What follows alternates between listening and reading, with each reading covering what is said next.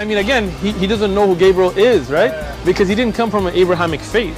The people of Mecca were pagan. Quran is mentioned, if this book was from other than God, they would have found in it many contradictions. If a book is without contradictions, that has no bearing on whether it comes from God or not. I've had phone books that are inerrant, but I certainly don't think God gave them. That we believe without understanding. The brother asked a very important question, that most of the scholars say that listening to music, watching movies, and most of the television programs, they're haram. So how can we have fun? Let me tell you, brother, at the outset, that having fun is permitted in Islam as long as the fun is halal fun.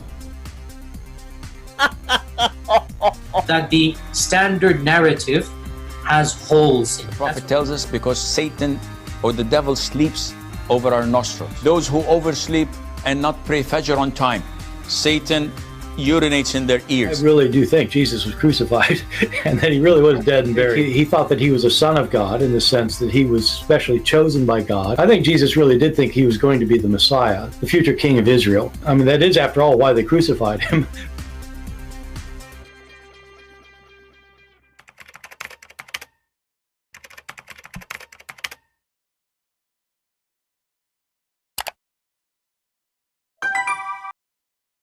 Hello everyone, and peace of Christ all of you. Please invite your friends. And today we are going to have one more comedy. You know, the Muhammadan, they are so desperate trying to find the Prophet. Sometimes they try to find him in our book. And sometimes they try even to find him in the Hindu scriptures. And sometimes they ask atheists to come and help them. Mimi Hijab, he made a video saying that he can prove the evidence of Muhammad being a prophet in 10 minutes. Now, the 10 minutes became serious, like, 10 minutes, It's a joke.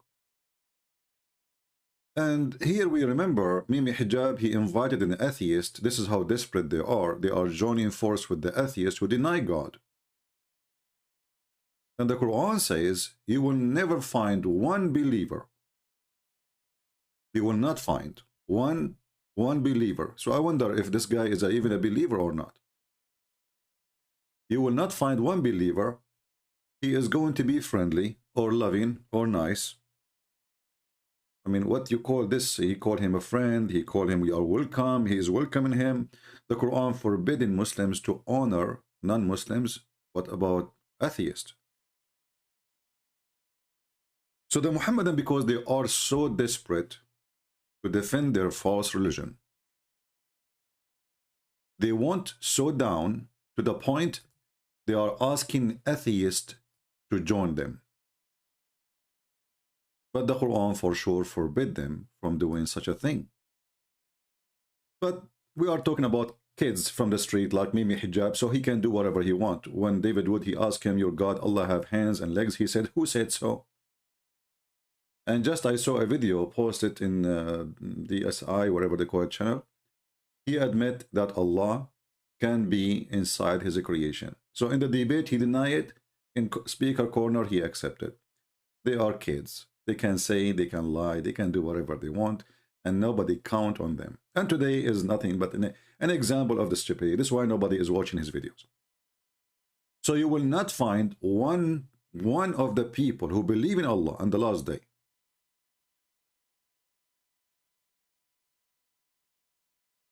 loving or friendly. You see the word yuwaduna, not only loving, al-wid, love, passionate, being kind, even visiting, And you can change the translator if you don't like this translation, All of them, they are, at the end of the day, for me, they are garbage. I don't read really the translation, except just to show you.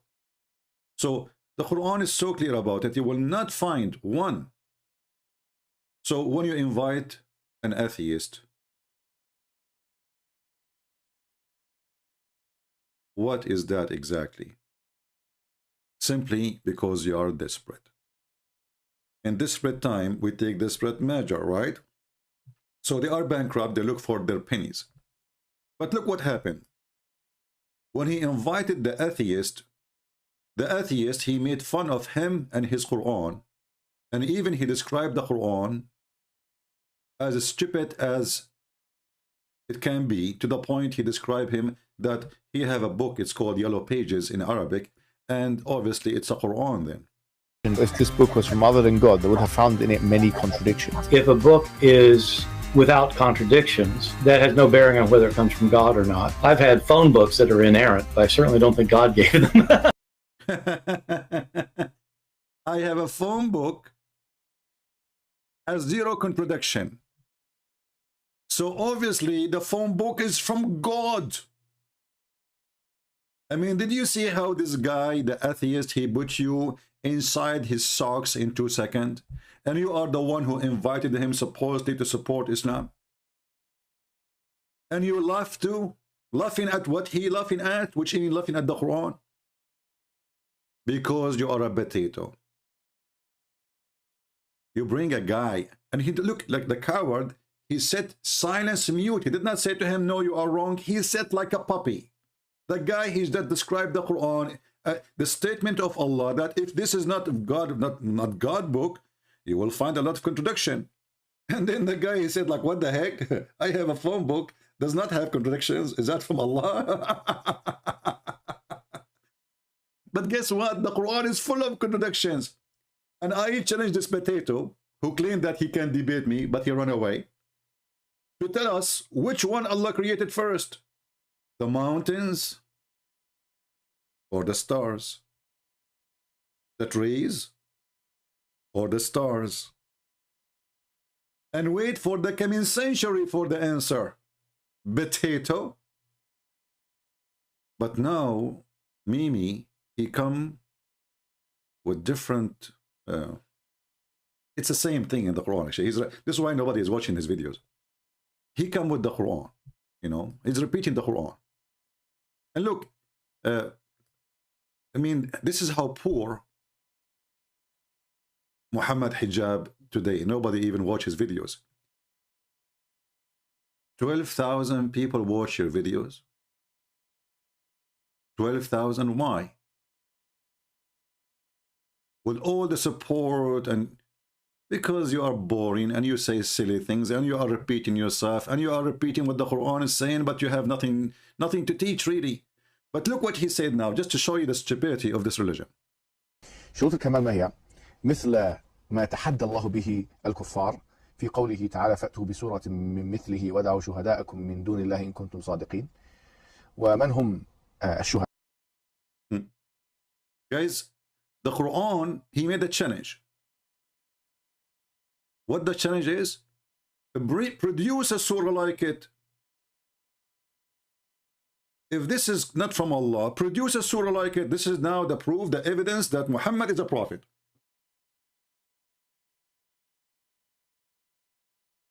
Well, produce a phone book like it. Can you? If you produce like it, you will say this is a copy. Can you produce any poetry like the poetry of Imr al-Qais? In fact, your prophet, he stole it from Imr al-Qais. We have huge names in the Arabian Peninsula who they are a great poet men, and they are Christians. Can you produce any of their poet? However, the challenge of the Quran of producing a book is the most stupid challenge. Even Muslim sheikhs, they laugh at it. This is Sheikh Ahmed al-Qabaiji, very well-known sheikh. He laughed and he say there is no way that this Quran is coming from God.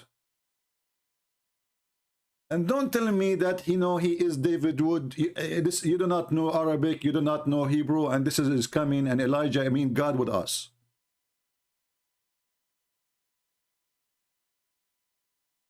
This guy, he have thousands of videos, and he is a Muslim, by the way.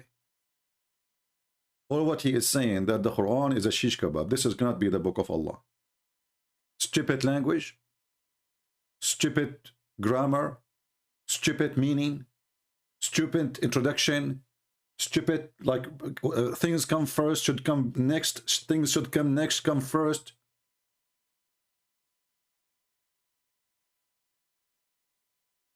So why Muslims, even, you know, a big sheikhs, even the descendant from Muhammad, even descendant, people who they are descendant from Muhammad, they deny, as an example, as Sayyid al-Murtada, and he is one of the lords of the Shia, but he is descendant from Muhammad. He laughed at the Quran, that nobody can make Quran like it.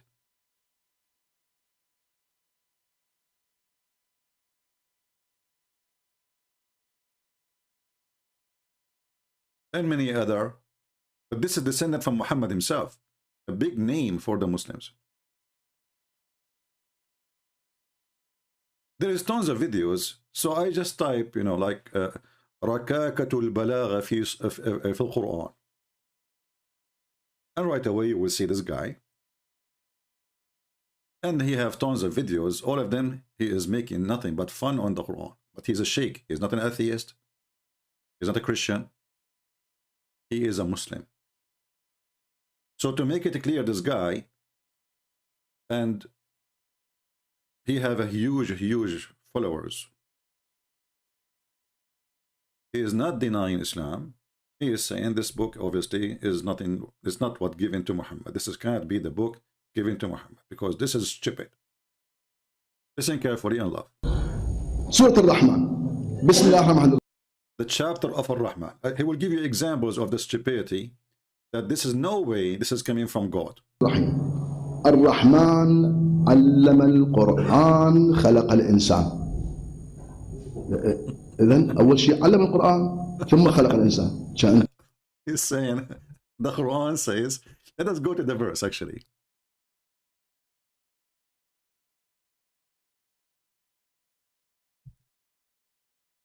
Ar-Rahman, and the Muslim they translate it as Allah, but doesn't say Allah, it says Ar-Rahman. And any Muslim can tell us who is Ar-Rahman? First time Muhammad he said Ar-Rahman after he received a letter from Rahman al-Yamama. So he copied a name, he added to his religion. And then the Arab they said, oh, Muhammad now he worshipped two gods. Before he used to worship Allah only, and now he is worshipping Ar-Rahman. The only Rahman we know is Rahman al-Yamama. Potato. Then this guy saying, so Ar-Rahman allam al-Quran, created the man. And he's saying, how in the world this can be a good Arabic language?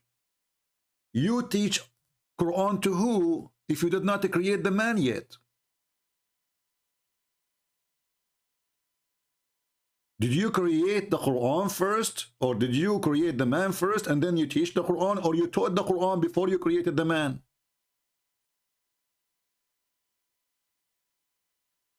تعلم القرآن علما إذا بعدك ما خلق الإنسان.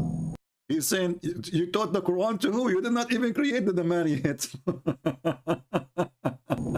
المفروض يقول خلق الإنسان علم القرآن. Supposedly he should say he created the man and then he taught the Quran. تعلم القرآن للجن. You taught the Quran to who? To genies? هو القرآن نزل للعرب. The Quran came to the Arab. There is no Arab yet.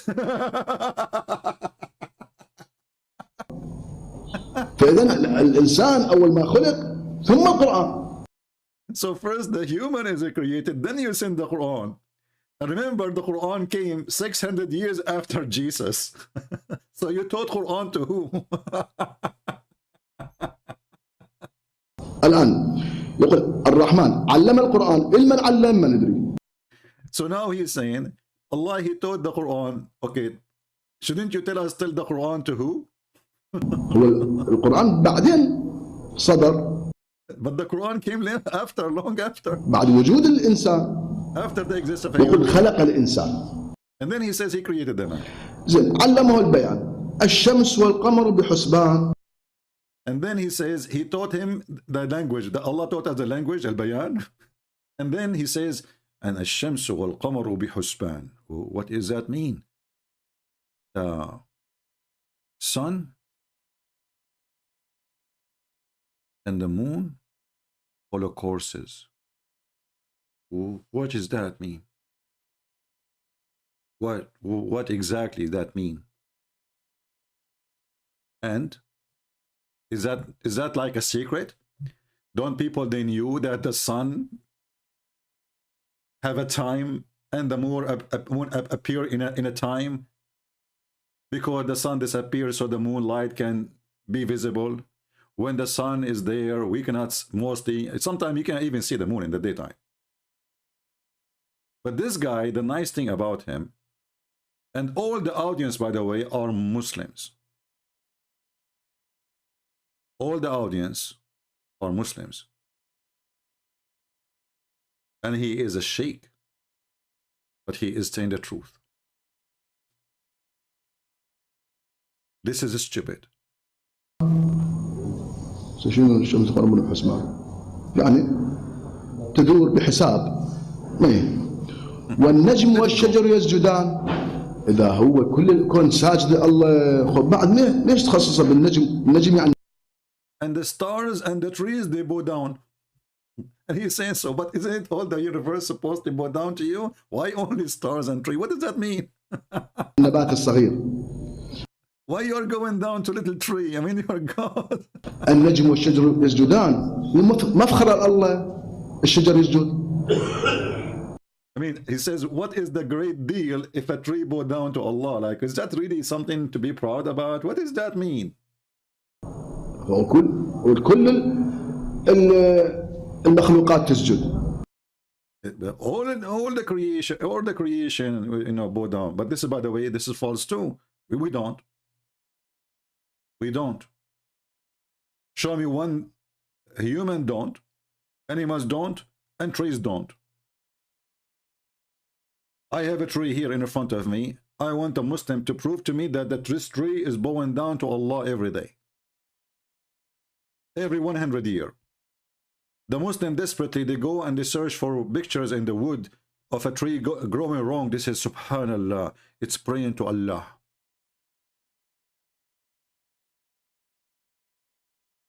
So do you see how desperate they are?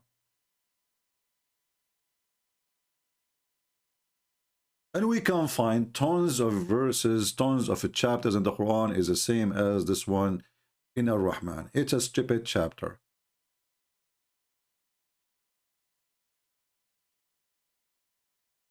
And you know, if the proof that somebody is a prophet is this, why Allah did not give such a thing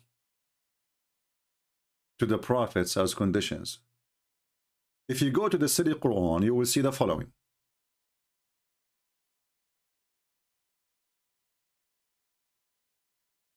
In chapter 3, verse number 183.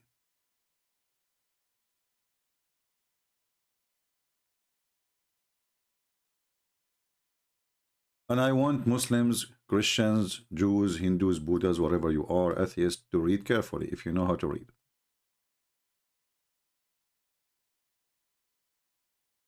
Whatever you see between the bracket, obviously it is not in the verse. Muslim, they insert it because the Quran is stupid. As this guy is saying, you know, taught the Quran to who, shouldn't you say? Like here, those who said, okay, who are they? Shouldn't you say? So the Muslims always, they try to fix the stupidity of the author of the Quran. When you write a story, because this is nothing but a story supposedly, and when you say those who say, shouldn't you say those who? How we will know? Now remember, the Quran is disconnect, which means verses have nothing to do mostly with each other. So those who say, between two brackets, the Jews, verily Allah has taken our promise not to believe in any messenger unless he bring to us an offering which the fire, between two brackets again, from heaven shall devour. So this is what the Jew says. But look what happened this here. There's two stupid things is going to, we will see.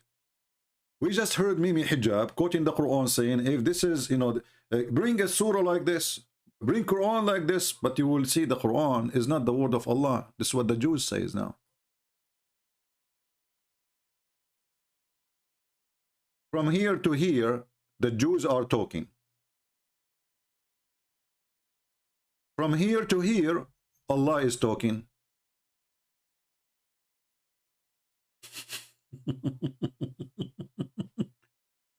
So how the stupid author of the Quran says, bring Quran like it, when half of the talking is not his talking, it is the enemy of Allah.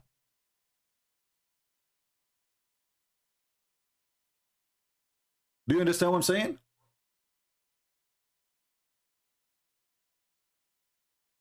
How you are saying, bring me Quran like it, and then half of the talk is not your talk. If we ask any Muhammadan, is this sentence here, from here to here, is that Quran? They will say yes. Okay, bring me Quran like it. You say we cannot. We cannot bring Quran like it. Abdul, you cannot. Yes, I cannot. This is impossible. It's a miracle. But Abdul, the one who made it, is the Jews.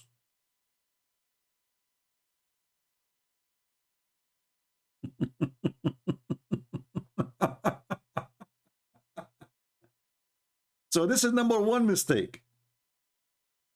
Mistake number two. Now, is if the Muslim they say, oh, the Jews they did not say that. This is Allah saying what the Jews said. That is even more stupid. Because if the Jews did not say that, and then Allah He's saying what the Jews said, so did the Jews say what Allah they said, or Allah saying what they did not say? So if a Muhammadan will say, oh, this is not really exactly what the Jews says, that's mean Allah is a liar. Is that what the Jews says or not? If you add a word to it, you are a fabricator. If you take a word from it, you are a fabricator. So if Allah is a God and He is saying the truth about what the Jews said, then He have to copy word by word. And that's mean the Jews, they made Quran. And then look what is going to follow is more even stupid, proving Muhammad to be false.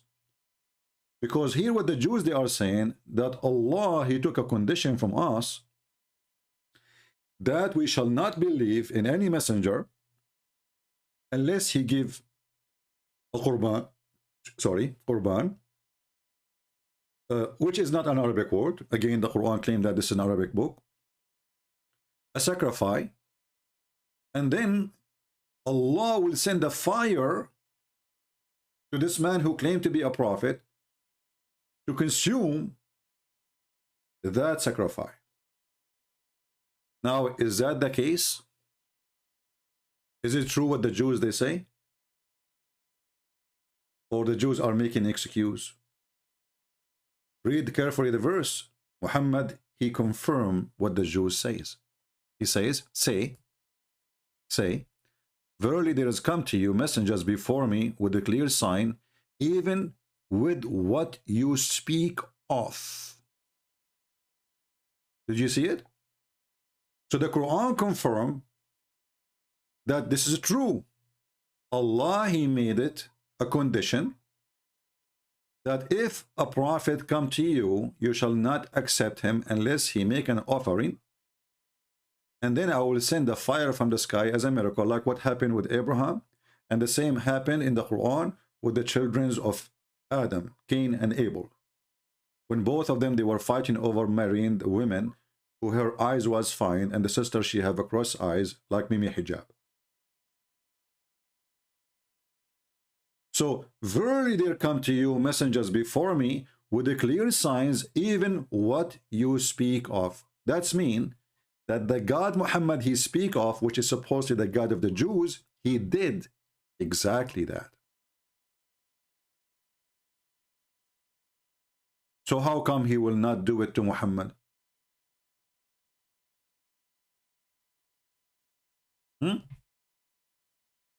Allah, he did it. many times before. And why he did it? As a miracle, as a proof that this person is sent by me. So instead of making a video saying the proof that Muhammad is a prophet in 10 minutes, and what is that is the Quran. Or what Allah he need to light up a matches from heaven and send it down to eat the offering of Muhammad, and that's it. But he failed. And look what he said. Well, there is a prophet before me. They come with a clear sign like what you asked for, but you killed them. And here we see that Muhammad is a fraud again. Because who are they? The messengers of Allah who the Jews killed them. I have the whole Quran in front of me. I challenge any Muhammadan to tell me the names of those prophets the Jews they killed. What the Muslim will do now, he will go and search in the Torah.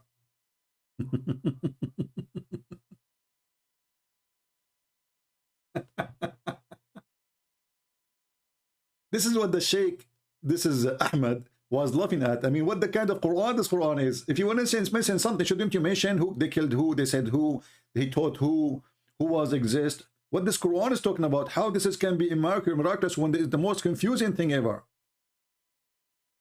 So, well, there's messengers came before me and they did with the clear signs of what you speak of, but you killed them. Did the Jews kill Jesus in Islam? The Muslims, they say no. They killed who? And the Arabic is so clear, it says. Messengers, actually, even in translation here, it says messengers. So it's not one person. Who are they, the messengers, which they offer of offering to Allah? And then Allah, he sent, not one, not two, not three messengers. Arabic is so clear. Rasul is one. Rasulan or Rasulain, two. Rusul is many, three and more. Messengers before me with a clear sign, and you kill them if you are truthful. And here you see the contradiction. Did he say to them, if you are truthful?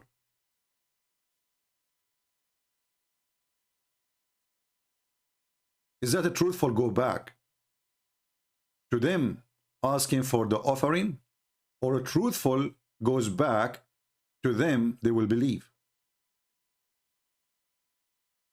If you are a truthful is about accusation of them being lying, well, he just confirmed that messengers before they came with the signs, which is the offering, and the fire come from the sky.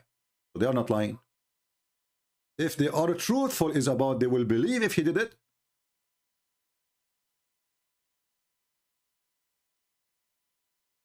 Well, how come Allah did that to the messengers before, and if he knew already and he is God that they are not truthful anyway, they will not believe? Do you understand what I'm saying? If the condition is to give the sign because those people are truthful, only Allah will do it if they are truthful. But he himself, he just said that those people who give them the sign which they are asking for, they killed the prophet, which means they are not truthful. So why you give them the sign then? Don't you know that they are not truthful? So the excuse of being truthful or not is a false excuse, because already Allah, he knew supposedly that those people, give them a sign or not, still they will not believe, and even they will kill the messengers. So why you did it?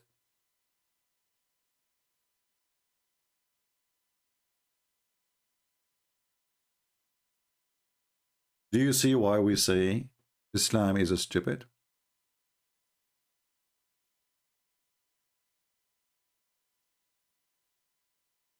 And then, I mean, the same chapter says, وَكُلُّ نَفْسٍ ذَائِقَةٌ الْمَوْتِ, and every soul is going to taste death. So what happened to Jesus? And only in the day of resurrection, You will be paid for your wages. I'm sure the Muslim here, they will say, well, you know, Jesus, he will die before the day of resurrection. But if we go to the Quran, which the Muslim, they claim it's amazing in Arabic, the Quran, it says clearly that peace be upon me, the day I was born, the day I die, and the day I will be resurrected.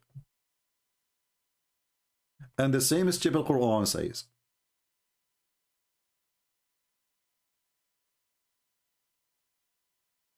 that Allah, before he takes Jesus to heaven, he is going to cause his death.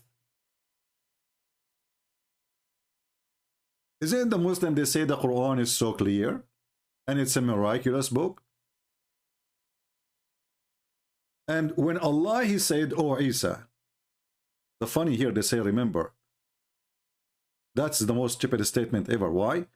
Because this conversation, nobody witnessed. I mean, what do you remember? How do you remember it? In Arabic it says, إِذَا قَالَ اللَّهُ يَا Isa. Is that the future or the past? Stupid book. When Allah, he says, Allah said that where? I will take you and raise you to myself. And here you see the word about the death of Jesus is disappearing from the translation. Mutawaffik. It's gone. You change the translator, good luck. You keep trying until you find one of them, he have little dignity to put it back. So this is Hilali and Khan. Let us say Itani. Itani. Is Itani going to lie like the rest of them? Or he will say the verse as it is? Read carefully.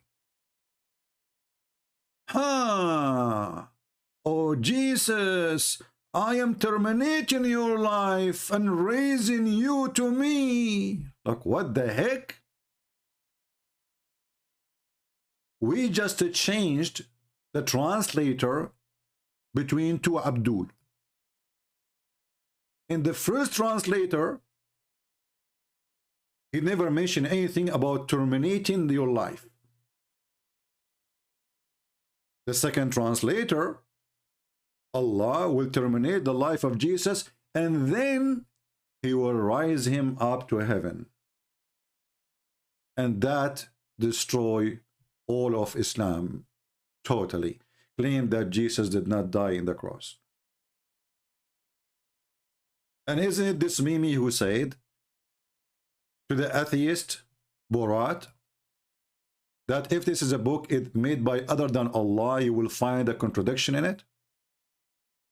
Isn't it him speaking to Borat, saying that this is a book from Allah, which is supposed to be from God? Okay, why? Because it is, you know, have no contradiction. Well, this is a very clear contradiction. Whether it comes from God or not. I've had phone books that are inerrant, but I certainly don't think God or not. That has no bearing on whether it comes from God. Without contradictions. If a book is without contradiction, God, they would have found in it many contradictions. If a book is without contradictions, that has no bearing on whether it comes from God or not. I've had phone books that are inerrant, but I certainly don't think God gave them. So you see how stupid the Quran, a phone book is better than it.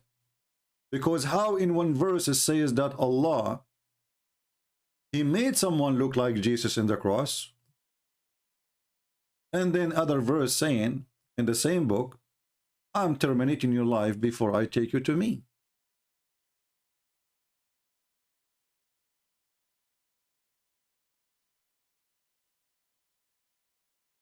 Tawaffa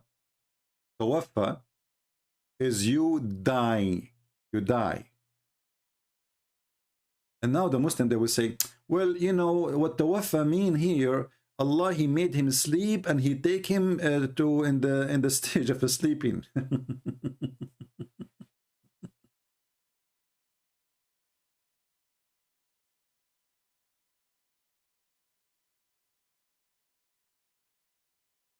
Amazing Quran. Who can make Quran like this? Who mixed between Haman, the guy who lived in Iraq, and the Pharaoh. Suddenly Haman became his minister. What kind of God? He think the Sumerian, they will exist in the time of Moses. Who can make Quran like this? Nobody, brother. Nobody. So Moses went to the mountain, he come down, he found the Sumerian misleading them.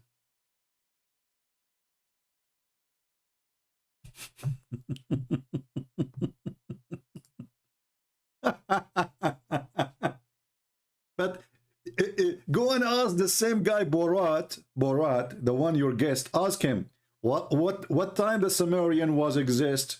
He will laugh at your prophet.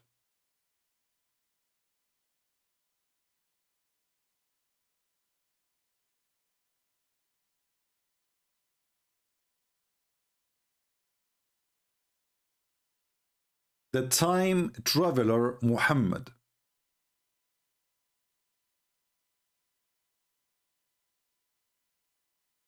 I'm going to open my Skype, hoping that we will get some Abduls who have the courage and the knowledge to call us. For sure, this guy, Mimi Hijab, is a kid. He neither have a knowledge and neither have a courage. I will never dare. All of them, they want to debate me only face to face because it's an excuse to run away. Let us open Skype and see if we will get any Muhammadan.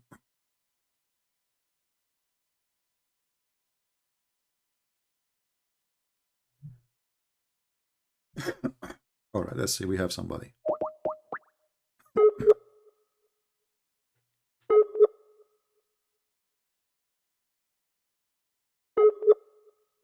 Maybe he's not online. If you are a Muhammadan, please text me and I will be happy to call you. Anyone? Don't send me hello and hi. I will not add you. I don't add people. Don't send me links. I don't click on them. Don't send me pictures. I don't open them. And if you are a Muslim, you can text me. Say, I'm a Muslim, I will call you. That's the best I can do for you. Any Muhammadan? The challenge, first of all, where Muhammad speaking about is God teaching him. Saying that if genie and mankind bring something like it.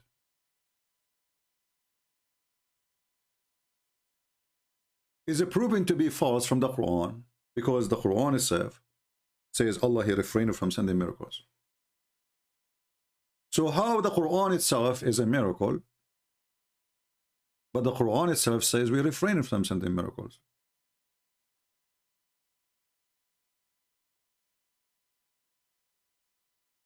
Do you understand what I'm saying? Chapter 17, verse number 59. So imagine you say to your people, you know, are refrain from cooking. And you say that when you are standing in the kitchen on the stove cooking. Or you say, I refrain from talking by talking.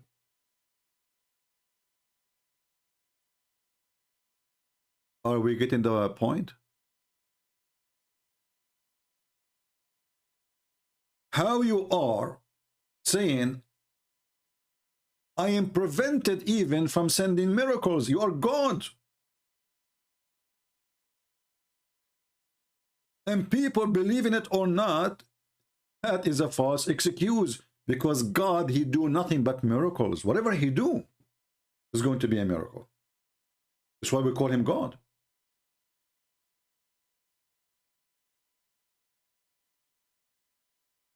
So I'm not going to send you miracles, but we just heard Mimi Hijab saying the Quran itself is a miracle. And nobody can make like it. the Quran just said, I'm not going to make miracles. And if you read carefully the excuse, you will see how silly Muhammad is, repeating the same excuse. He don't have miracles. He don't have signs.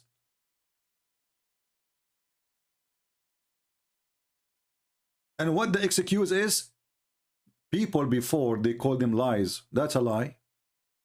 The Jews, they believe in the miracles of their prophet.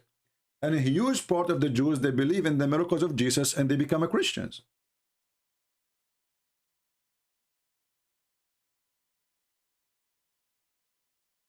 That is a false excuse.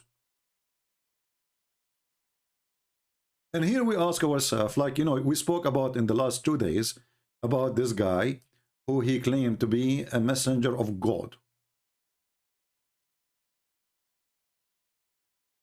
All right? He can say the same. I refrained from sending miracles because you don't believe in miracles came before me. I mean, do you see how silly this stupid, this is God talking? And what kind of language that language is? Saying, God saying, I am prevented from sending miracles because people will not believe in it. That excuse alone is an excuse of a stupid, because if this is the reason not to give a miracle, that means Allah, when he gave them miracles in the start off, he do not know that people will not believe in it at that time. People, do you understand what I'm saying? If the reason not to send miracles is that they will not believe, that's mean that the miracles which Allah he sent before, he was not aware that those ancient, they will not believe.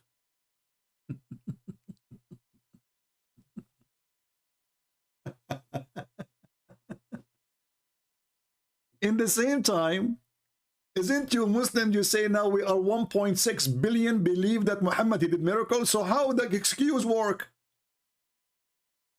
How miracles will not make you believe? In the same time, you have books written about miracle, Muhammad converting the lizard. We searched the Quran, we cannot find it. The Quran confirmed Muhammad have 0 miracles. As you see, he's prevented from being given miracles. Allah prevented.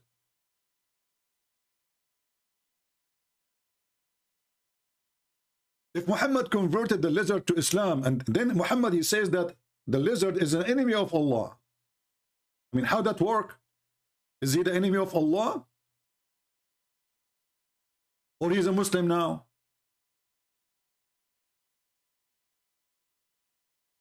When the Muslim they say that Muhammad wanted to do poo-poo, and then he ordered trees to come to him to keep him in the shade. And here I wonder, I mean, how long the poo-poo of Muhammad was? What shade? The trees, they will not keep you, I mean, they will not hide you except from the top. If the purpose, because the Muslim, they might say, oh, those trees, because he was shy, he don't want people to see him. My friend, trees, they don't hide your ass. That can happen if you are a bird in the sky and looking from the top of the tree. If I am in the ground and Muhammad in the ground and he is doing poo-poo in the front of a tree, I will see him. So Muhammad who ordered trees to come to keep him in the shade, this is in the hadith. The Quran says he will refrain from giving him miracles. Did Allah refrain, or he didn't refrain not? Did Allah change his mind?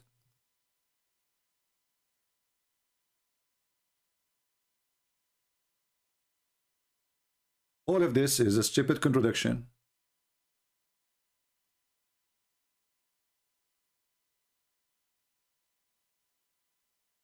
And then if we search in the yellow pages of Muhammad, we will find tons of verses. People keep asking, how come he don't have one sign from his God? Just one. They are not asking for much.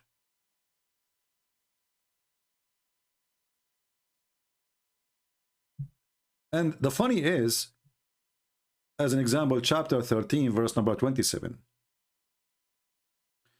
Remember, the Muslim, they say to you, the Quran speak about a miracle, which is the moon split. But this is a chapter 13, but this is not according to the revelation.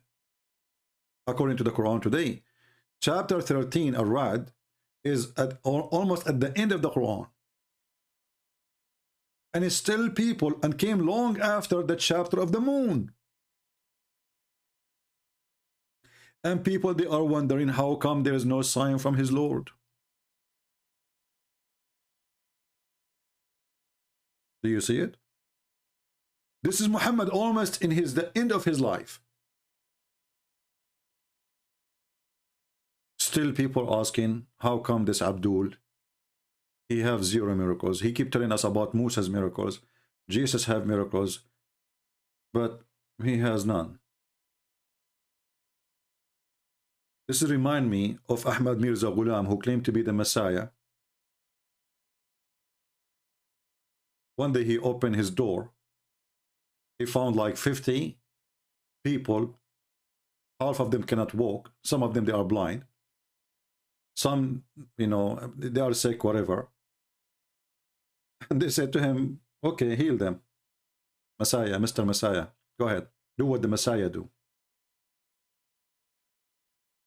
What Ahmad Mirza Ghulam he did? He closed his door, his windows, and he hid. Go ahead, aren't you the Messiah? Go ahead, Mr. Messiah.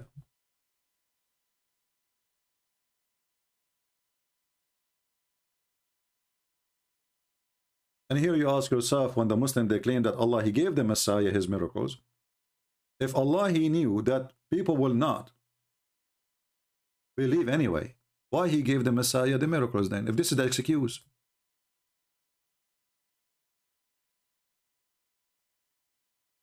Very silly, very stupid cult. It does not even fit for a kid.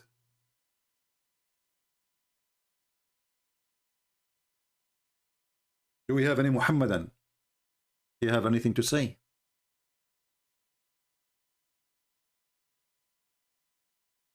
Anyone?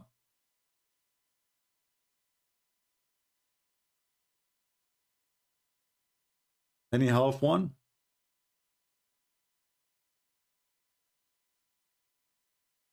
I just showed you the chapter of Ar-Ra'd. Do you see the number of the chapter of Ar-Ra'd according to Revelation, which means that in the original Quran, and the Muslim, they themselves in their books, they say, oh, this is how the Quran came. It's different from the Quran we have today as order. And yet they claim that they did not change it. And they say because the Prophet instruct us, show us. And if the Prophet, he instruct you, shouldn't the Prophet be instructed by Allah to change the location of the verses? If Allah, he choose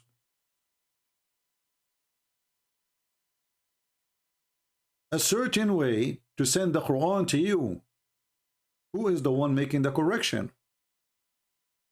So this is 96 chapter was given to Muhammad. 96 chapters. And still he have 0 sign from his Lord.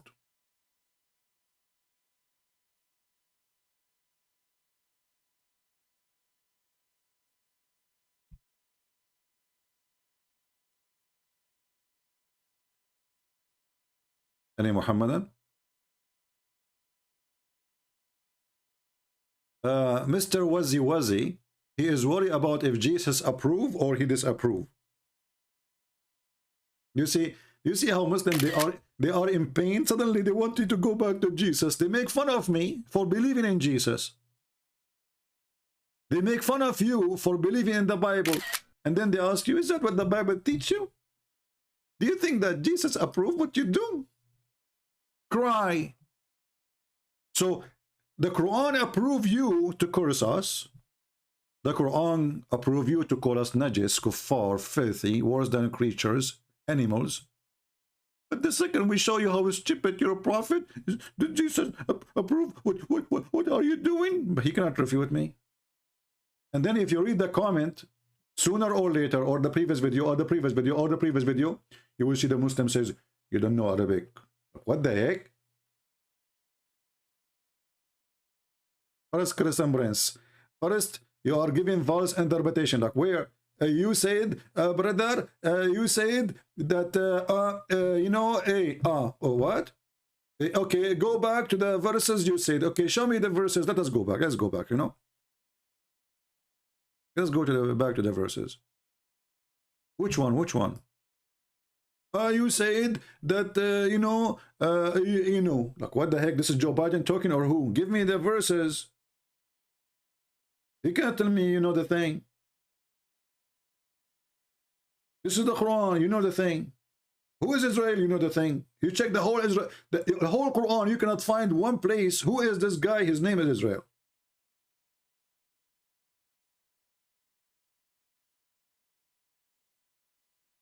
Oh, you said that the Jews, they, you know, they requested, you know, a sacrifice, and Allah, He approved that. You are lying. The Quran confirms it. It's in front of your eyes. The Quran says, say verily, they come to you, messengers before me, with the clear signs, even what you speak of. The Quran confirms it. And we can go and read the interpretation for it. Chapter 3, verse number 183. This is one of your biggest potatoes. Ibn Abbas, the cousin of Muhammad. Look what it says. Allah has commanded us in the scriptures, you see, it's in the scriptures, that we believe not in any messenger. We will not accept anyone is sent with message until he bring us an offering which is a fire from heaven shall devour, and that until Allah He send the fire which would devour his offspring, or sorry, offering. As it happened in the time of the Jewish prophets. It happened. Do you see it? This is your interpretation. And if you don't like Ibn Abbas, the cousin of your prophet, and by the way, he is the only one he named by name to give interpretation for the Quran. We can give you a different one. We can go to Ibn Kathir. We can go to Al-Qurtubi, Al-Tabari, whatever you want. All of them, they confirm, as the Quran saying, that the Jews really, they have a prophet, and Allah, He confirmed those prophets by them making an offering. And Allah, He accepted the offering. God has already made a covenant on us in the Torah that we shall not believe in any messenger accepting his truthfulness until he bring us an offering again, to be devoured or to be like taken by the fire. And so we will not believe in you until you bring that. So Allah made a condition on them. Okay, if Allah is the God of the Jews, which is not, namely of a grazing livestock or other kind of animals, one offer in sacrifice to God. But this is what happened to the children of Adam, Cain and Abel, and this is exactly what happened. Allah Himself, supposedly, He sent the sacrifice from the sky, a ram, and He sent the fire to consume it.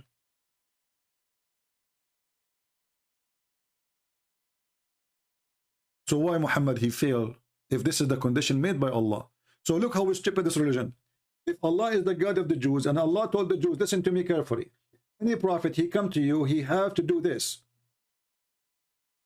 He have to make an offering, and then I have to send a fire to consume this offering. Otherwise, he is a false prophet.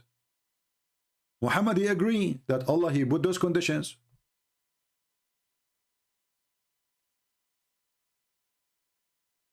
And even in the translation here, it says that there is messengers such as Zechariah and John. They slew them. Zechariah and John,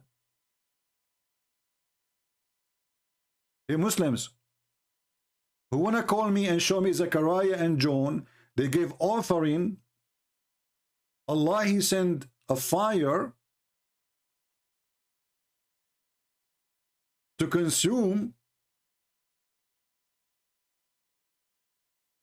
the offering, and then the Jews, they killed them. And if the Jews, they killed Zechariah and John, why the Quran never says so?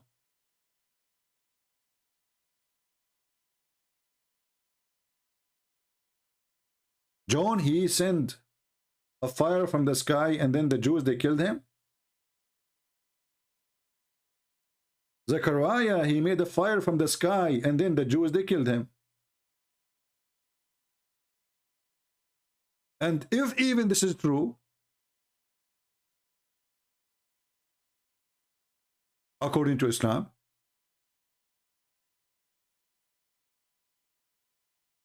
so why Muhammad did not give in the sign the same as the rest? Especially the Jews killed him anyway.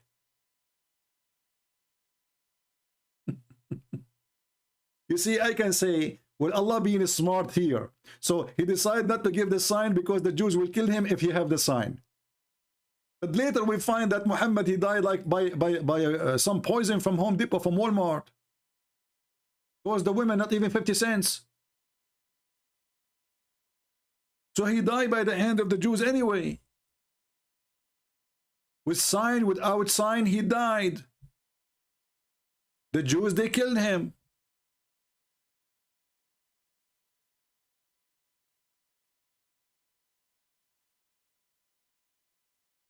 Our Skype is open and we have Zero Abdul. Do you see how proud they are about their religion? Do you see?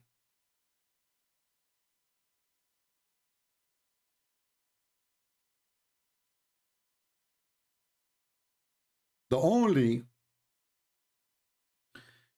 question I have, which is really making me, I'm trying to find out, figure out, what is the name of the rat, the poison she used? Which is proving that Muhammad is a stupid anyway. I mean, the women she killed, you killed her family, you killed her tribe, and you eat it, you eat a food she cooked. Are you stupid or what?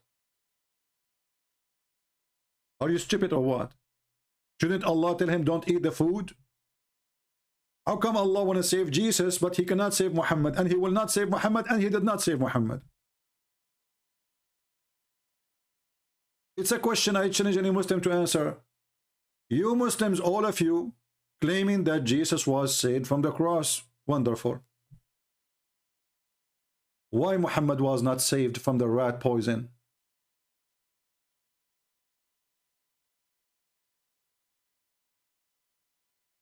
Any Muhammadan can tell us?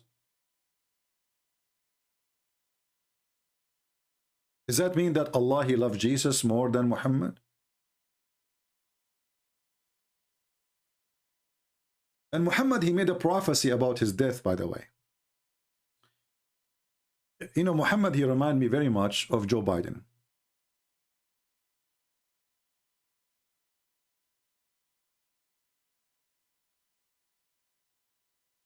You make a speech, you come out from the speech, you heard nothing, you understand nothing. So Muhammad, his God, he told him how he will die. How he will die, Muhammad? Look at the prophecy. He either will die normally or he will be slain. Is there a third option?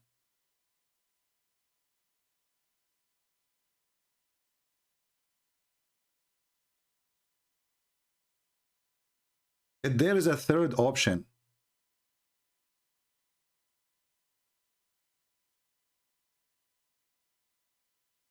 if he die or get killed, how come Jesus, he confirmed that he will be killed? He knew what will happen. He knew even who would deny him. He knew when. He knew the time. He knew the names of the people. Allah, he made a verse saying, if Muhammad die or get killed, is that the third gender now?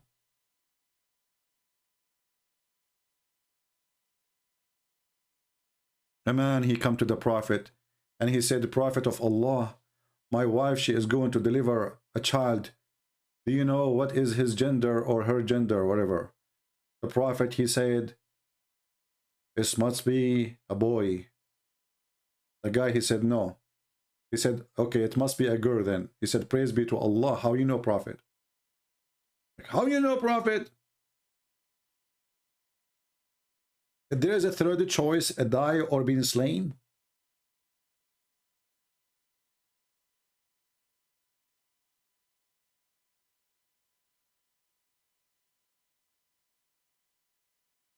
I remember once in the month of Ramadan, in the Saudi TV, they have a, you know, they keep doing that until now. So they have a question. If you answer it, they will give you 1 ounce of gold. Like at that time when the money was like rain, you know, not like now Saudi Arabia is going bankrupt.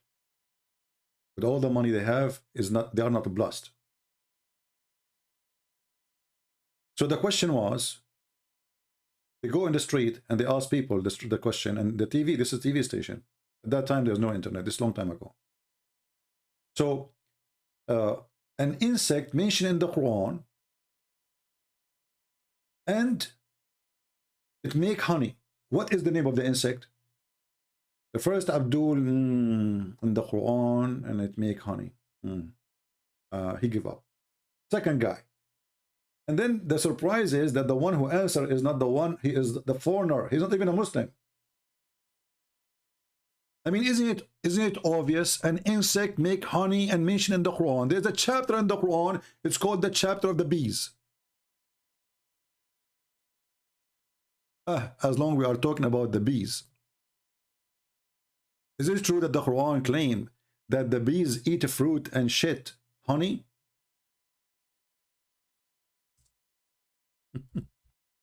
The Muslims, they claim that this is a miracle.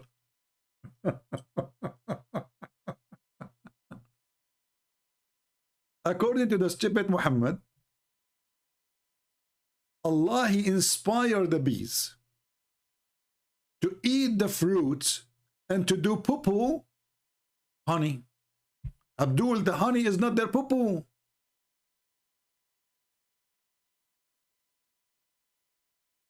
It is not.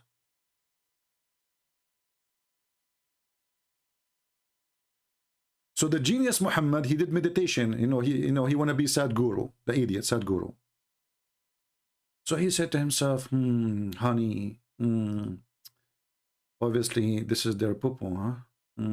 Because why they are not, they go and they eat. You see them go into the flowers, their mouth is, they must be eating there, huh? Or they go to the apples or anything, they are eating there, brother. So then eat of all the fruits. As the way Allah, he give you ways, and then come forth from their bellies a liquid. So the bees, they eat honey, they eat fruit, they shit honey. Muhammad did not know that we are stealing their food. Simply, we are just stealing their food. This is my challenge to the Muslims. Look in here. Look at this. Allah is proud about being a drunk, about alcohol, and he is saying this is a sign from Allah. And they say to you, who can make Quran like this Quran? Being drunk is a sign from Allah? How?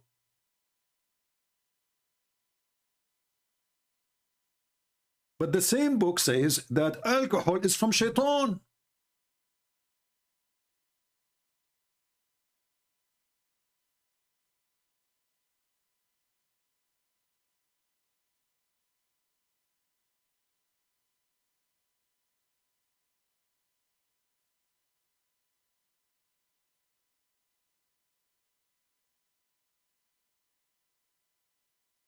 Is it from shaitan? Or it's not? Is it a sign from Allah or a sign from shaitan? The same stupid book.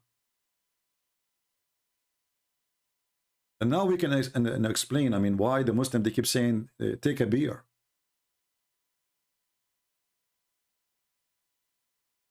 Which one is it? If alcohol is from shaitan, and by the way, here Muhammad is copying a statement from Paul. You see, the Muslim, they say that Paul is the enemy of God, blah, blah, blah, blah, blah, blah. The coward Muhammad is taking the statement of Paul, where he speaks about gambling, the drunken, etc. They will not enter the kingdom of God. So obviously at that moment, Muhammad, he learned about what Paul said. He decided to add it to his Quran. And if alcohol is from Satan, how Allah will serve alcohol in his heaven?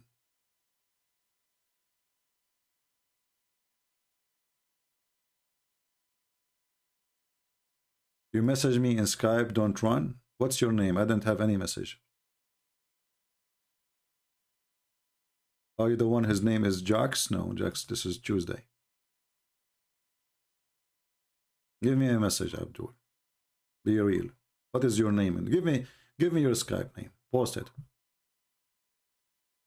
Do we have any Muhammadan? Anything, any chapter you open in this Quran, you will see how silly, how stupid it is.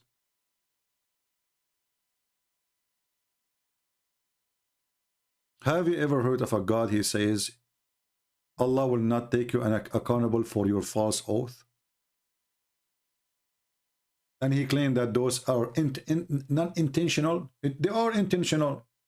Anyone he take an oath, he knew what he's saying. It's an oath. If there is an oath, can be by accident. Do you see the stupidity? When the God, the true God, our God, he forbid us from using the name of the Lord in vain. The God of Islam says, you go ahead, take an oath. As long as you don't mean to be honest, it's okay.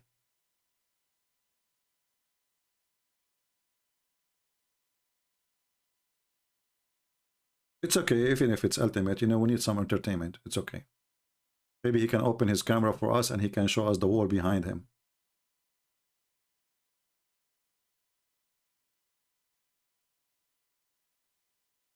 We need some pictures for an example of how dirt can affect your life. Do we have any Abdul?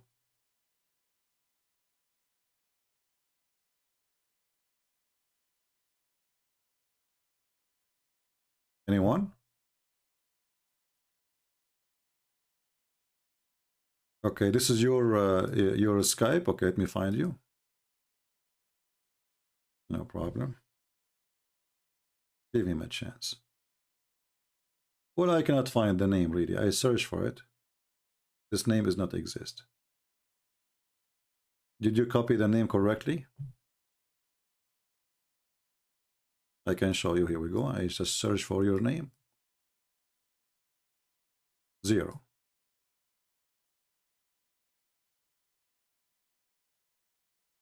I could not find it. Okay, I'm a Muslim. Let us see. Here we go. But if we call them, they will not dare to talk. Let us call the coward.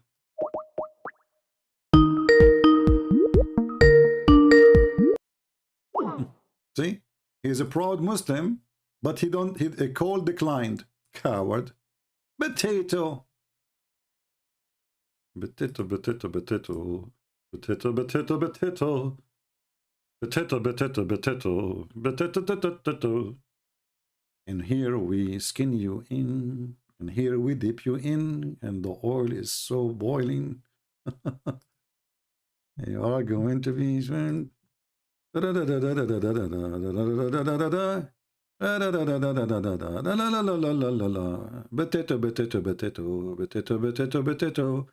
potato, potato, potato, potato, potato. Prove me wrong. Be a man and call me. If you are not a potato.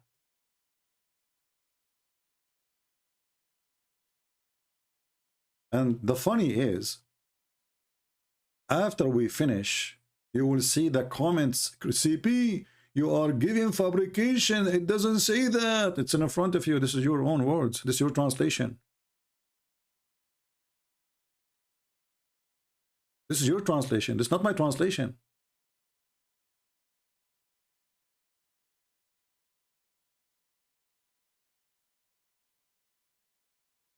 Okay. Let us see. Maybe this one. Okay. Are you the guy from Qatar? Doha, Qatar? Are you the guy from Doha, Qatar? It says Doha, Qatar because there's 3 names. I want to be sure which one is you. Please confirm so we can call you.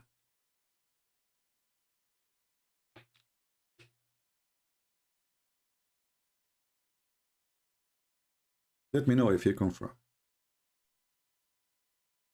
Because I searched for the name without those dots and I found 3 names. Which one is yours?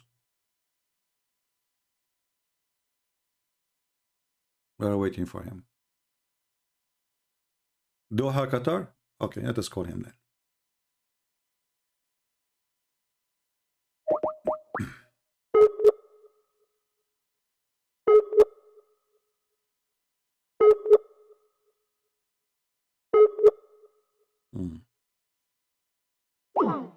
It says he is not online. If he is the guy from Doha, Qatar. Are you online? Or maybe you are playing games now. Do we have a real Muslim? You have a lion picture? No, this guy don't have a lion picture.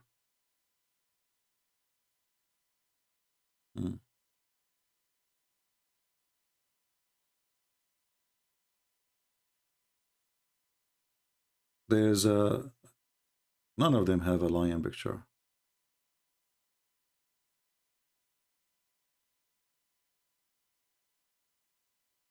Okay, let us see. I will send you hi. Just tell me hi back if this is you.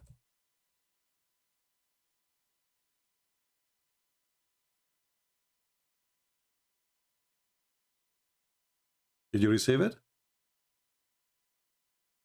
This guy is at Taif, Saudi Arabia. Let's see the other one.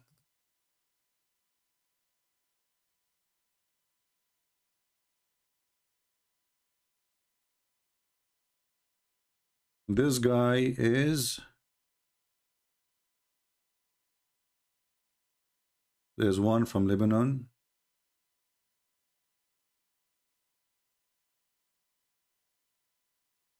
This guy from Qatar.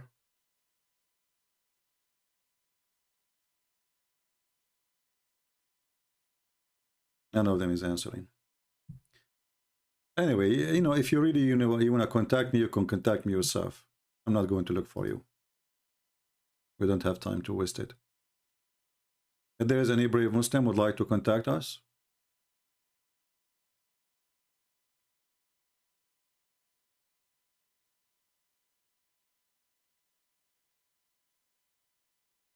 anyone?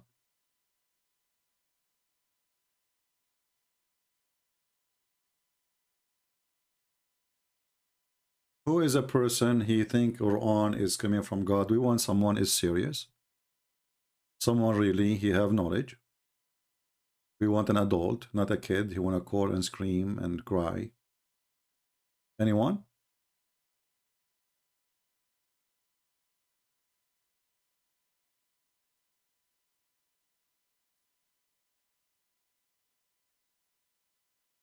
Any Muhammadan?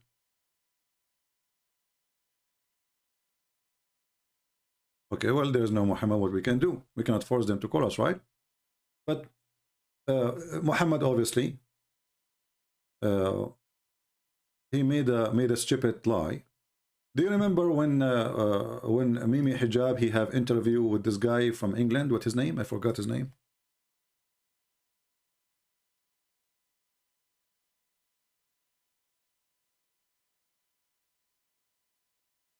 And Mimi Hijab, he decided to recite for him the Quran.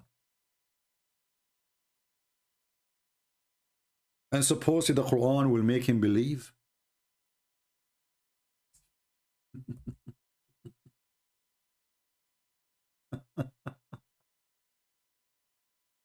The verse he recited, it was this one. This is why this guy, he said to him, why you are reciting the Quran? What is that? You know, nothing happened to the guy. Because the Quran said to them, if this Quran sent down in a mountain, he will see the mountain trembling, crumbling. Here we go. We are laughing at the Quran. What mountain? So Mimi Hijab, he decided to sing the Quran with his stupid voice. And then the guy was looking like, what the heck? Is a Canadian? Okay. Like, why you are, you know? Because supposedly now a miracle will happen. I will recite to him, and then when the miracle did not happen, Mimi Hijab, he did not like his voice in the video, so he went and he added an echo to the same recitation because his voice coming like shish kebab. Muhammadan, they love echo, by the way. The Quran without echo is stupid. And you know, the funny thing is,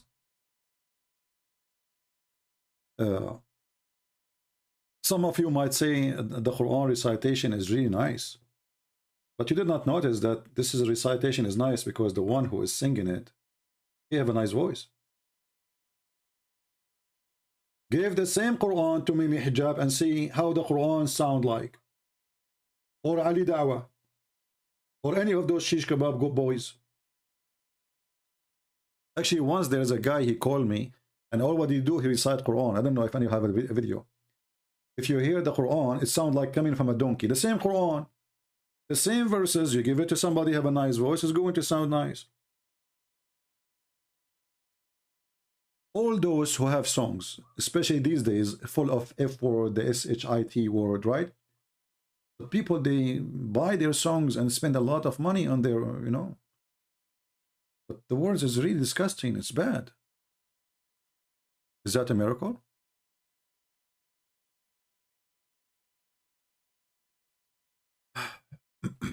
So, do we have any Muhammadan? You know, for me, the only reason, the only place I found the Quran have a good reasoning is this.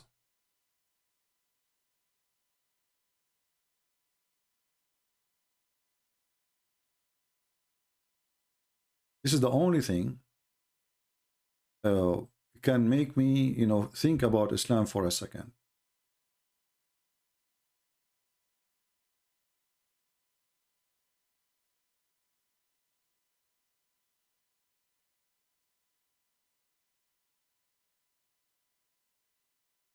According to Muhammad,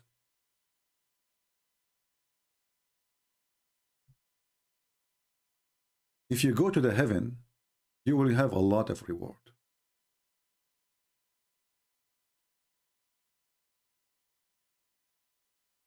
And look what we will have in the heaven, brother. And he will send down water from the sky. Would it produce vegetation? Okay.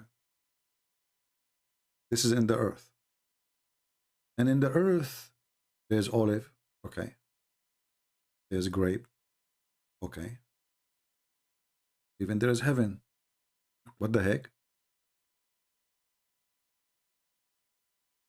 Then we find Allah is promising us in heaven, which is the dream to have grape.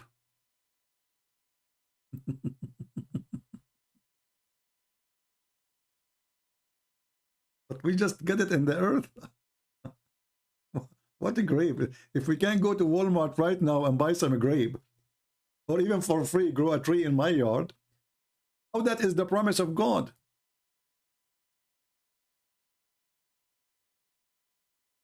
Any Muhammadan?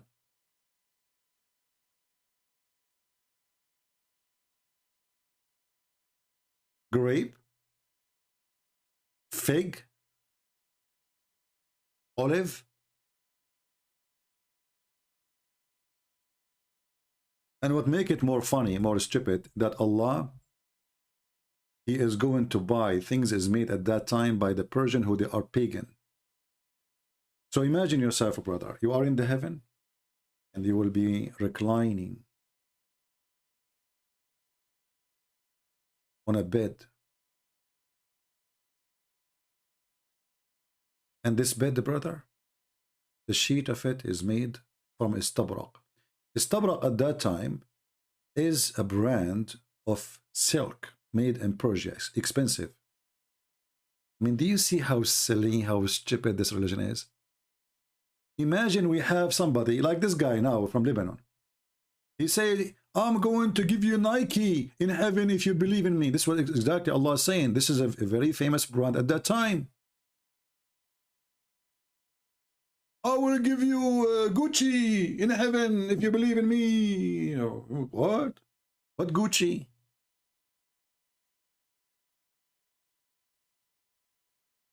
What kind of God he promised you a product made by the kuffar at that time, which is a silk made in Persia? Gucci?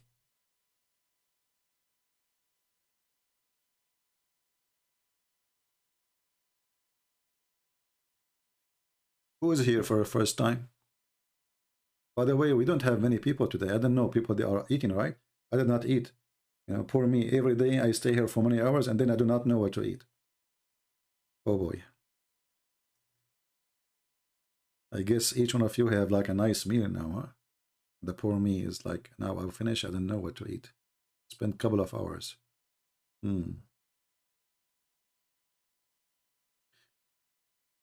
But who needs fruit, brother? Look at the Quran. Look how beautiful Quran. It must be from Allah. It must be from Allah.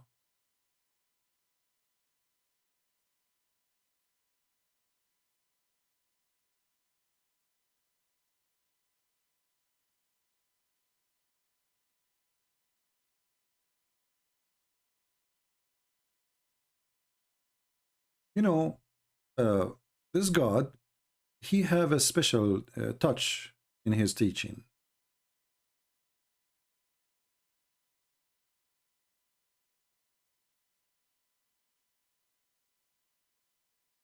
As an example, Allah, he decided to tell the Christians that Jesus is not God. And why he is not God? Because he eat. But here you see a stupid thing. Because the God of Islam, he think that Mary, she is God for the Christians. So he says Jesus and his mother, they eat food. Abdul, let us think about it for a second. So the Quran saying that if somebody eat, that means he can't be God. I will go with that. That means if somebody sit, he get tired. Correct? Why we sit? Why we lay down? Why we sleep? Because we get tired, right? Well, Jesus, he said, okay, he must be tired. Jesus, he slept, must be tired. Just as Jesus, he eat, he must be hungry. We are going with the logic, all right? So when somebody do an act, the act present a need, especially if it's a physical act. Wonderful. Allah, he sit on the chair for what reason?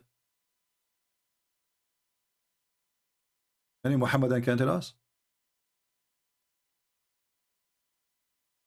Why Allah, he sit on the chair? You have a chapter in the Quran, it's called the chair. It's not even a throne. And by the way, the word kursi, it's not an Arabic word.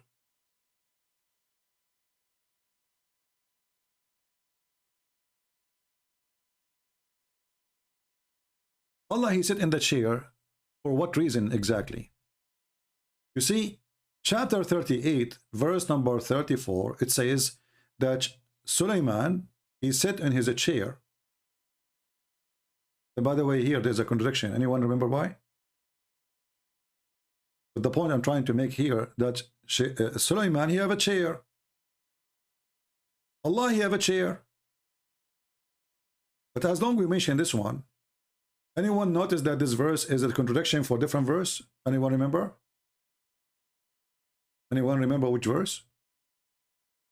Here it says that Sulaiman was sitting on his chair when he died. in different verse in the Quran,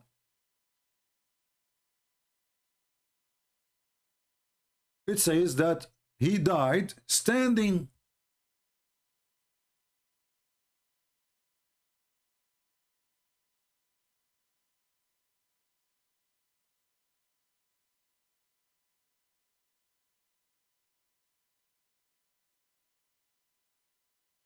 And this is why his staff is the one who made him look like he's not dead.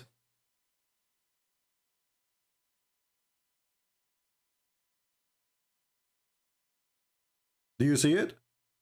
So Suleiman in chapter 34, verse number 14, when we decreed his death for him, nothing indicate his death to them except an earthworm eating his staff. Then when he fall, if you are sitting in the chair, you have a staff in your hand or not, that will not cause your to fall down, correct? You are sitting in the chair already. So this verse here is speaking about what? About he dies standing. Chapter 34, verse number 14. True story, by the way, true story.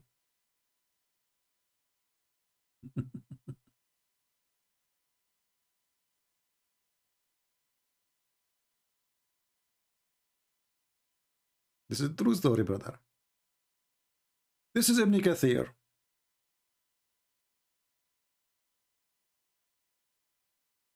Read carefully. Allah tells us how Suleiman, peace be upon him, died, and how Allah concealed his death from the genie who were subjugated to him, brother, to do labor. He remained leaning on his stick, which was his staff. Ibn Abbas said, may Allah pleased with him, and Mujahid and Al-Hassan Al-Qutada and others, he stayed like this for a long time, nearly a year. When the creature of the earth, which is a kind of worm, termite, ate his stick, it became weak. Do you see the word? It says fell to the ground, people? Do you see it? He fell where? To the ground. Correct? If you are sitting in the chair, you will not fall in the ground.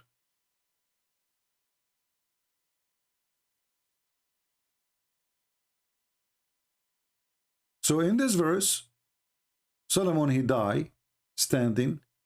And you know, I mean, the guy is saying, the first condition to be a prophet of God, he said, make Quran like it. Okay, I will make Quran like it. It says, my grandfather, he died and he was holding a stick for a year and nobody noticed that he's dead.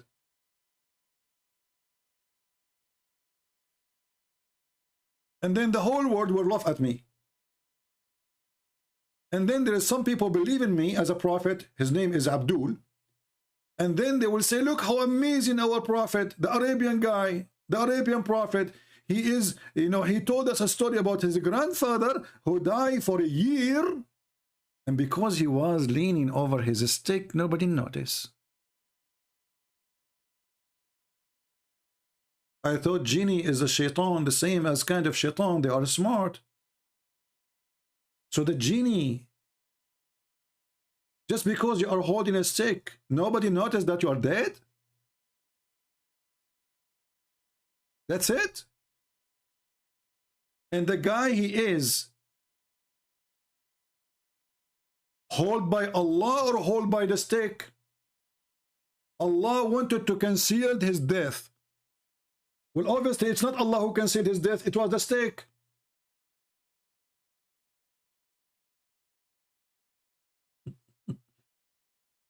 And then they say to you, who can make Quran like this? I say, nobody can make stupid Quran like that.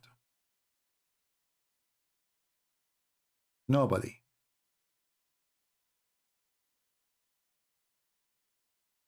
Can you? Even Joe Biden did not come with this. Like, you know, if the Russian invade Russia, you know, it's depends in the invitation, you know, like he's telling the Russian to come. Even the stupid Joe Biden, he will not come with the Quran like this. The beautiful thing about Muhammad, that he is a person, he cannot stop talking. And the more he talk, the more poo-poo come out. He's a poo-poo machine. This is why, you remember there's yesterday or the day before somebody said that there's a sheikh want to debate me, but he want to debate Quran only. This is why they are trying their best to run away from what their prophet said. Because Muhammad, he said nothing but poo-poo. And the Quran, because it's a silly book, there's nothing there. So they stick with the Quran, says, let us stick with the Quran. But as you see, the Quran is stupid too, it doesn't matter. Wherever you go, we will get you busted. Quran alone, without Quran, Hadith alone, it doesn't matter. We will get you busted. And this is why they don't dare to call me. Here we go. My Skype is open for the last, what, I'm here for how long? An hour and 31 minutes.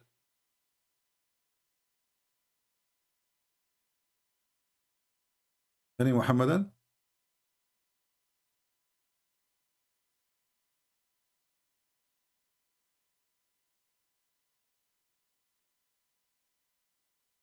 Who can make Quran like it? Nobody. Can you?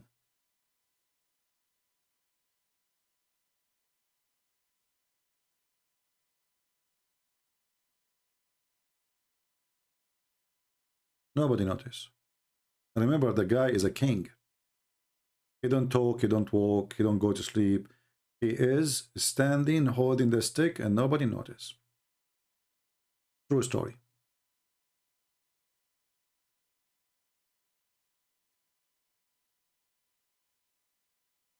Any Muhammadan?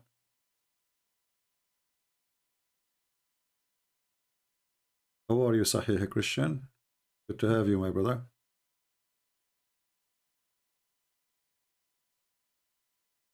Why you blocked Nader Ahmed in Skype? No, we did not block him.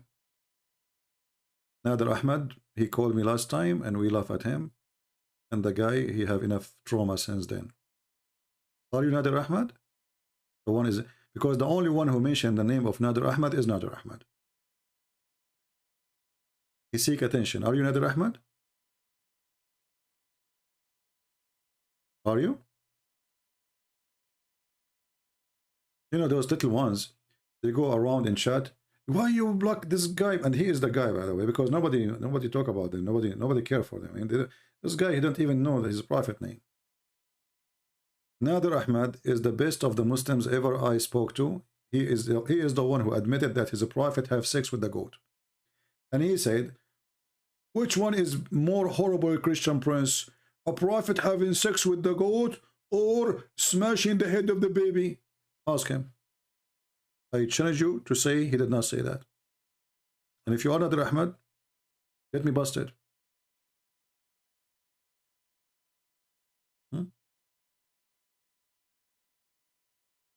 The funny, we were talking about it in Paltalk at that time. And then Paltalk, they kicked me out of the program because we are talking about having sex with the goat. It's a debate, what we can do. And you know, look here. We and Muslims, we debate. The Muslims, they want to debate us to prove that Jesus is not God. We debate Muslims, proving that Muhammad is a scumbag. I mean, do you see the difference? Jesus in the Quran is born, he have no father. Amazing. The first, he's not even, he did not walk in the earth yet. He's a miracle. So look what we debate about Jesus and look what we debate about Muhammad, and then you will see the difference. Actually, there's a comment there. Hold on. Let me go to the comment sections. There's a guy, he made a comment about the age of Aisha. Let me see if I can go there.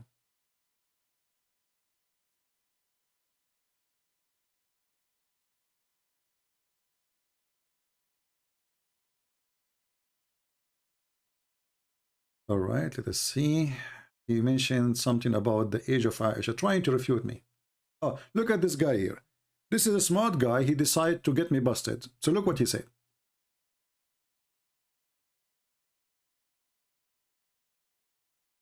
Ahmad Sarawi saying هل يسوع ابن يوسف النجار هو الذي خلق الإنسان والكون والحياة? Is Yeshua, the son of Joseph, the carpenter, is the one who created the human and the universe and life? And then I answer him with 2 words, and he don't dare to answer. He says, are you accusing the Quran that Jesus is born of a virgin? So his point is, if Jesus is son of Joseph, how he can be the one who created the universe? Well, Jesus is born from Mary, and Mary, she was engaged to Joseph, but Christianity and Islam agree that Jesus is born of a virgin. So you're a fraud. You are saying things even against your own belief, just trying to make a point. Now we continue. Another Muhammad, and he says,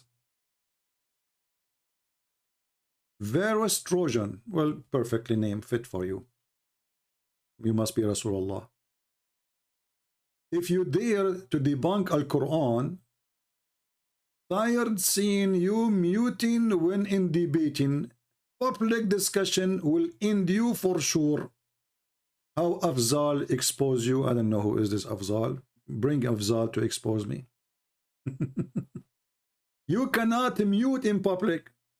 Okay, let us make a, how many times we mention that those guys who make an excuse of a muting, he claimed to be, they can refute me. That the one who hang up first or the one who mute is lost. Still, they will not do it. I called Mimi Hijab, he hung up on me 7 times and he muted me and he called me all kinds of names because he was very much intimidated. Cowards.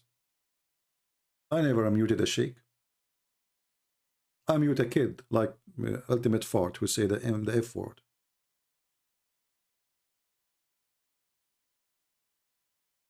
Cowards. Let us see the other one.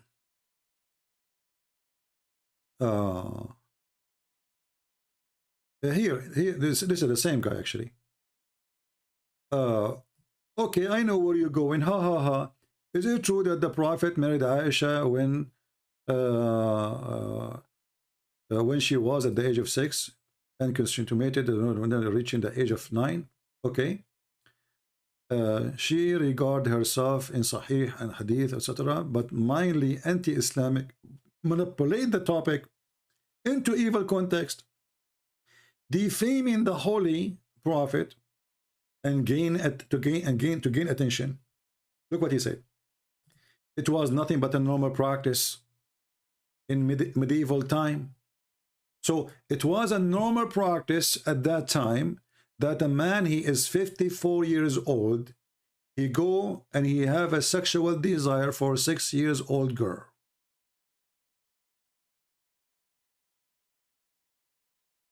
It was a normal practice at that time.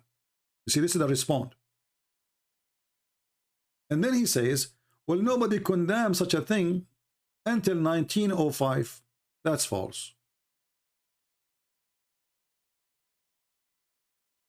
People, they condemn Muhammad since the beginning of his claiming to be a prophet. Even Abu Bakr. When Muhammad asked Abu Bakr,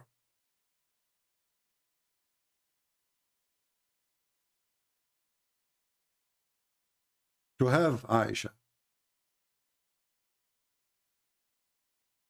Abu Bakr, he said to him, but we are brothers.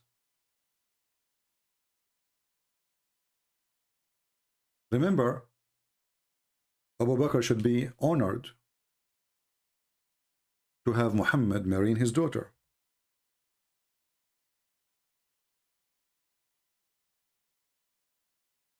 Right?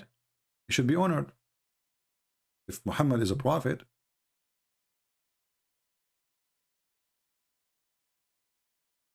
why Abu Bakr is making excuses? This is an excuse. You are my brother. My brother in what?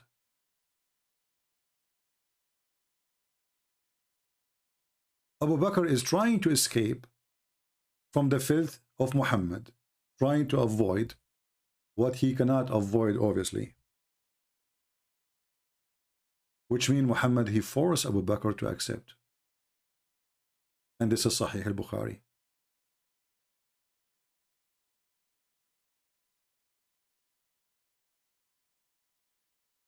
Same time, when you say it was a lawful time, a lawful practice at that time,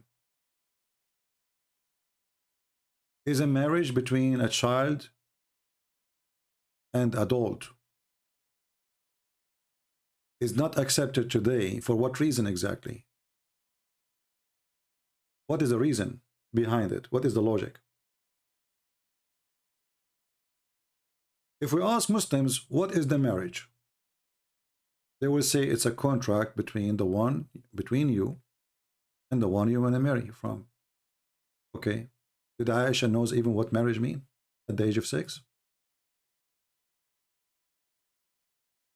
Did Aisha agree? According to the stories, Aisha, she was playing with the swine.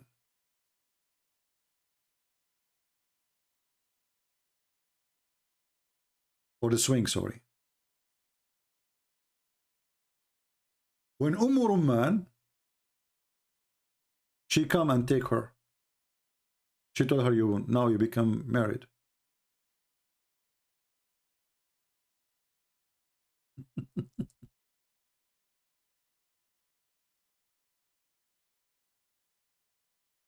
Have you ever heard of a marriage like this?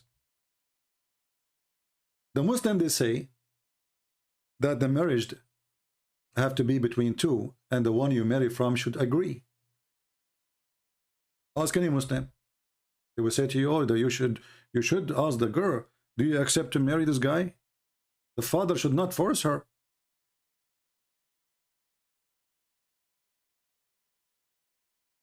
Aisha, at the age of 6, she was forced, and Abu Bakr was forced.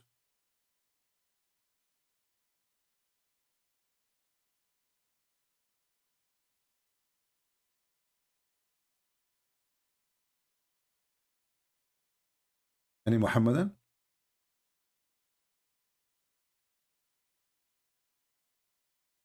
And then the Muhammadan, they try their best to deny that Aisha, even when she became almost 15, still she didn't have her period.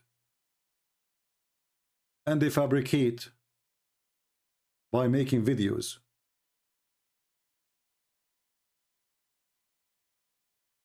That she was not really at that age. That the Prophet, he did have sex with her when she was having her period.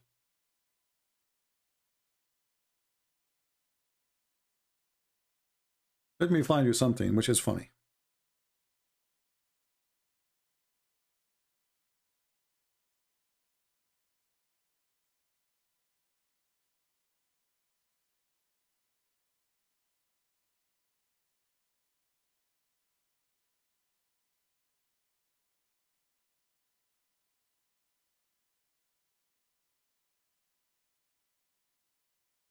This is a link. I would like to give it to you all. And this is a very official Islamic website, a terrorist website. I don't know if the link is showing. Is the link showing? How many articles, how many Abdul, Fifi, Mimi, Susu, Dudu? Oh, she was, but sure. And she have her period. And you know, and even they make articles saying that she was 18 years old. When Aisha, she was 18, Muhammad was dead a year ago. And this is the Muslim website written by their sheikhs. Refutation of the lie that the Prophet married Aisha when she was 18. So look, imagine how they lie. The hadith says she was 6. Aisha, she confirmed that. All Islamic books confirmed that. And then they made an article saying she was not. All of this is just to deny how horrible and how ashamed they are. You see, when somebody, he tried to fabricate and add lies to cover something, that means he's ashamed of it himself. And here they are showing you all the reference you need as a refutation for the false Muhammadan who they claimed that Aisha, she was mature. Now, as long the Muslims agree that Aisha, she was not mature, so who is the one agree for the marriage? Muslims. Who is the one agreed for the marriage? Let us do a little search. Our search in Prophet Google. Can a man, a father, let's say a father, force his daughter into marriage in Islam? I'm not going to show you my opinion. I will show you the opinion of Islam. Parent forcing their daughter into marriage. I am a Muslim. I have asked question about my friend who is being forced to marry someone by her parents. She wanted to marry someone else. The guy who is she being forced to marry is more educated and more wealthy, blah, blah, blah, blah. The answer: it is not permissible for a woman to be made to marry someone she does not want. What does that mean?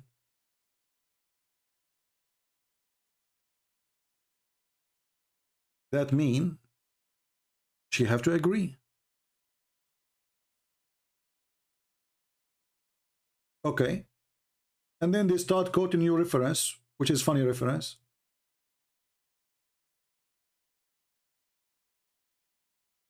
So did Aisha agree to marry Muhammad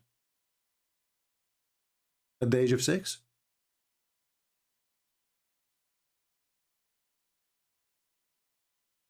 Any Muhammadan?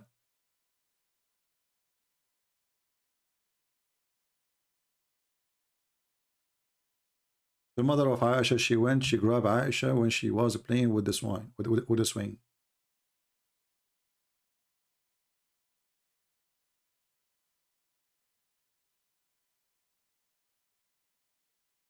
Do we have any Muhammadan here would like to call us?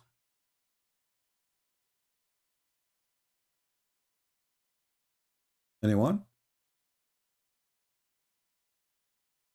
And you know, let us say for the sake of argument that at that time, people, they used to practice such a thing, which is obviously stupid to say. Because name for me one person in the time of Muhammad was marrying a child. Just name one. You see, if Muhammad married a child, that means Abu Bakr should marry a child. All his companions should marry children too. Can the Muhammadan find me one of the companions of Muhammad marrying someone at the age of 6, which is 5 in our calendar? In the top of that, if that was normal as you claim, which is not, shouldn't Islam fix it?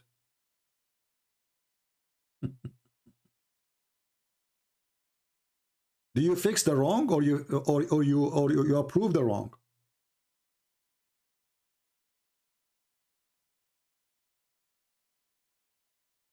Anyone? I see there is some argument about a guy, his name is Ammar. Mr. Ammar, why you don't text me, my friend, and call me? I like to speak to smart people.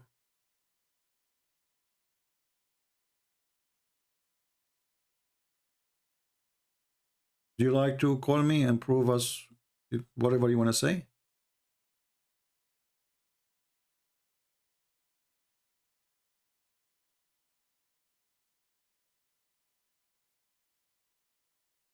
Even Muhammad, he is out of his sense when he tried to seduce one of his companions to marry children. And he refused. And we know the story of Jabir.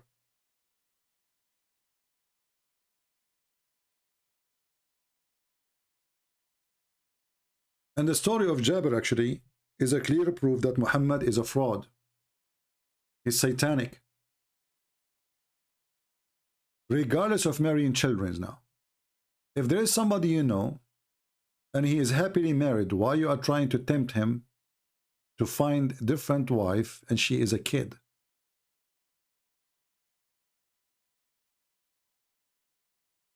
And then this guy, his name is Jabir, obviously, he have way more dignity and he have more sense and logic than the madman Muhammad. He said to him, well, I married a woman so she can take care of the orphans, which is the children of my father or his brother.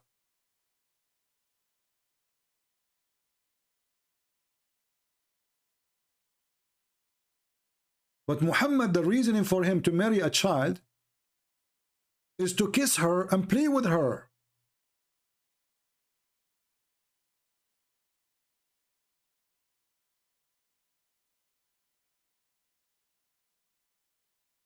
Play with her?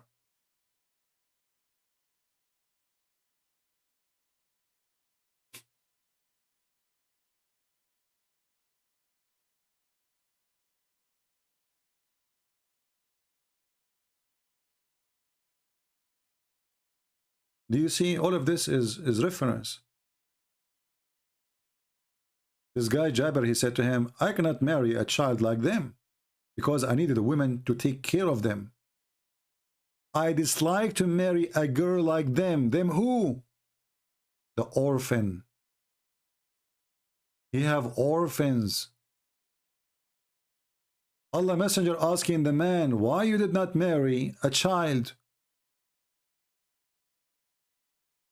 Why you marry a mature woman, a widow? So you might play with her. Look at the reason even for marriage. And this is the mentality of a pedophile.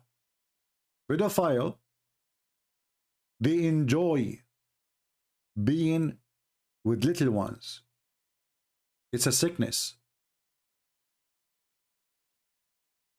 And the reason they enjoy it, for sure there's many reasons, but one of them, that a child will be amused with you, whatever you do. You tickle her, ha ha ha, she is laughing. It's very easy. You give her a candy, she is happy. A woman, she will not be happy for a candy. So the sick pedophile, he is giving his reasoning for this man to marry a child. He said, why? Why you didn't marry a child? So she might play with you and you play with her. She might amuse you and you amuse her and she amuse you. Look at the reasoning. I said, my father or my brother died and left for me a bunch of girls, that little girls, orphans. I dislike to marry a girl like them. So I married a lady. Do you see how filthy this man is? Here Muhammad is doing many evil things. He is trying to tempt my man to not to like the wife he have already. He is happily married. And to go after a child. And all the reasoning he have is just to play with her.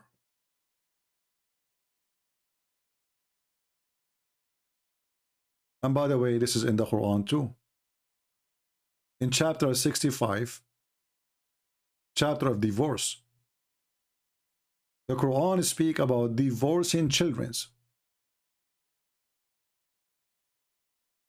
Divorcing children. Chapter 65, verse number 4. Imagine now we are talking about divorcing children, not marrying children now. Because you can't divorce them unless you marry them first, right? So here now they are talking about, the Quran talking about the solution. That women, the woman you marry, females, you have to wait until they have a 3-month period before they remarry again. But what if they are children who they never have their period? It's the same. Because they are too young. Do you see it?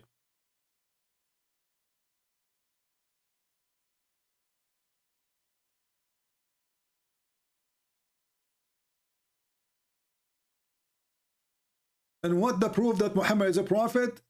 Bring Quran like this. This is the Quran. Talking about divorcing little babies. In the book of Tahrir al-Wasila, which is a Shia book, there's no age, by the way, in Islam, which age you can have sex with a child. According to them, if she can handle it, it's fine. So if she is 6 years old and can handle it, it's fine.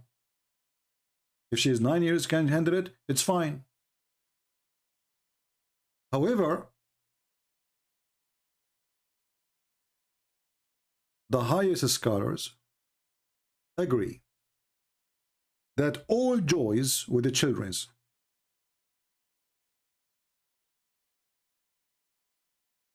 even the infant,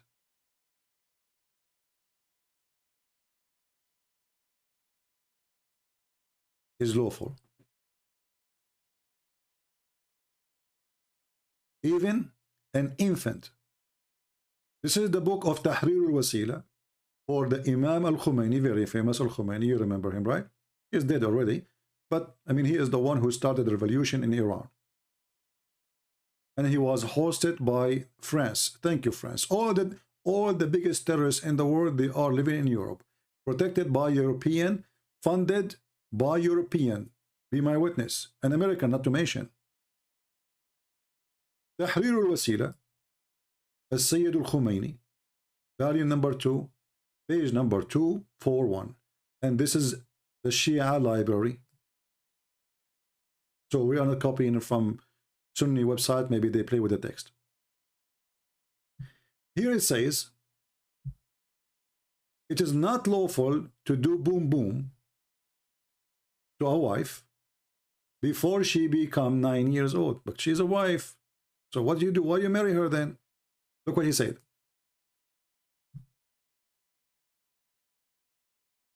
If it is nukah, which means effing, or without effing. Sorry, if it's continue or from time to time.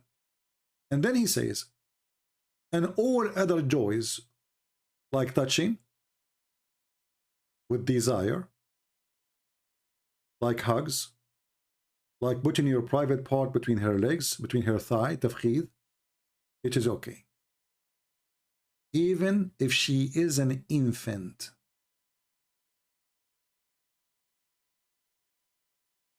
And if he did if her, by the way, there is no sin. That's what it says. وَلَوْ وَطَأَهَا قَبْلُ التَّسَعِ وَلَمْ يَفِضُّهَا لَمْ يَتَرَتَّبْ عَلَيْهِ شَيْءٍ. If he put his private part in her private part, but he did not break the skin, it's okay. And this is Google translation. We can translate to you.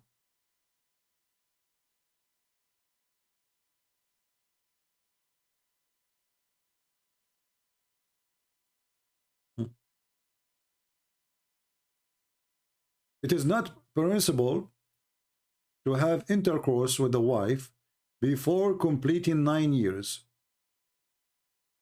Before, whatever it is, the effing continue or from time to time. Not the word marriage. And then, as all of other pleasure, such as touching with desire, cuddling, and doing the thighs thing, you put in your private part between her thigh, there's nothing wrong with it. Even if she is an infant. Do you see it, people? Where did they get this from? From Muhammad. Muslims, they follow the steps of their prophet. Even if she is an infant. So, if you have somebody come to your house and he believes in Allah, and he asked you if he can hold your infant baby, you've been warned. You've been warned.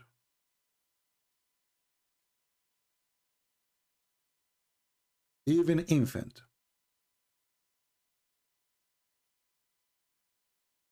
And then they say to you, Islam is a way of life.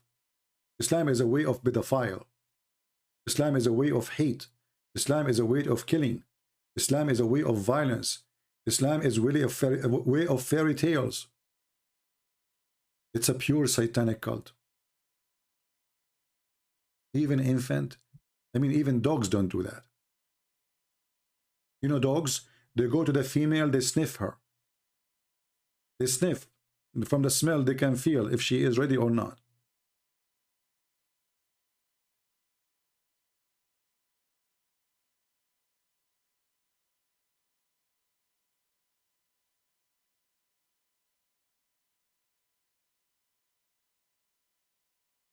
Do we have any Abdul?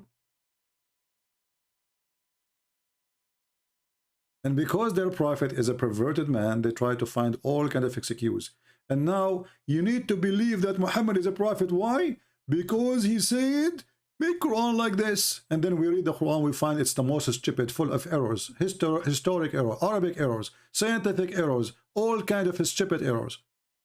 But what the proof that Muhammad is a prophet? He said, make Quran like this. Make Quran like this says you can F children's. Can you make books like mine?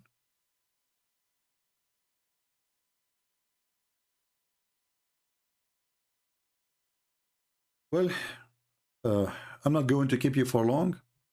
Already we are here for 2 hours exactly and 1 minute. Today is Saturday, and I would prefer to give you some time to stay with your family. And when we have the 20,000 again, we will come live on air. I hope we learned something good for today. And I pray that the Muslim, they will see the truth. Sadly, Muslims, they think when we speak against Muhammad, we hate them. We don't. We hate evil. We hate evil, and we hate to follow evil. And we hate to see people practicing evil. And Islam is nothing but a pure evil. There's no way God, he will take me to heaven because I killed my neighbor. There's no way that God, he will give me women with big boobs. God is not a pimp. And I don't like big boobs. Record it. I'm not going after cows. God, when he created Adam, he created Eve. He did not say, Adam, do you like women with big boobs? What kind of God this God is? Boobs.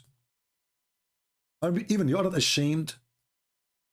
You try to tempt me to believe in you, Satan, by saying to you, I will promise you, if you believe in me, if you follow me, to give you women with big boobs. That is an insult to the humanity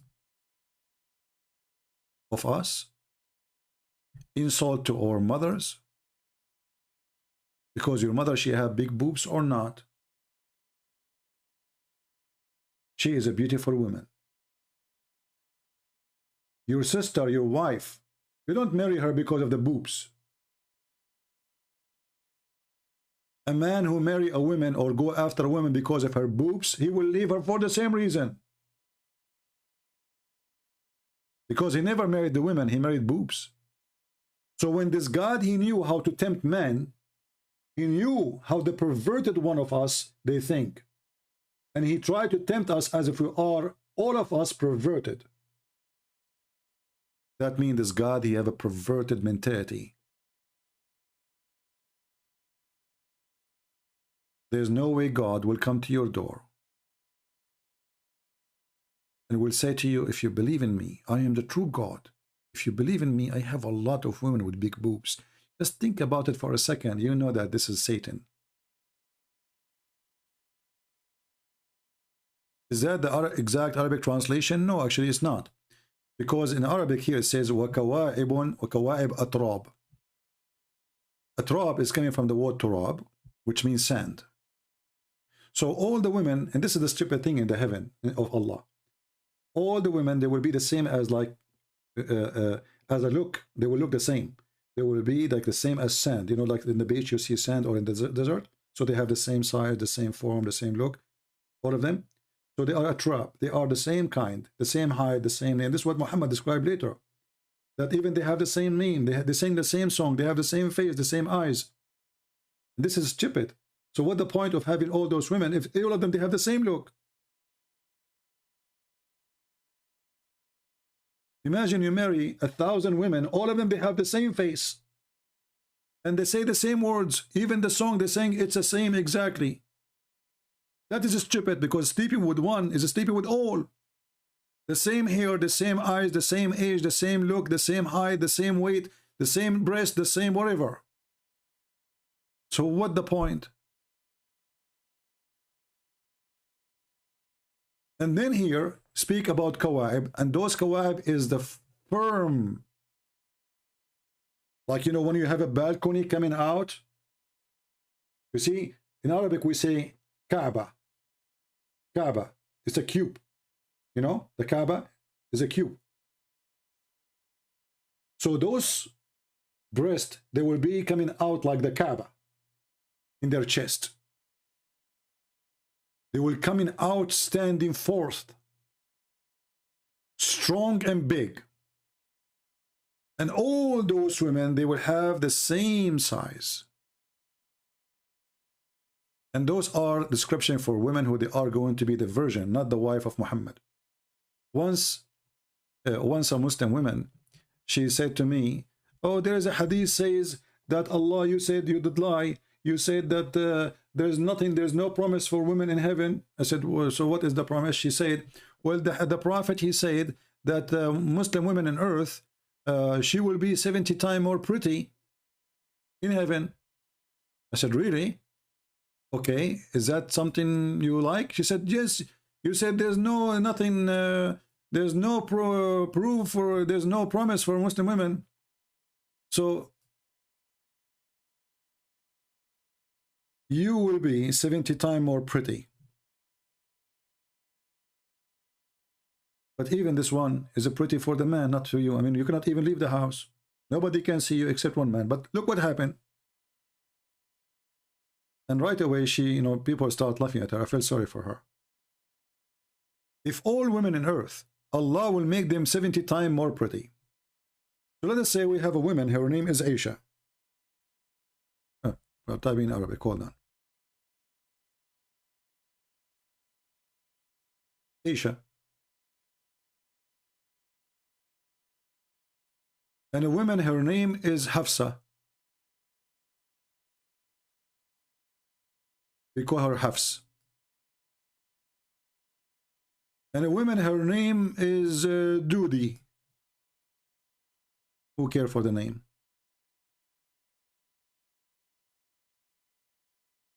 Now Aisha is 3 times more pretty than Hafsa. 3 times. Hafsa is 2 times more pretty than Studie. Okay. Studie is number 1. She is the lowest in the beauty. Now Allah will make them, the 3 of them, 70 times more pretty. Nothing changed. Aisha, she's still number 1. What will be the number? 210?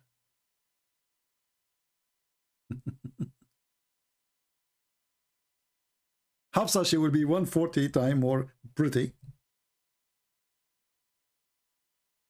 And Studie is 70 times. Nothing changed. The poor Studie, she was ugly in earth, she is ugly in heaven.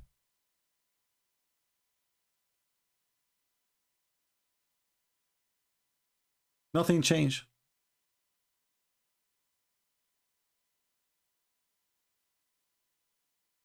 And then when people, they saw what happened, I mean, people, they start laughing, and she left. This is in a real seminar, you know. This is in a seminar. This is not here, in, you know. Because I wrote this on the board. I have a board next to me. People, they lie laughing because nothing changed. Use your brain. So he promised you will be 70 times more pretty, all of you. Nothing changed.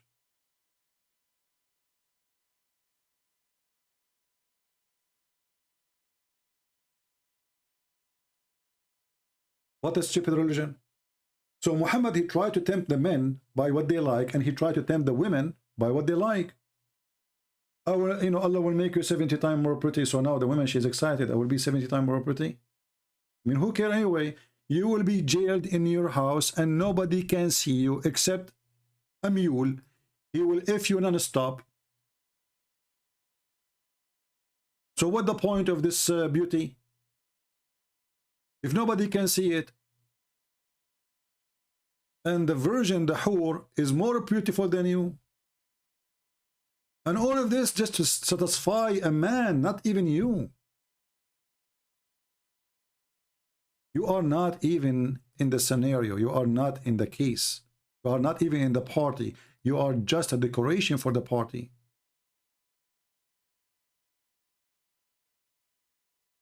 When the Quran says that those women, they will be jailed in their tents. So now imagine you have a wife and she is pretty. Okay? But you forbid this woman even to see friends. No friends. No people visit nobody. You are going to be jailed, restrained in your tents. The only one can really see you is one guy. Foki, he's saying, CP faked a debate that Farid debate him. Hey, my friend, we thought that Fifi is a man to debate me, but it turned to be not him. So this is not against me, this is against your Fifi. Why you don't tell your Fifi to be a man and let me call him then, if he is not the one who called me? People thought that is his voice. He faked. He faked. Why you ask your man what is missing? And we promised your Fifi and your Mimi and your Cici that we will never hang up on them. Actually, I will call them in their channel. He didn't be he fake, you know, is that what Jesus taught you? My friend, your prophet, he fake. The story of Jesus, is that what Jesus taught you? Your prophet, he taught you to have sex with the children. Is that what Jesus taught you? Your prophet, he ordered you to kill your neighbors. Your prophet, he went to his own son and he flirted with the wife. Is that what Jesus taught you? So now you are worried about the debate because people, they are desperate to find a debate. It turned to be he's a coward to come here. All of you are potatoes. My Skype is open for the last 2 hours. And I'm here every day. And you can debate me only face to face. Because you are terrified. When I called this guy, he asked the Muslim, who you want me to debate? Who you want me to debate? They said to him, Christian Prince. He made a lot of Muslims leave Islam. I called him. He did not dare to call me. And then he hung up on me 7 times. He did not let me talk. He played a video. Did you say that? Hang up on him. He was so terrified and so scared. Where is the one who can debate? All of you are a bunch of cowards. All of you. I called them, they hang up on me. They did not even let me talk. And the call is recorded there. Go and see it. And not only the coward, not only that, they put the speaker, the laptop, which I'm talking in Skype, in the other side of the room. So when I talk, people who they are watching, they cannot hear my answer. See the setup? Cowards. Cowards. They knew they are no match. And this is the only excuse. How come you ambush the apostate prophet? Ambush me. You Muslims ambush me. You ambush the apostate prophet. How come you don't do that with me? One of you call me without telling me that he have Susu and Mimi and Titi and Fifi with him. And ambush me. Do you dare?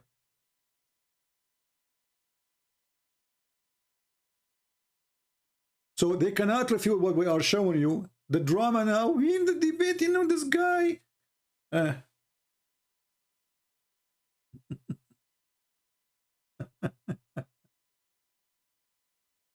They try to change the topic to make it about something else. And my friend, if lying is haram, I will understand if Muslims, they believe in lying is haram. Let us say you are saying that this person, he lied, right? Well, isn't it your prophet, he says you can lie in 3 cases, to your friends, to your family, and to your enemies? So if lying is halal in Islam, why you are accusing people of lying if lying is okay? I don't understand the logic of those Muhammadan. Is lying haram?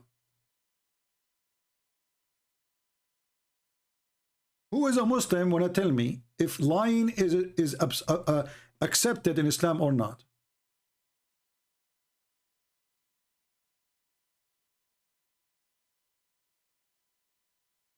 Have you ever heard of a decent man? He will give a license to the wife to lie to her husband, and the husband lying to his wife. The most close person to you in life, you lie to. That is teaching of the devil. So a Muslim woman, she cannot complain that her husband is lying to her. A Muslim man, he cannot complain that his wife is lying to him.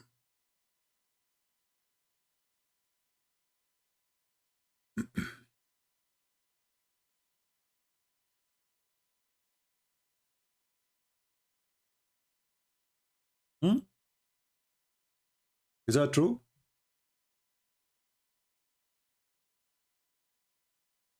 I find it very embarrassing that a Muslim complain about lying when they are #1 liars in the world, and they are following a lying prophet, and the proof that he is a lying prophet, he approved lying,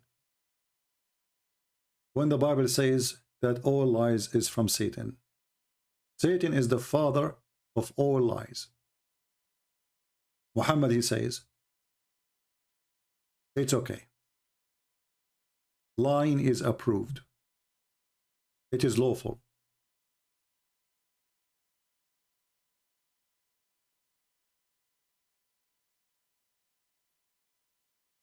There's a Muslim woman, actually she's a convert. She married Abdul, and she found later that he is married. He go to Jordan. He married her in America to get the green card, as usual. He go to Jordan. He have a nice young woman, you know. The woman he married her, she is way older to get the green card, the citizenship. So later she found that he is married. He keeps saying, my parents are sick. I want to go and see them. My mother is sick, you know, etc. I want to go and see them. So she found out that he is really married. And then she went in the internet to Islamic website asking for solution. Says, I discovered that my husband is lying to me. He married to a new wife. The answer was, let me see if I can find you the you know. The guy, he said to her, the sheikh, first of all, you have no right to ask him such a question.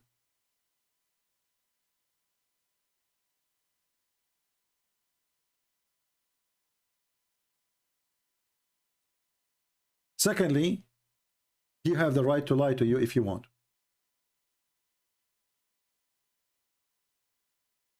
Can you believe it?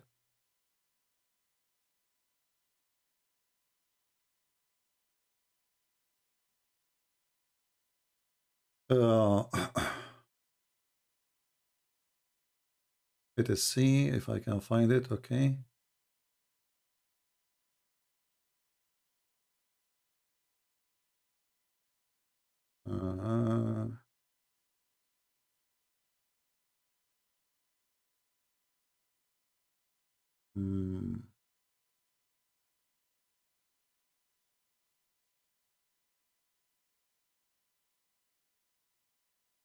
Okay, this is a different one. This is about lying too. I found the one about lying, but this one.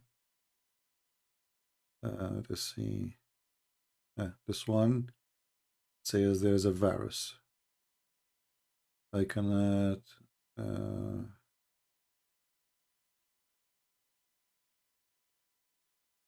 I guess this is a different one. Let's see.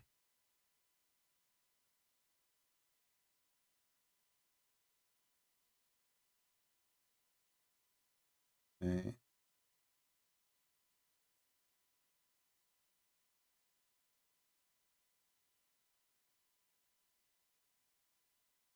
Yeah, this is another one. I'm just trying to find the fatwa.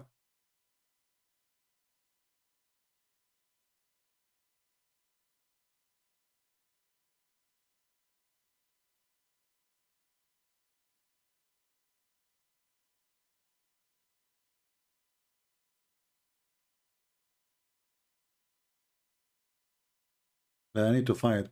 Anyway, he told her that it's not your right to question him. You have the right to marry a second wife anyway. So what is your problem? What is exactly your problem? And why you are asking those questions? Now you are in trouble because you ask those questions. Don't ask.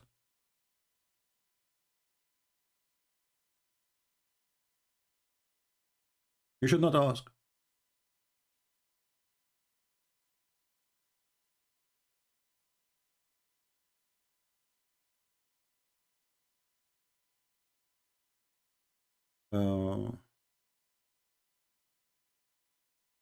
Yeah, the one you gave me is not the one I'm looking for. Anyway, there's tons of stories in the internet, you can read them. But this is actually the consequence of what it's called marriage in Islam, because in Islam there's no marriage. Women, she is just an entertaining person. It's a temporarily entertaining person. There's no marriage. This is why the man, he have many women, because the purpose of having many is having many entertaining hired women. And here you notice that Muhammad himself, he allowed the mut'ah. The Muslim, they say, when Christian Prince, he says, son of mut'ah, do you dare to say that in my face? Why I don't dare? Why exactly? What happened? Oh, because supposedly, according to him, I'm insulting. Why I'm insulting? So what mut'ah mean? They say mut'ah mean adultery. Oh, adultery? So why your prophet call it marriage? Why you Muslim call it marriage then? So your prophet, he permitted adultery? Do you see how to expose them with their lies? If mut'ah is marriage, then they should not be upset if I say son of mut'ah. Correct? I'm just saying to him, son of marriage. So what the problem?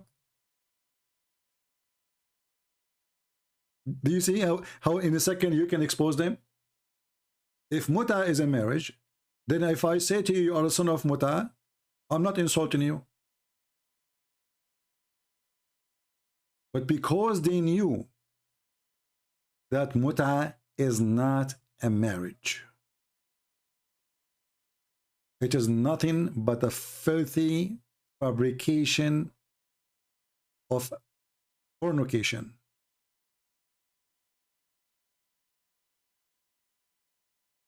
This is why how you can test them. Just say son of mut'ah and you will see how will be upset he is. And then you ask him, is mut'ah marriage? He will say yes. So why are you upset? Oh boy, let me turn the heater on. It's getting so cold. Oh.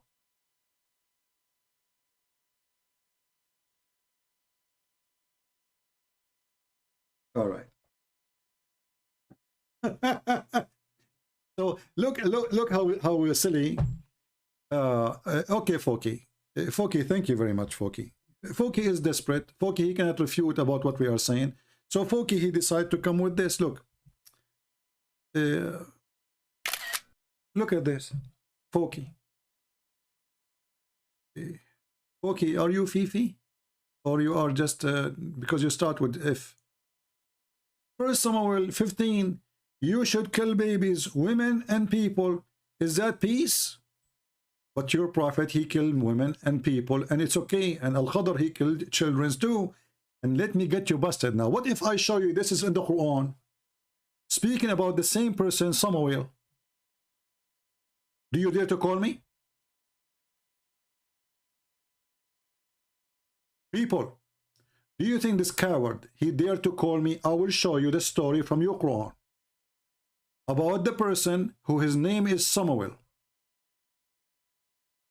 Do you dare to call me Abdul? No, I don't dare to call you. I'm a potato.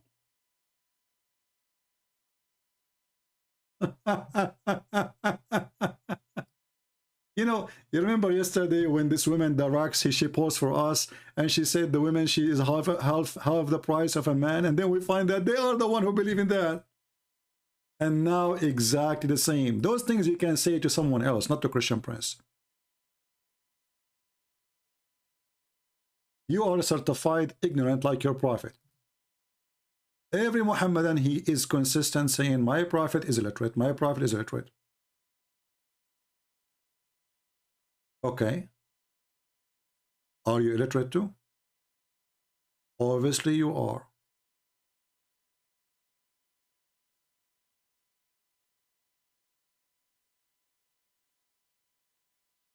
Let me show you, you idiot, the story from your book. And then he will say, you know, forget about it.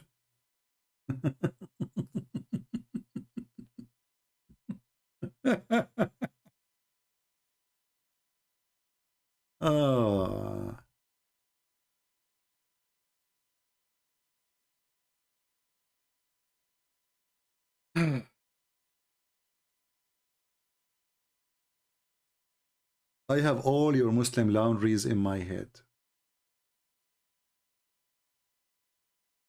And you Muslims don't dare to call me because you're afraid of your laundry. That is exactly what you're afraid of. Otherwise, now I will have a long list of people trying to call me. Let me get you the reference, potato. You know, kill babies, is that a beast?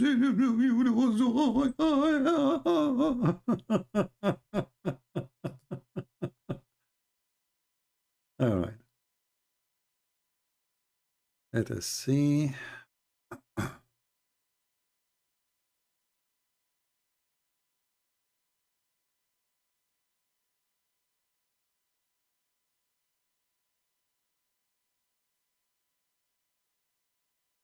All right, let us go first to the Quran.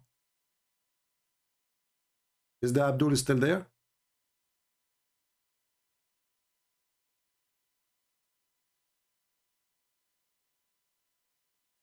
This is your stupid Quran in chapter 2, verse number 246 and 247 and 248, 40, etc. Speaking about Samuel.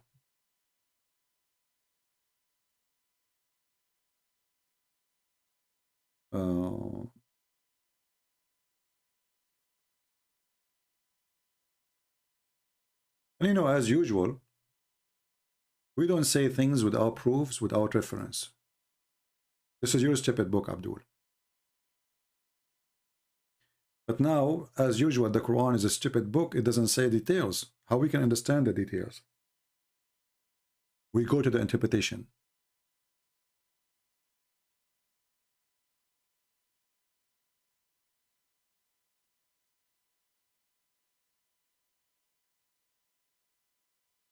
Do you see why your boss don't dare to call me?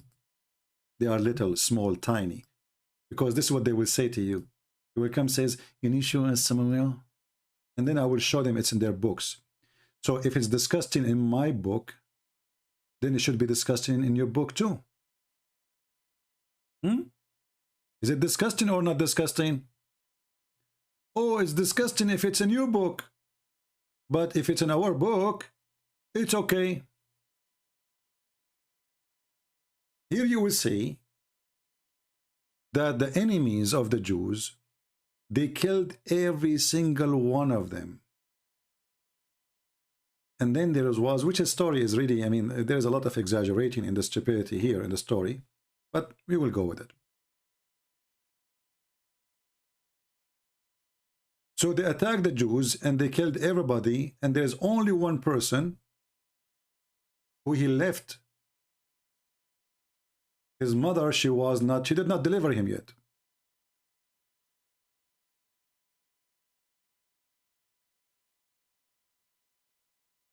So the Jews was respond,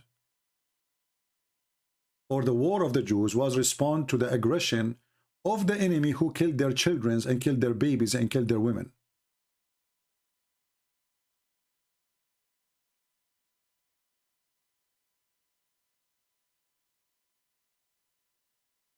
They killed everybody.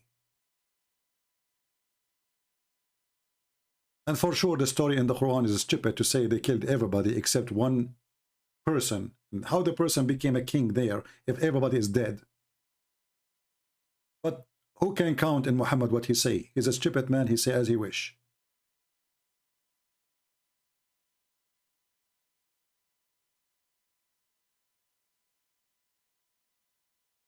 Are you there, Abdul? So I will open for you the interpretation of Ibn Kathir and Al-Qurtubi and Al-Tabari, and I will make you read, and you will laugh at yourself, because even your scholars, they defend what is in the Old Testament. And they say that Samuel was a prophet of God, and he killed the enemies because they are bad criminals. So how come the Abduls in YouTube, they go against their Quran?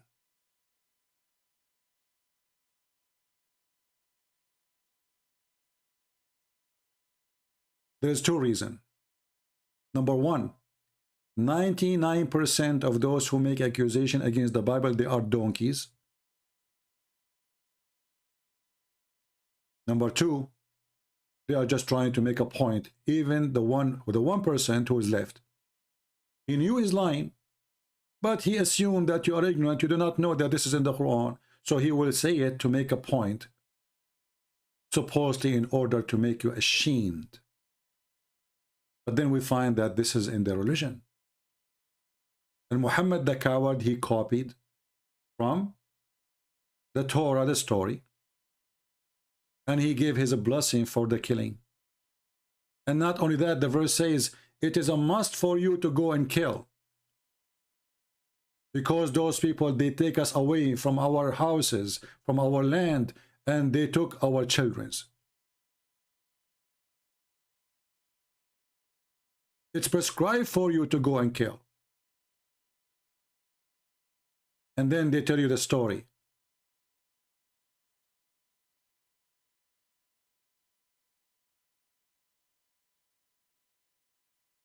Their enemies also capture a great number of them. Their enemy, they killed a great number of them. Their enemies killed the children of them, the women of them, until there's only one woman left. Just one woman. Some they say only women who have babies, they did not deliver yet, they did not kill them. And that is from the tribe of Levi.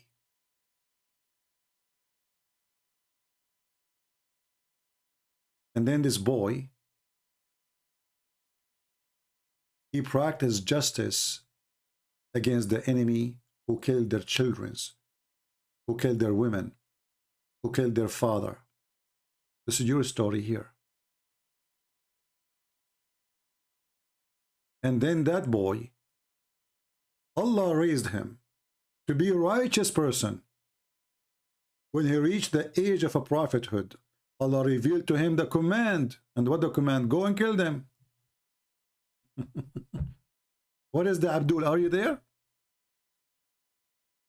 Uki, are you still alive?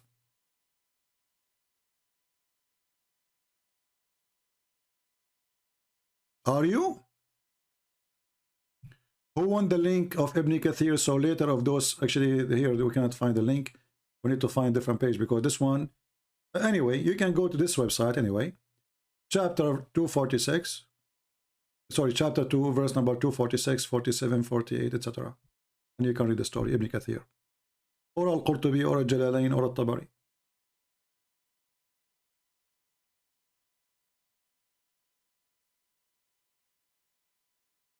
Lion, where the war was, the Muslims were, what? Let me see where his text. Okay, let us take, you see here, he's changing the topic now. He don't want to talk about it no more. It's not a shame no more, because now we find it in his Quran. Do you see the hypocrisy of those cowards? And look now what he's saying. Remember the Prophet, he says, lying to your enemy is permitted. Lying to your wife is permitted. So they are practicing their right to lie. Read carefully. Lunin, is that war where the Muslims were attacked? That will you do? Abdul, first of all, Muslims is the one who attack. You're a false prophet. He sent the message to the king of the Roman, or the ruler, saying, convert or die. Aslim Taslam. And you're a prophet, he says, attack the Romans so we can get the blonde girls. Your prophet is evil. The same one he attacked people like Bani al-Mustaliq. They did not fight him. They are not even in war with him. They were not aware even that Muhammad, he did not even send them a warning. Convert or else. He killed all the males. He captured all the children and the females and he raped them. Do you see it? You are just a potato.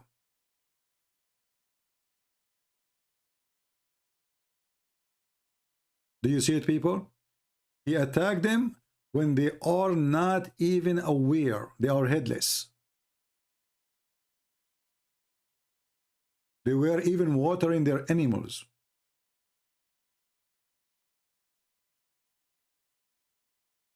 Do you see the coward? People living in peace, watering their animals. Muhammad, he attacked them. Why? And then he took the women and the children's. So if you Muslims against what is in Samuel, why you are not against what your prophet did then? And as you see, the story of Samuel is in the Quran, chapter 2, verse number 246. And by the way, it's full of errors. The story in the Quran is just a stupid story. Talut, Mr. Talut. Do we have any brave Muslim?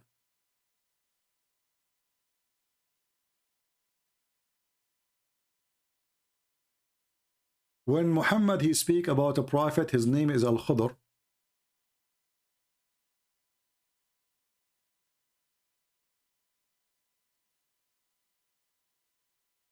He killed a child. Who is the one who ordered the Prophet of Allah to kill the child? Allah. Why? Because the child later, brother, will be kafir. So the Quran approved killing children if they are going to leave Islam. This is your Quran.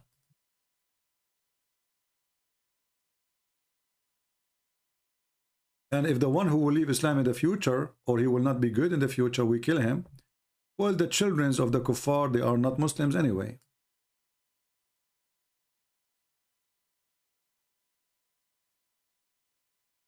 Medina were not attacked, they converted to Islam. Yes, this is true.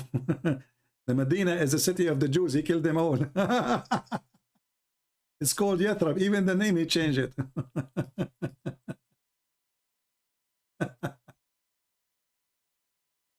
And you know, one of the funny thing about the faith in Muhammad, that when When Muhammad he arrived to live between the Jews,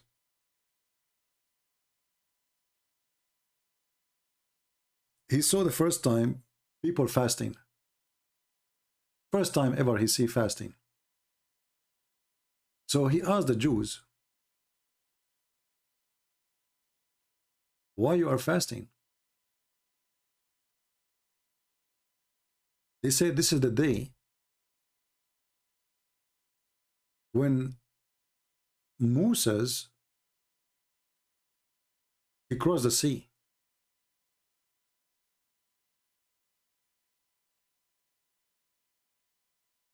Muhammad he said, what?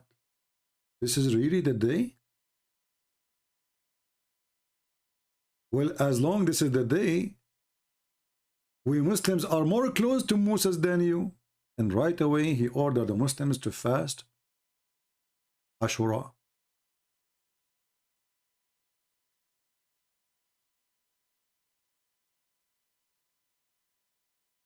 Here you ask yourself, when Muhammad he copied a fasting of the Jews without going back to his God. He just heard a Jew saying, this is the day when Moses he crossed the sea. Right away Muhammad he decided that this is the day for us to fast. He did not receive an order from his God. Do you see it?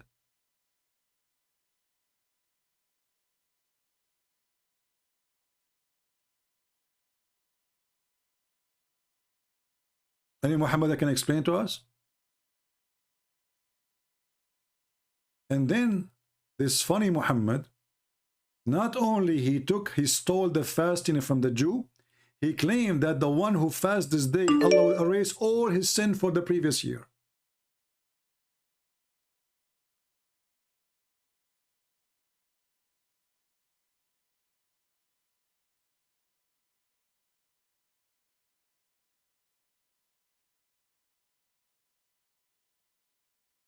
Don't send me messages in Skype, I will block you.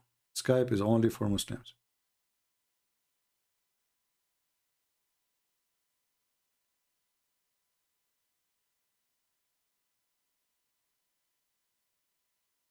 He just learned about the day. So how this day is the day will erase your sin? Do you see the fraud?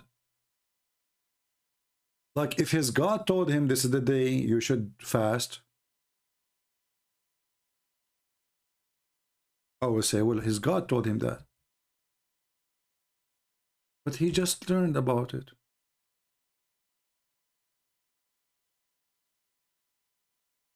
And then he claimed that the one who fasts this day, Allah will erase his sin for the past year. And then Muhammad, he learned about fasting of Ramadan from the Sabian. So he decided to forget about it. What happened?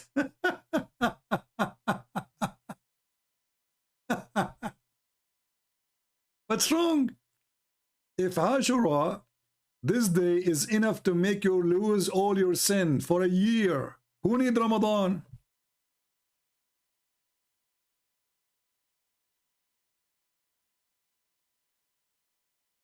Why you replace it with Ramadan? You found different fasting, so suddenly Ashura is not important. Look here. Look at this. The day of Ashura, the one who fasted is going to erase the sin of the all preceding year. And this is from Sahih Muslim. But he just learned it from the Jews.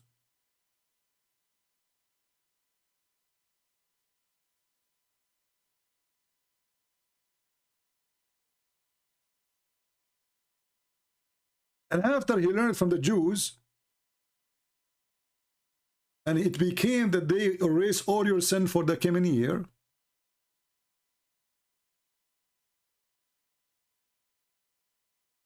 Fuki, just say hello, okay? We give you a chance as an adult, you are just a kid. Bring next time, bring your parents and let them call me, or your sheikh. So look what happened, people. I just learned something from the Jews, that this is the day where Moses, he crossed the sea. Then I say to my followers, you need to fast it, because fasting this day will erase your sin for a year. Who is a Muslim agree with this? Who agree that fasting one day will erase 1 year of sin?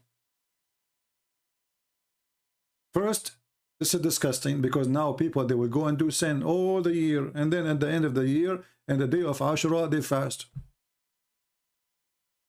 This is promoting evil. How easy it is. Stop eating for a day. You see how easy to wash your sin away? Just don't eat for a couple of hours. As simple as that.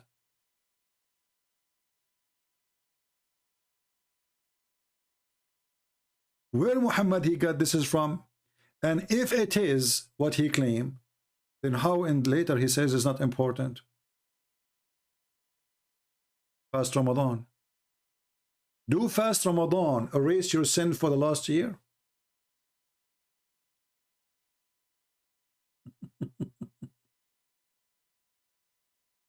Stupid cult.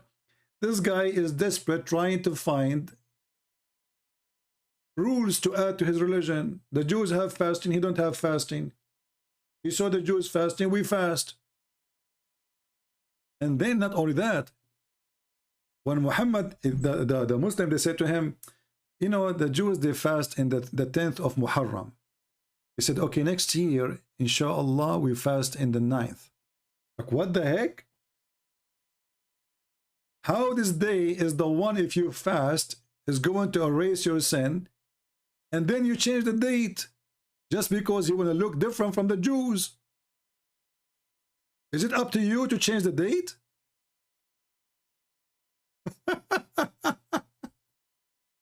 People, do you understand?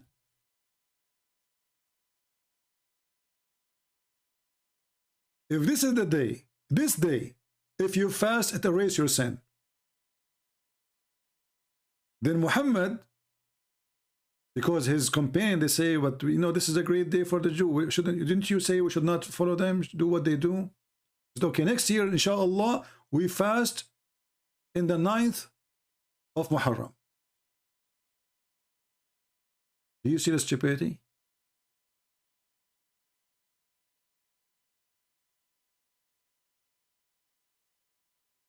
Let me see if I can find the hadith. I should be able to find it. Look here, it says, it is the day, look, read with me on love. When the Prophet came to Medina, he found the Jews fasting in the day of Ashura, i.e. the 10th of Muharram. They used to say, this is the great day which Allah saved Moses and drowned the folk of Pharaoh. Moses observed the fast on this day as a sign of a gratitude to Allah. This is what the hadith is saying. Okay. Then Muhammad, he jumps, says, well, you know what? I am more close to Moses from you. I will observe it. So it was this day which Moses, he observed. Wonderful. Later, Muhammad, after he said that this day will erase your sin for a year, and the Jews, they start noticing that this guy is just copying us. Then suddenly he said, okay, let us not do it in the 10th of Muharram. Let me try to find you the hadith. Hold on.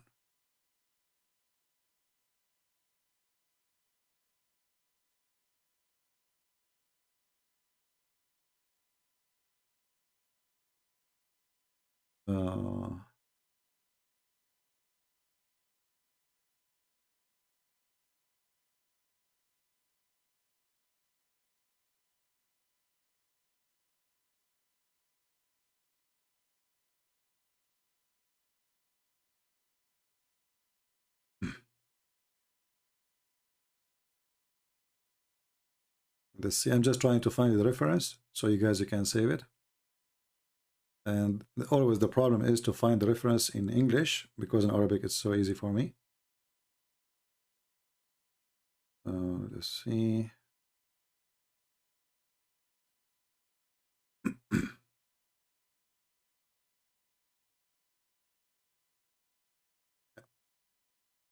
I think this is the one here.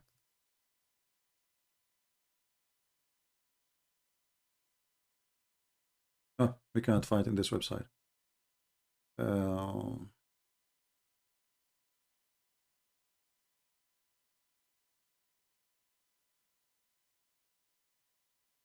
Let's try to find another one.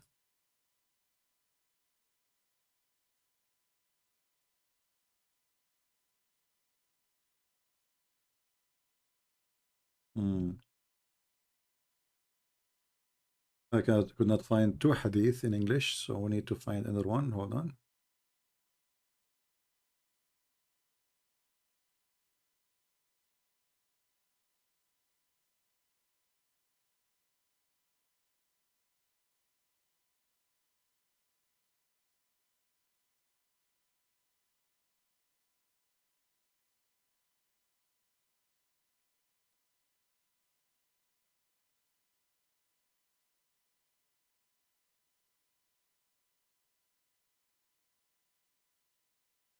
Give me a minute. Patient.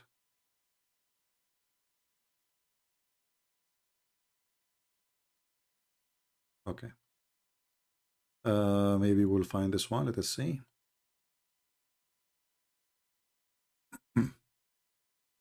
Let us hope that this one will be in English. Bingo. Thank God. Finally. So look what happened. Look at this coward, this false prophet. When Muhammad, he insisted that they should fast in this day, and he promised them that this day will erase your sin. So look what the Muhammadan, they said to him. He said that when God Messenger fasted on the day of Ashura and commanded that it should be observed as fast, he was told it was the day held in honor by the Jews and the Christians. And then he said, well, if I live until next year, we will fast it in the 9th.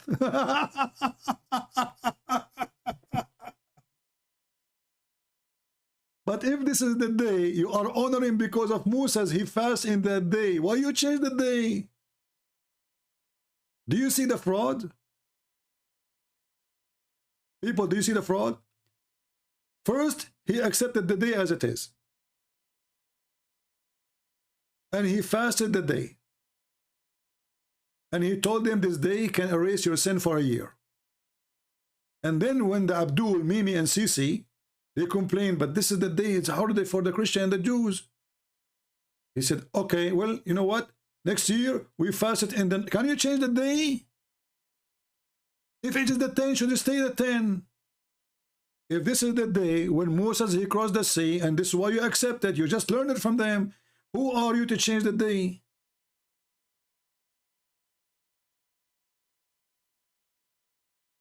You see the false prophet, what he do? If this is the day, how we can change it? So what if the Jews, they respect that day? What is the problem exactly?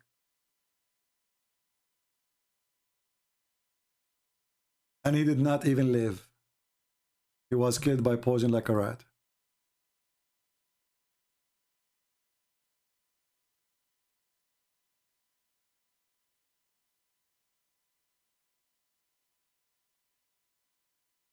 Clear evidence that Muhammad is a fraud. Because remember, the day will erase your sin is the 10th of Muharram, because supposedly this is the day when Moses across the sea. So if you change it to the 9th, you are fasting in the wrong day. And who allow you to change it?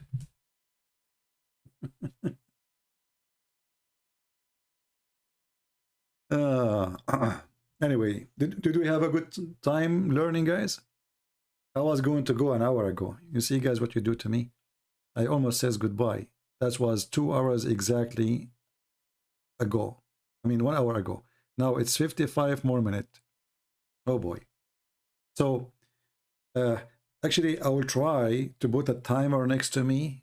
Maybe I should make it maximum of 40 minutes, because honestly, sitting in the chair for long, it hurt. It hurt my back. It hurt my knees. You know, staying for many hours without moving is not really fun. And then, you know, people, they think that this is just for me coming here. I know I like to speak to you. I like to, you know, to see the good ones here.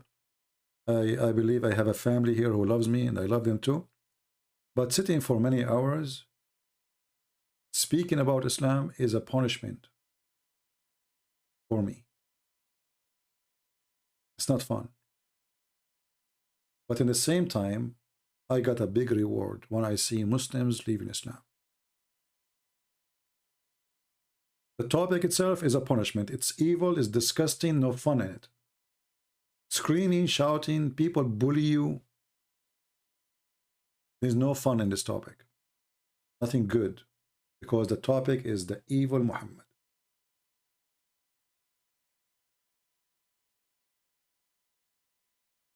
But somebody have to clean the garbage from the street. Somebody. And until now, I cannot find somebody really he can replace me and do the work. Sadly, until now, most of the Christians do not even know how to debate Muslims. We warned them a billion times. You don't debate Muslims by 5 minutes for you, 5 minutes for me. You don't debate Muslims anyway. You have to corner them. There's no debate. When you speak to a Muslim, you have to prepare yourself for a corner match, chase match, not a debate. A debate have to be done between two honest people. I asked him about his faith. He answered me from his heart. That is not exist in the case of Muhammadans. Because lying is permitted in this religion. So you have to understand, you are debating people who follow literally the devil, who said to them, you can like your enemies, and the Christians for them are an enemies. Atheists for them, they are an enemies.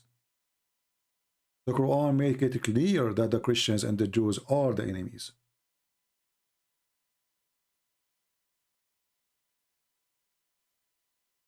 But until now, the Muslims, they take advantage of the ignorance of the Christians. So you will see somebody, he bring a sheikh, like this guy, what his name, James White.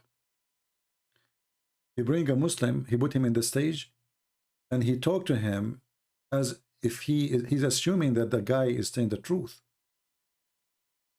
But we know every second this guy he speak is a lying. So if you don't want to get him busted, why you have him there? To present false Islam to the people?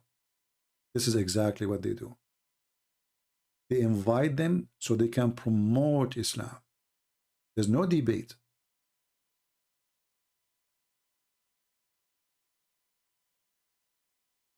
Always remember that you cannot debate a liar, but you can get him busted. I don't know if you understand what I'm saying. What I meant by that with my limited English. You cannot debate a liar. You cannot. But you can get him busted with his lies. And this is what the Christian should always consider, that I'm not going to debate him. I'm going to get him busted. Or there's no debate in the debate. Do your God Allah have hands? Who said so? If there's a contradiction here, who said so? They lie. And then we show them from their own interpretation. And then they say to us, oh, this is a man. And then we show them what their prophet said. Oh, this hadith is weak. And hadith is weak. It says Hassan. It says good. No, it is not really. This is the publishing house saying that. But in reality, it's not. So you are not debating. You are not.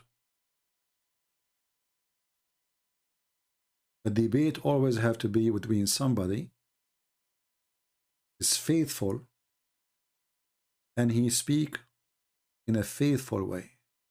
Not somebody is lying to me about his religion in order to win an argument.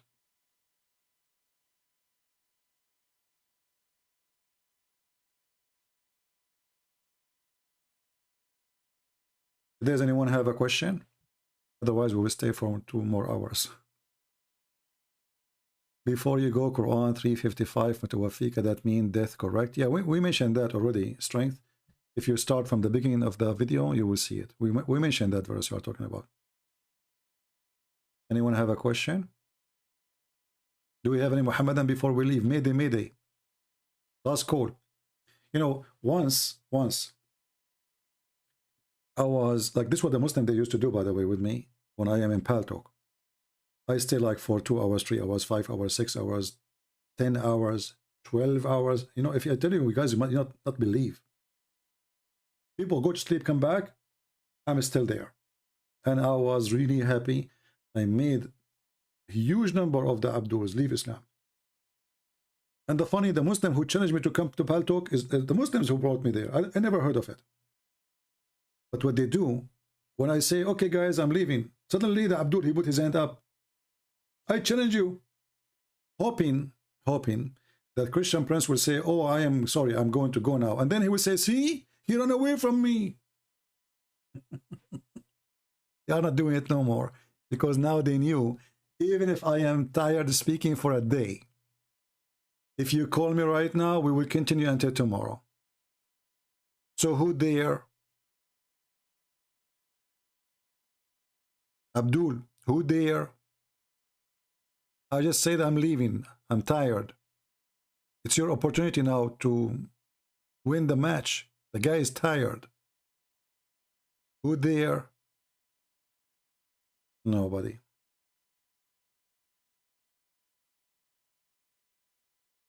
If the Jews' new month of Muharram was the month of the Jews or Islamic calendar, no, this is the Muharram is not really an Islamic calendar. This is the Arab calendar. Muhammad, he copied the calendar of the people, the pagan Arab before him. Nothing less, nothing, anything else. But what happened when Muhammad he copied the calendar of the Arab before him, and then Muhammad or the Muslims, they changed how the calendar worked. So let's say for us now, every year the years start in January 1st, right? The lunar calendar, you have to do a correction. Either you do it every year or you do it every 2 or 3 years. Muhammad, he copied the calendar, but he considered the correction is from Satan. Let me show you the reference. Hold on. See, another question. We will stay here maybe for an hour now. Who is going to make me a sandwich? All right.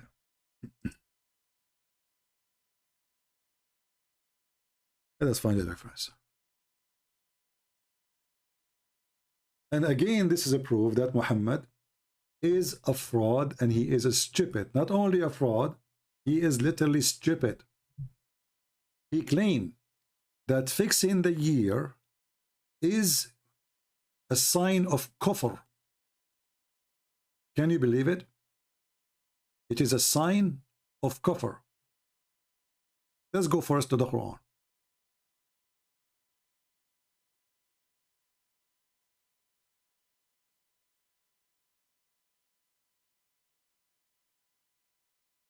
Actually, this is a good question. Maybe we should make just a video about it. If you go to chapter 9, verse number 37.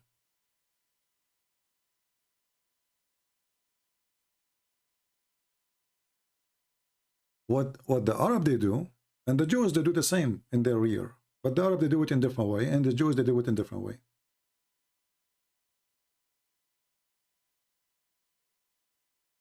Muhammad, he don't understand, because he is a false prophet, that the correction is a must, otherwise the year will be messed up. So now you hear the Muslims, you ask a Muslim, when is the birthday of Muhammad? If you go right now and search in Google, birth date of Muhammad, this year. Look with me. This is an example. In 22 is going to be October 8. In 23 is going to be September 27. In 24th is going to be September 15. And then you keep going until it became October, it became August, you know, and July, and then you go all the way until it become January and December and etc. Why? Because this idiot, he claimed that correcting the year is satanic, is not from Allah. Do you see it? So because now he opposed it, and he claimed that this is a violation from against Allah. So the Muslims now, they cannot fix the year no more, and the year keep changing. So January became in August. The whole month is shift. Not just a day, by the way. The whole month are shifting. Like now I show you the birthday of Muhammad, but in reality is the month is shifting. So sometime December come in July in Islam, and July come in September, and September can come in February. Why? Because the whole calendar is shifting. There's 10 days shorter. 10 days shorter, right? I don't know. Did I answer you about the question? I hope you guys, you take reference for this, because that alone actually proved that Muhammad is a fraud. Shouldn't his God say to him, this is true, this is correct, that the year is the lunar year is 10 days shorter, so you have to do correction? Shouldn't his God knows such a simple thing? And why this is against Allah? Right? Somebody says there's a hadith in Sahih al-Bukhari that the Prophet, he healed somebody. Well, the hadith proving to us that this is a fraud. Why? Because if Muhammad can breathe three times to heal somebody, need to tell us why 3 times, and how come he could not heal himself? Wasn't Muhammad suffering from pain? So this guy, he was hit by something, he had a pain there. And then he breathed into it, Muhammad, and then he healed. And then we find that Muhammad, he is suffering for many years by the poison he ate at Khaybar. And each time, every day, he feels as though his artery is cut off. Why Muhammad don't blow air at his himself? The one who can heal others, he cannot heal himself. Obviously, this story is a fiction. Correct? Imagine Jesus is suffering from pain of sickness. Of sickness. Not a cross. It happened now. Even that Jesus, he overcome. And he overcome even death. So if a guy, he can blow some of his breathing at somebody, have a pain, and he can recover him, well, he can recover himself. As easy as that. Same time, the Muhammadan, they are hypocrite. They say to you, anything is not against the Quran, we reject. How many times you heard them saying that? million times. Okay. Isn't it the Quran says that Allah he refrained from giving Muhammad miracles? So if Muhammad have the miracles of healing, that is a miracle. Did Allah refrain? Or he did not refrain? So if the hadith there is true, then the Quran is wrong. Capiche?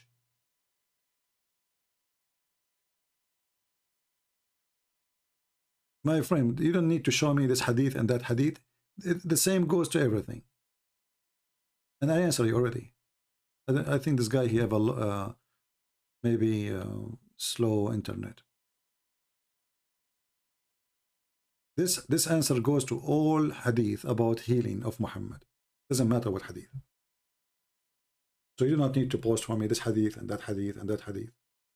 Either the Quran is telling the truth, and then the hadith is false, or the hadith is false and the Quran is telling the truth, because they oppose each other. Same time, if the hadith is telling the truth, then the hadith too is telling the truth that Muhammad, he could not heal himself.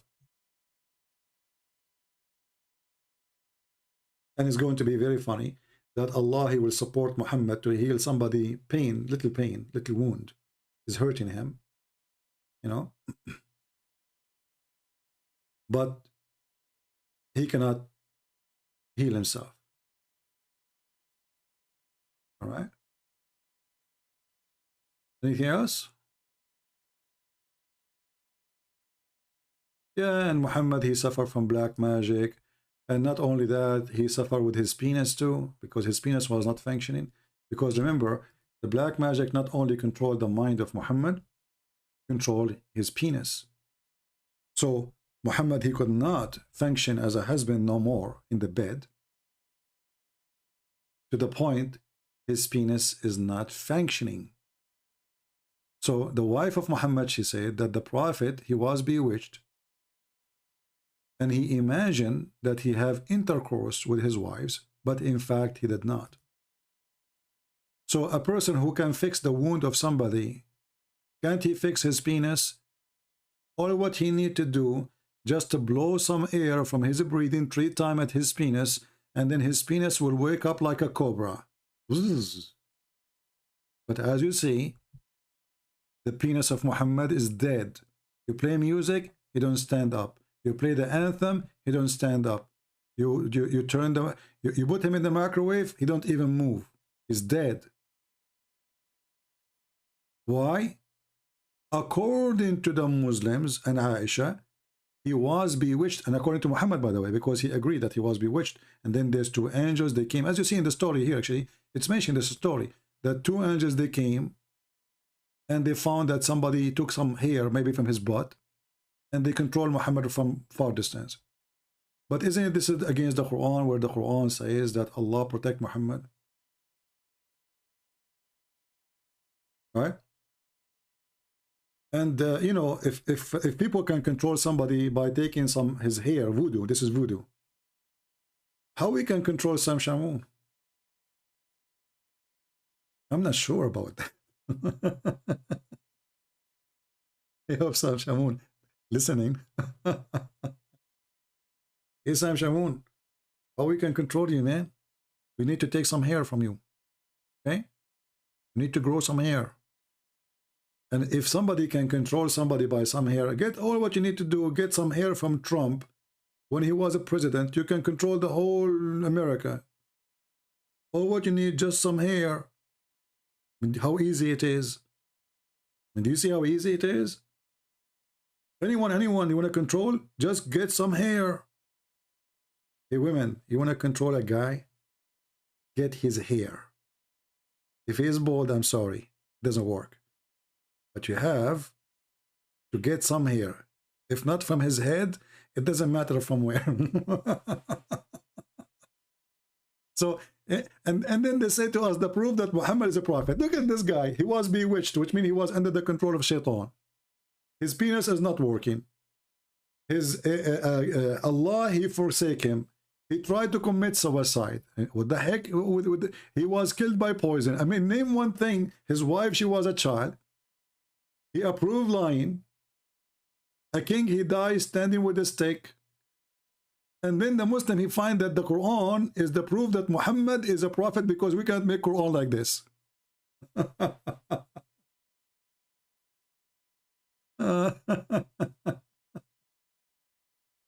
Oh boy.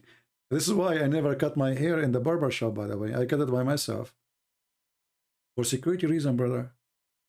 What if you go to the barber shop and then one of those who work there, and most of them are females, and you know what the females do? You know what the females do? Isn't it the Quran says, إِنَّ مَكْرَهُنَّ عَظِيمٌ. Like, what the heck? Really?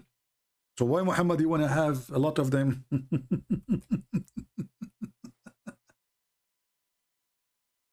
You want to see how the Quran speaks good about women? Their evil is great. مَكْرَهُنَّ عَظِيمٌ. And the funny is, or كَيْدَهُنَّ عَظِيمٌ.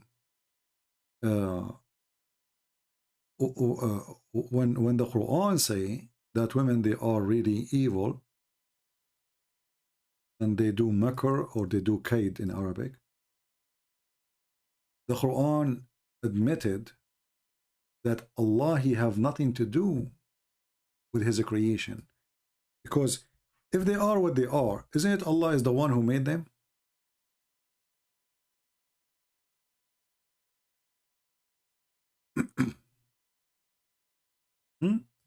Muslims, who is the one who made them in such a way? So what the point of saying that they have such a thing if they have it? If they are pure evil, are you warning us or you are complaining?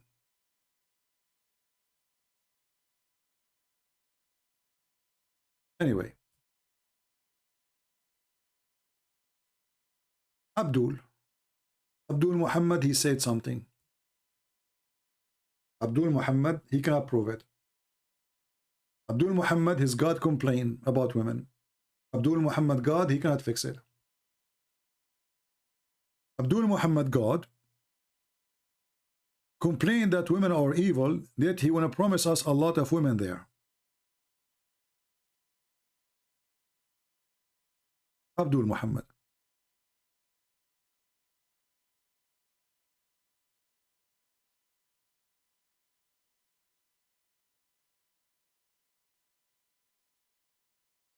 In Romania, yeah, I heard about this guy in Romania, Darwis.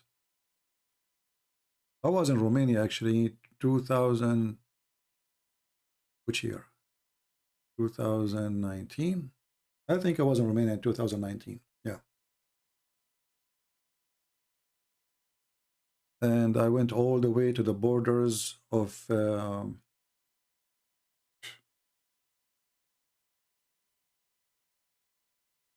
and I forgot the name of the country. You know the country between Russia and Romania, what it's called? Moldova. Yeah, actually I went all the way to the river. There's a river there between Romania and Moldova. You know, you cross, you go to Iași. You know, I'm sure you're Romanian, you know Iași. So I went all the way to the river. Actually, I was going to go to Moldova, but then I changed my mind about it. They told me it's not safe, etc. And I said, okay, no problem. Yeah. Anyway. Do we have any Abdul? Not Maldives, Moldova. Maldives is an island. Moldova. Yeah. Yeah, Moldova is, if you cross, I think, from Romania, I think you can cross from Moldova to Ukraine or to Russia, I forgot. Yeah, my friend, we will talk about all the hadith, that's it. You know? Yeah.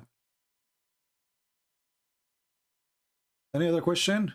Beside that, Muhammad, he can heal people and we prove it to be wrong.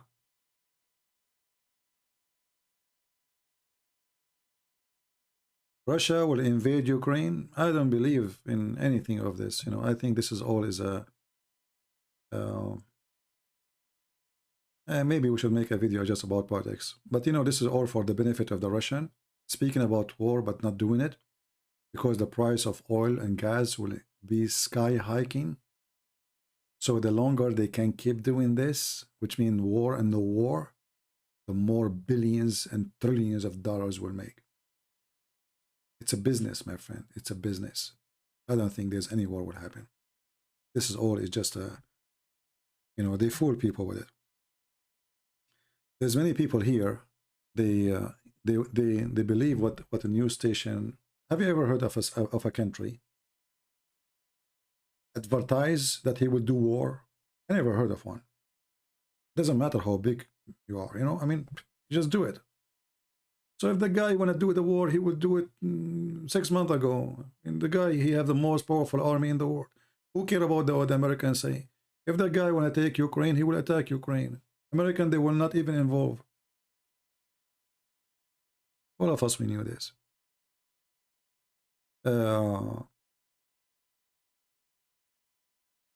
So you know, if they say to you he will attack, you know, Ukraine, I believe it's just a pure business, so they can increase the price of gas and the price of when I say gas, mean oil, you know, oil and gas for heat like propane and natural gas. And I'm sure the Russian, they are enjoying very much the rumor about the war, because the longer it goes, and even if a war happened, by the way, price of their oil and gas will go crazy, and nobody will dare to put sanctions on them because Europe will die without their gas. So Putin is laughing at what they say in Europe. You know, who will put sanctions? You will die without them. You will freeze, especially if you attack now in the winter time. And Biden, he said it's okay.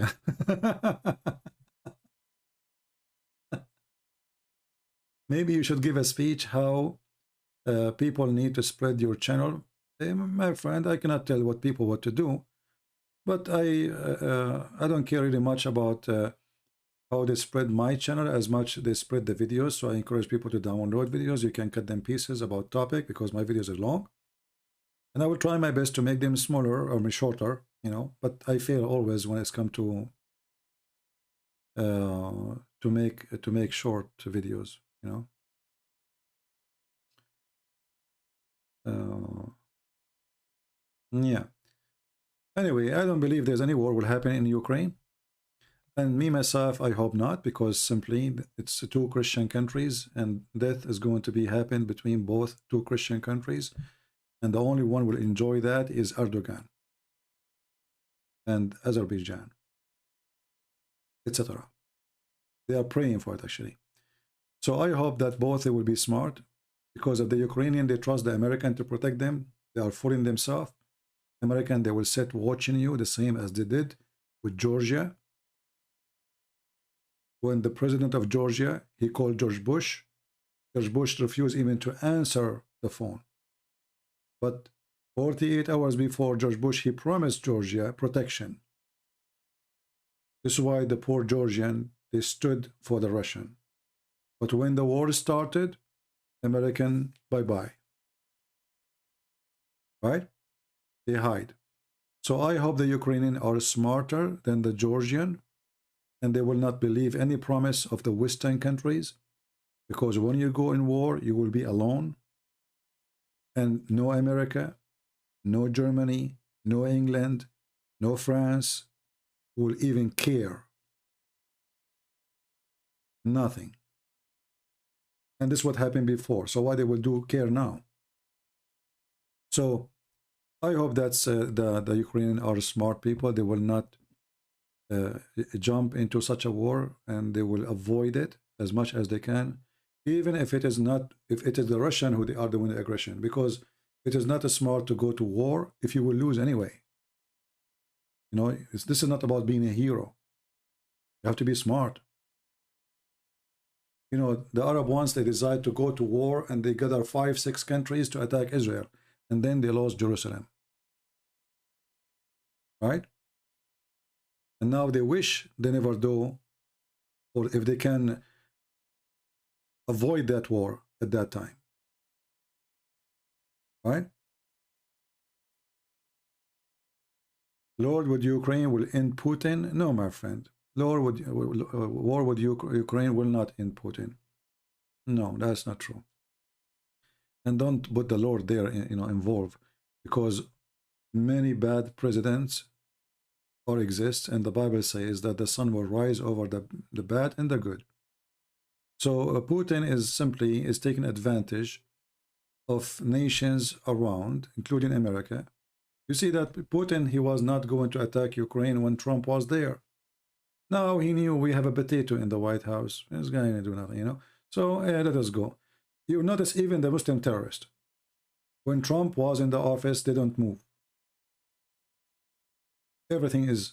The second Trump is gone, do you notice that we have an old man, he cannot even walk? He cannot even talk, he don't even remember his name.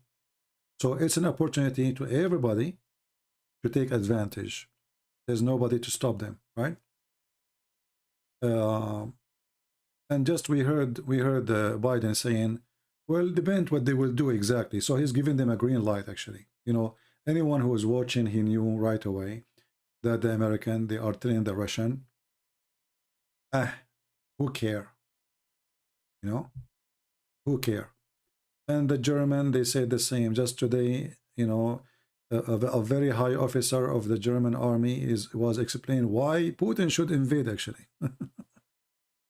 And the German always, I'm not accusing you as a German if you're a German, I'm talking about the government, it's very evil. They arm everybody evil. They never arm a good country. Never arm.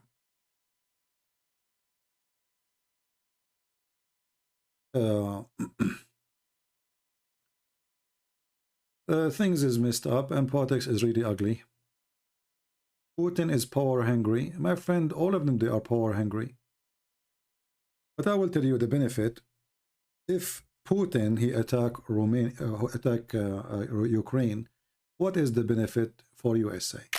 And I believe USA is trying to push Putin to attack Ukraine, because they will use that as an excuse to put sanctions on Russia, and then they will stop the gas line, which is going all the way through Europe to Germany.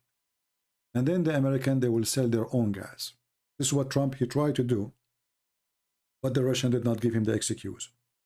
So now if Putin, he did that, then this will be a golden opportunity to the American to cancel that pipeline, and it's almost done.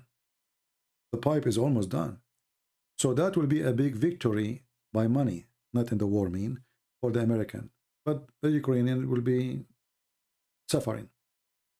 So there is a benefit from this war if it happened. For many, the Saudi, the American, the Venezuelan, everybody who sell oil, even Iran. The only one, the real person who will enjoy it is the American. But I believe that this is not a reason for Putin not to attack, because they are not suffering and they will not. Russia is a very rich country. At the same time, they knew nobody dared to touch them. The American, they will never even dare to put their hand up in the front of them. Nobody who dare, I mean, those Russian, they can destroy the whole earth, not America alone. So talking about war, saying stand up for the Russian is a joke, for nobody can stand up for them. I can say the Ukrainian, they can stand up to create a civil war against the aggression, and I feel for them. I support actually the Ukrainian, because obviously Putin is being filthy now by attacking his neighbors, if he did. But Ukrainian, they will be alone. They will be fighting alone. They will suffer alone. All the promises is a false promises. Right? They are false promises. Do you think Trump will become the president again? Well, if you ask me, I hope Trump will not become a president again, because Trump is a dump. I support him. I supported him. I was happy that he won. But Trump is dumb, is stupid too. But he is better stupid than the one we have in the White House now. The one we have in the White House is certified donkey. Trump is a mule, you know. Sometimes he do what horse does, so he's smart sometimes, and sometimes he kick you in your nuts. So Trump is not really the best, but in the scenario we have right now, he is the best between the donkeys. All right? So we hope Trump will become a president, but he is not my favorite. However, he is the only one in the shelf for now. And trust me, if Trump he become a president, Putin he will, you know, he will not be playing around. Everybody knows playing around. Nobody care for America no more. Nobody even respect America no more. We have those mentally ill in the White House and the liberals controlling the country. They stop gas line. Have you ever heard of people they don't want to get a free gas, free, and they want to buy gas? Welcome to the donkey party.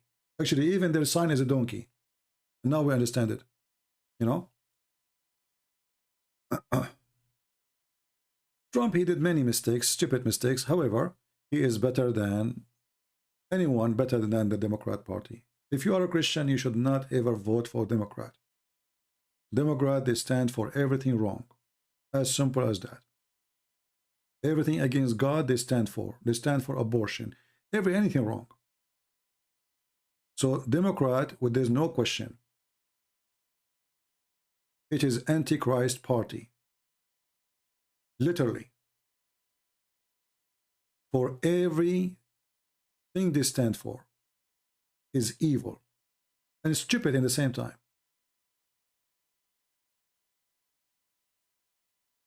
But when we talk about war, and now what we will go for an hour more speaking about war. That's what you are doing to me. If we want to talk about war, remember that war, you know, you can say Putin, he is seeking power, he is a power lover, etc. He won again the Soviet Union. Well, Americans are doing the same. Americans are telling everybody in the world what to do, what not to do. Their nose is in every place in this earth. Nobody have bases as we do. We tell even Japan what to do. We tell England what to do. We tell Germany what to do. And what I find it very funny, that they can tell everybody what to do, but Putin cannot. You know what I mean? So the naive one is the one they try to make you feel like, okay, only the Russians are doing that. But the fact, all countries in the world, Erdogan is wishing to control all of Europe. He wished to occupy all of Europe. He wished to occupy Jerusalem. Just give him an army. Trust me, if Erdogan he have an army of like USA, he will demolish the whole earth. Imagine if Erdogan he have the same power as Putin. Just imagine. Thank God he don't. Thank God he don't. So don't think that only one country they want to do that. This is the game for all of them. All of them, they are run by their evil. They don't care for God, and ethic is not exist in their agenda. They don't do ethical things. For us, normal people, when we speak about ethic, right? About wrong and right. For them, they don't see anything of what you are thinking of. For them, they see oil. For them, they see money. For them, they see business. For them, they see opportunity. They don't see ethic. This is from your side. And now you will notice that Joe Biden is focusing, doing his best to make Iran powerful again, because Obama is a Shia. And he is trying to lift all the sanctions from Iran. Isn't it obvious? Obama, this is the president right now is Obama. So everything is messed up. The same as it was in the time of Obama, because Obama did not leave. We got him back by Joe Biden. So Iran, they will lift the sanction on them. They will have a lot of money. And then now, if we are going to punish Russia, cut their pipeline, then we need the Iranian to open their pipeline so we can cover what is missing. Are you getting the point? So this is why the American right now trying to fix their relationship with Iran and Libya, so we can have enough oil, and then we can put sanctions in Russia, and we will use the Ukrainian as an excuse. It's a game. It's a dirty game. Same time, we can sell better price for our gas and our oil in USA. So all of this is a joke. Have nothing to do with ethic. And poor people, they think about ethic only. And I am one of you who think about ethic. But for them, they don't think about it this way. Somebody is saying, what do you think about Bitcoin? If you have Bitcoin, I say to you, take your money away right away before they steal it from you. If you have Bitcoin, if you are investment, they will rip you off. Sooner or later, this Bitcoin, all this numbers, whatever call it, currency, is going to disappear. And millions of people will suffer because of their greed. This is not a real money, my friend. You don't even know where's your money now. Just to show you how stupid this currency is. Fox News yesterday, they announced in an interview that Bitcoin is going to collapse. The day after, 50% of the value is gone. Okay? Just because of an interview in Fox News. Do you understand? An interview, because the people got scared. They saw Fox News saying that, everybody started selling. They lost 50% of the value. 50% in one day, 24 hours. So don't be a fool. If you have a saving, don't put it there.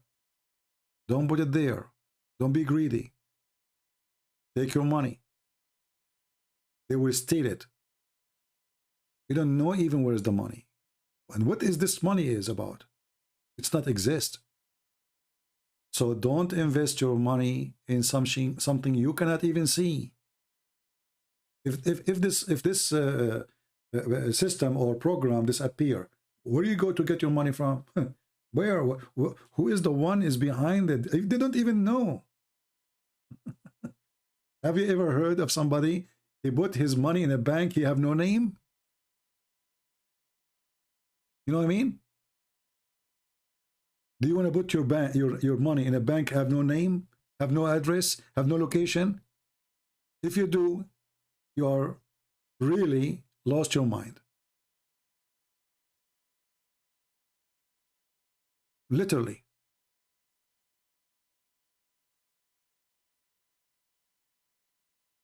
We don't know who, we don't know where this money, we don't know what is that a bank? No. So what is it? But you know, people are greedy, and this is what happened with a scam. You know, there's many apps they send you, like, you know, like I heard about an app was exist in Romania, was exist in Greece, was exist in Italy, was exist in Spain, and lately they appear in Egypt. They changed just the name of the app. They say invest. If you give us $1,000, we give it to you. $3,000 within a week. After 1 week, they will send you $3,000. You will say like, what? Now I will put back the 1,000 they gave me and the 1,000 I gave them, and the 3,000 they gave me, they get them back. So all the greedy one, and by the way, they are not giving you the money from them. What they do, as today you send your money, a week ago there's a guy sent his money. So they will take the money which sent today to them by you, to the one who sent a week before you. So they are taking from your money and giving it to somebody else just to fool him. And then when they have billions of dollars, they disappear. And you do not know them. Right? Now I see Ahmad is saying, I want to say thank you for, you know, I became a Christian. Well, my friend, thank the Lord. Don't thank us. Thank the Lord for you become a believer. And thank the Lord you are saved. And for us, we are here just serving. All right.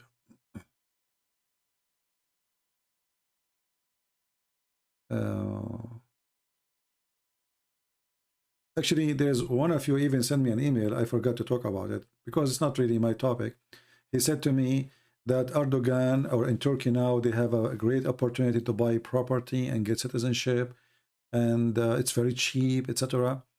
So I told him, you know, first of all, I don't want to mix between fiction, or let us say dreams, and reality. But I saw a dream, and I told you about it before, I think, that I saw an earthquake, which is an unbelievable earthquake in Turkey. Even Greece is going to suffer from it. Even countries around them. It's going to be massive. So, and it's not even a secret that Turkey is a country of earthquakes. I'm not predicting really. I mean, this is what I saw in my dream, and I don't know even why I saw it. Like, I don't think about Turkey, and I wasn't even watching news about Turkey when I saw that dream. But I saw a huge, massive earthquake, and a lot of people die. And the earth was like somebody is, like, you know, putting his hands on the ground and flipping the ground upside down. But if you speak about reality as economy, why you want to invest in a country can have bankruptcy anytime. Actually, it has already bankruptcy. It's already bankrupt. Banks in Turkey, they can close their doors any second. American, they saved Turkey many times by giving them currency and money. Qatar. Turkey is borrowing money from everybody. They don't have money. So all those golden opportunity, if you invest in Turkey, that's telling that the country is suffering. It's not in a good shape. This is just to bring money, and then they give you nothing back. And then one day, if you decide to leave and take your money, good luck. First, nobody will buy your property, which you bought, which is useless. Secondly, the property price will drop horribly, because this is when people, they sell when it is bad. So don't be a fool. Never invest your money in a place full of risk. I feel sorry for people who, you know, just a dream about making money, and they go and they drop their money in the wrong place. And, you know, this little money you have, maybe it took you all your life to save, you know, just because you thought this is opportunity, and then you find that you are going to lose it all. My advice to anyone, never invest money in anywhere in the Middle East. Anywhere. Like in Dubai. How successful Dubai is? Very successful country. Last week, the Houthi in Yemen, he attacked the airport of Dubai. If this guy, he attacked few times more, Dubai will be a ghost town. Which means the economy will collapse. Those countries are cartonic countries. They are not really countries. It's made by the rich. They don't have a form of a country. They don't have even population. They can disappear in the speed of light. Kuwait, Bahrain, Qatar, those are not countries. So you invest your money there? Just a few years ago, actually, Dubai was a ghost town. There's 27,000 cars in the airport parking in Dubai, because people, they were leaving, they can't afford it no more, there's no jobs, and they leave in their cars because nobody will buy it anyway. If Iran hit one missile at Emirat will be empty, because all the foreigners will leave. And even the citizens, they will leave too. They have money. But people, they, you know, they are, somebody saying, you are your own bank with Bitcoin. My friend, there's no bank. Where's your money? Look what Benny, he said. That is not right, Mr. Benny. Or Mrs. I don't know if this is Benny is a name of a boy or a girl, I'm not sure. Bitcoin is not a bank. This is number one. Number two, you don't know the address of the bank. Number three, what is the guarantee you will get your money back? There's no guarantee. Is it protected by the Federal Reserve in your country? If this currency disappears tomorrow, where do you go? You will sue who? Do you have a name? So don't say such a thing. Your own bank with Bitcoin? There's no bank. No, you cannot. No, you cannot. First of all, it's forbidden in many countries, which means if you try to use it, if you open your computer and you log in some countries, you go to jail and you stay for 15, 20 years. And in the same time, the one who controls the system, nobody knows who is he. So he can cancel your account, he can take your money, and he can say to you, bye-bye.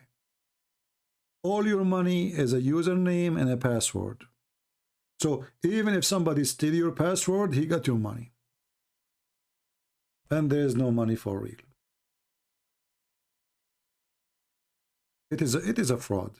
Yeah, you will see, you will see. People will cry badly. People will cry really badly because of those currency. Just in one day, yesterday, let me show you now, just to show you how this bank is a fraud. When a TV station like Fox News make an interview saying that this coin is going to collapse, and then second day 50% of the value goes. 50%. Not 5%. So where is what are you doing to yourself? So if you are a person who bought this currency for $70,000 a week ago, and now it is 35.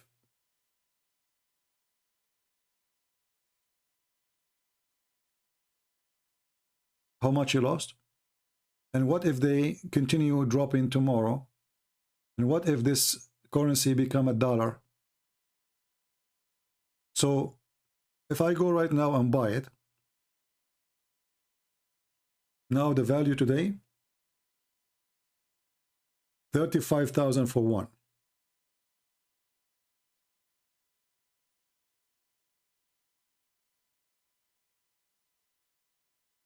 What if tomorrow the value become, what if I buy now $35,000 currency from this currency, which means 1, and tomorrow it become 10? There's no value for it. How in the world half of the money is gone in one day? Because it's not money. It's not. It's a joke. It is literally a scam. And do you know who is the one having your money? Where you are sending your money? Mafia, drug dealers, who? Nobody knows. Nobody knows. Anyway, I asked you vax and donation in your channel Bitcoin. You know, my friend, I don't take Bitcoin and I don't deal with it. And even Patreon, I don't think they accept it. I don't want this currency. I don't want to have anything to do with it. Regardless if I have money or not, I will never use it.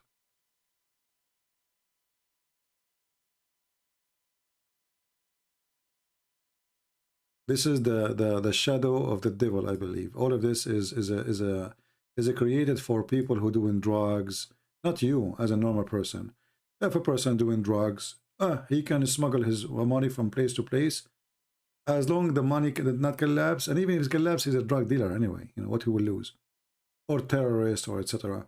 But for you as a person, you have little money. You put all.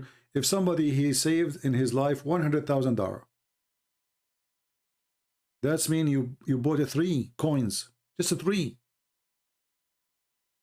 If you lose those 3 coins, you lost your life saving. Why you want to do that to yourself?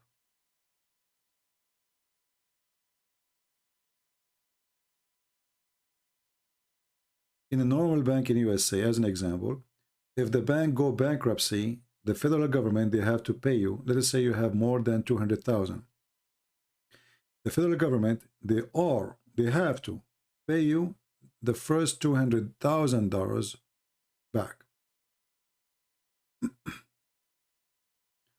No, they will not become. Already they are popular, but they are popular for people who they, you know, they let's say they've been driven by their greed. You know, one guy, like what his name, the guy, the owner of Tesla, if he made a statement now against it, you will lose the money. I mean, one guy, he can control it. Maybe he's one behind it. We don't know. But if this guy, he made one statement against the currency, the Bitcoin or any currency, this currency value will go down to earth. Just one person making a comment.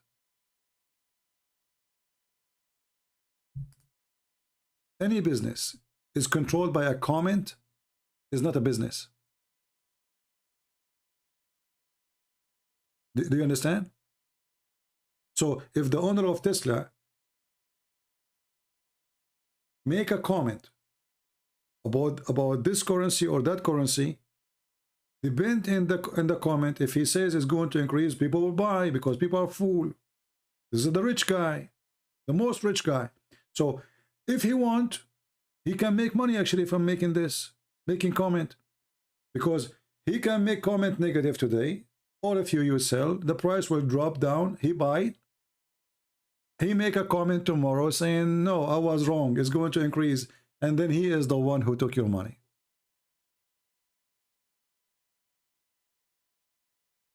Do you see what I'm talking about? This is why you see all of those who want to go in the White House or the senators, they are dying for the job. Do you know why? Do you know why Pelosi, she is in the age of 100, 200 years and still she don't want to retire? It is the stock market. Those who they are in the office, they receive information from the vice president of companies about when the price will drop, when the price will go high. It's part of their national security to know. So they have access to information which will drive them so rich.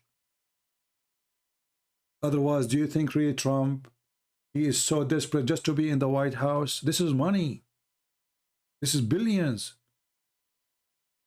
Have you ever seen somebody of them, he became in the office, he did not become rich and he don't own stocks? They never lose stocks because they knew the news before you know it. When you know it, it was too late.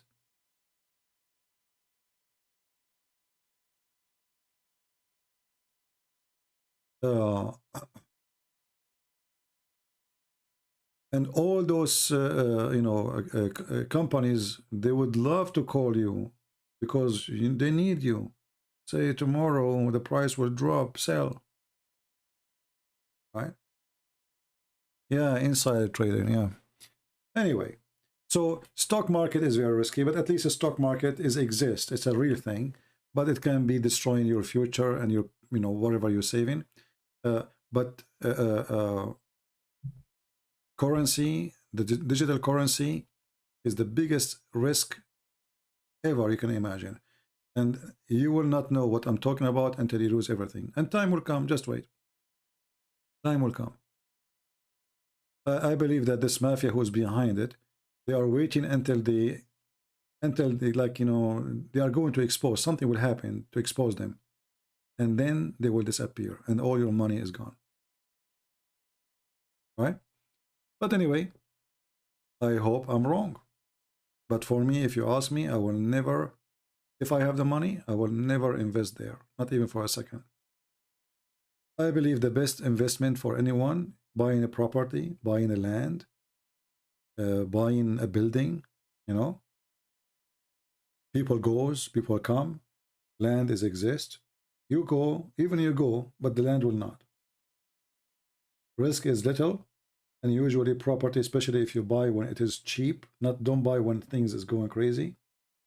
Buy when people are, let us say, when the market is bad, as simple as that, when the real estate is not good. This is when you buy. This is the only secure place. You can make money from it always. Money can come back to you. There's no risk. Any other businesses, the stock market, there's a huge risk. This is why in stock market you can make a lot of money in one day, but you might lose them the second day. In property or real estate, It's not the case. So if you are a person who have little money, you don't want to destroy your life.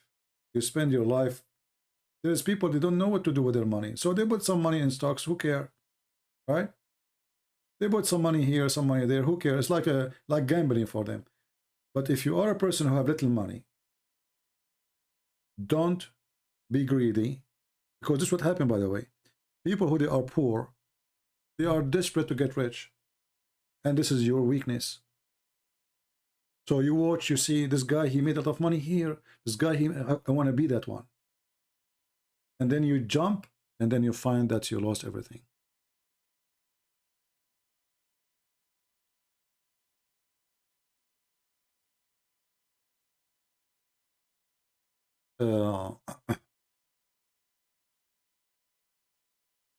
I believe that anyone want to do something smart for the future is buying the land, and even the land now is not important. Let us say it's a little bit far from the town. All cities are expanding. I know people who bought land for almost nothing. Why? Because it's far. 20 years after, the land is in the town, and they made a lot of money from that. So invest wisely, and don't be a fool, and don't be greedy. It takes time, but it's going to bring back to you your security. Same time, I believe that if a war happened, if something wrong happened, if you have a land, you can live in it. You can grow your own vegetation. You can stay away from the public, because cities will be a place of hell if the world go in chaos. As an example, you know, we are now, until now, we are living with this crazy corona. So imagine if this corona was more aggressive, and not few millions die, hundreds of millions, and people, they start killing each other, fighting over even food. Then you will wish that you live in a village or in a mountain where nobody lives,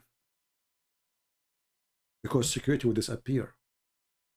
There's no government can control a crowd which is hungry. No government in this earth.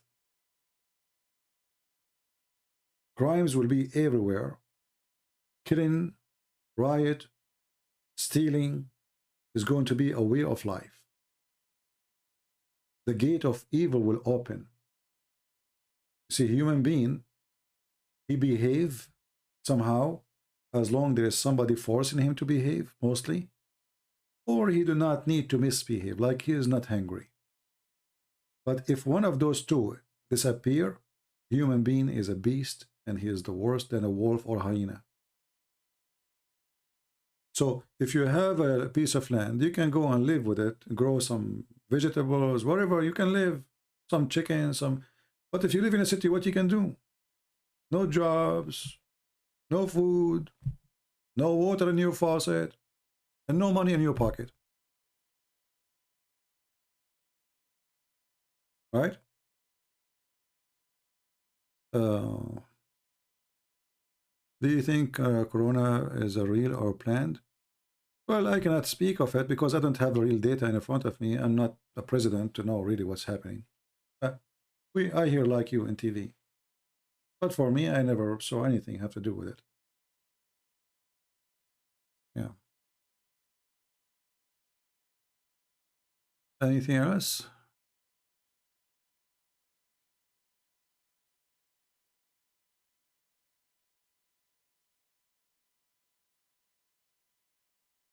All right.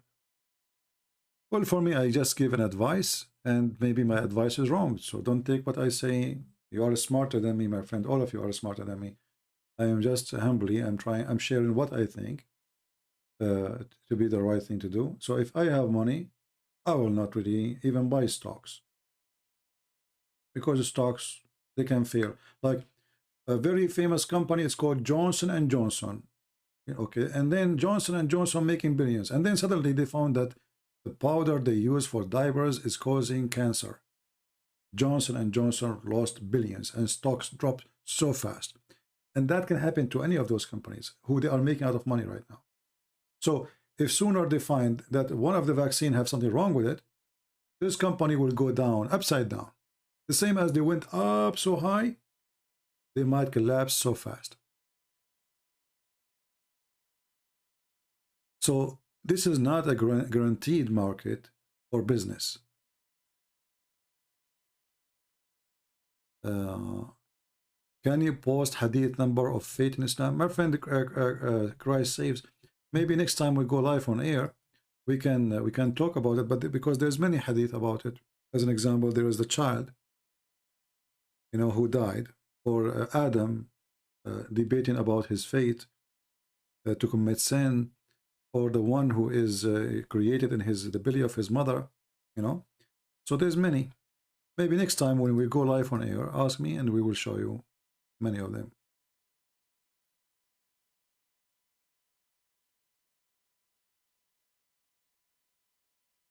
Are you vaxxed and boosted? What does that mean? Speak English to me, my friend. What do you think about Russia? Well, for me, I believe that for me as a Christian, I think about any Christian as a Christian. So Russian, generally speaking, they are Christian people. Ukrainian are Christian people. So anything happened to both of them, I feel sad. For Christians should not be killing even Muslims. Why Christians will kill Christians? That is not right. So for me, I look at things in a different way. I don't look at it as politics. For me, any war between the Christians is painful, and there is no winner. Both of them, they are losers. This is why I pray that Russia and Ukraine, they will not go in war, and peace will happen between them. They will find a solution. Somehow, somebody will be able to help. And, you know, madness will take you nowhere. Right?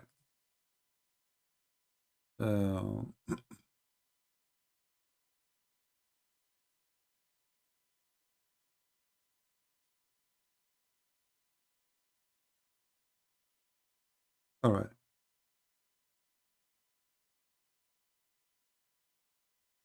This is the rocks, guys. Yes, last time she came here and she said that the women, she have half price. Do you remember her? She sent me a message in Skype. The women, she have half price. The rocks. Did you see that this is in your religion? Did you laugh at yourself that the women, she have half price? And the verses you gave me in the Old Testament is not about women buying them and selling them.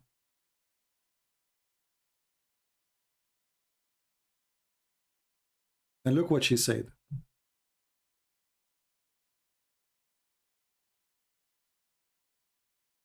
Listen to all of this top tier shitty, this is her language, her tongue, financial and medical advice. And yet you sheeple take him seriously. Okay, I will give them advice from your prophet. Is that okay? All right. So, people, if you have a cancer, you take Niglaseed.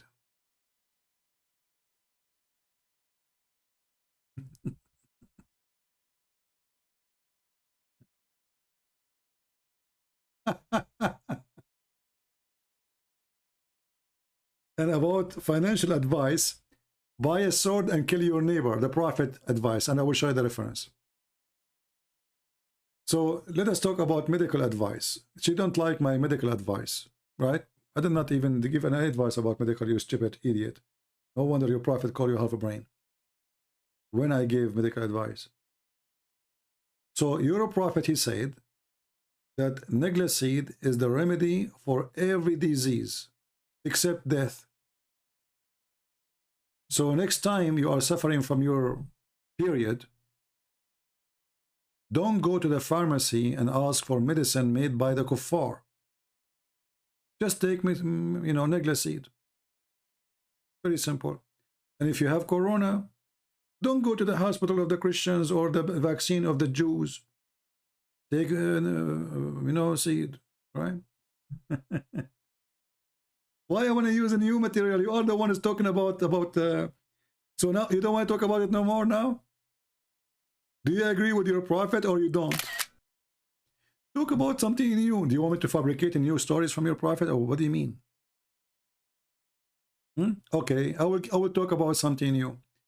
How many of you like to have boys, not girls? Or you like to have girls, not boys, when you have sex with your wife? Let me give you medical advice. Prophet Muhammad, he said, peace be upon him,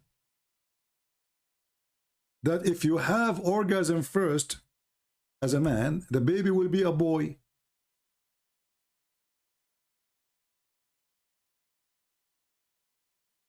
If the women have orgasm first, the baby will be a girl. Here we go, I became doctor, and now according to your prophet, Djupet prophet, the one who have orgasm first, he decide the gender. So based on this, the racks, when your father slept with your mother, he have orgasm next. Your mother, she have orgasm first. And that's why you are a female. See, Alhamdulillah. We will not exist in the bedroom with your dad and your mother. But now the prophet, he told us what happened in the bedroom. It's your mother who comes first. Now, if we check with science, people will laugh at this, and people will laugh at your prophet. And as you see, this is sahih. This is sahih. And based on this, if Muhammad, he have many girls, daughters, that means he never have orgasm first. You have no comprehension of hyperbolic speech. Try to Google it. So you cannot answer. See, we are showing you reference. What do? You change the topic. Change the topic. Aren't you the one who complained about medical advice? So do you agree with your prophet advice in medicine, or you don't? No, you don't want to talk about it. And when you say I'm exaggerating, what is the exaggeration? I'm reading exactly what it says there. Guys, I'm exaggerating. As long as you are saying I'm exaggerating, did your prophet exaggerate when he says that majority of women, they will go to hell? Did he or he did not?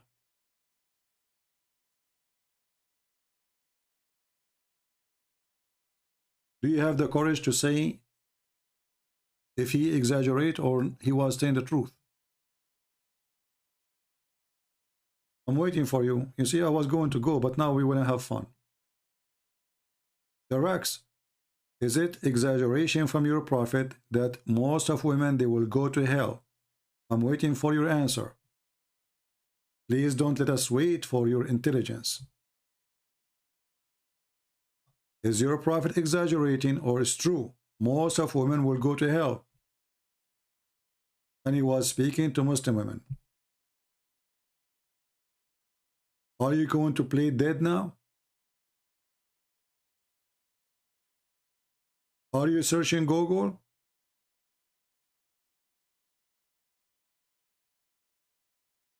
Hello? Now she played dead.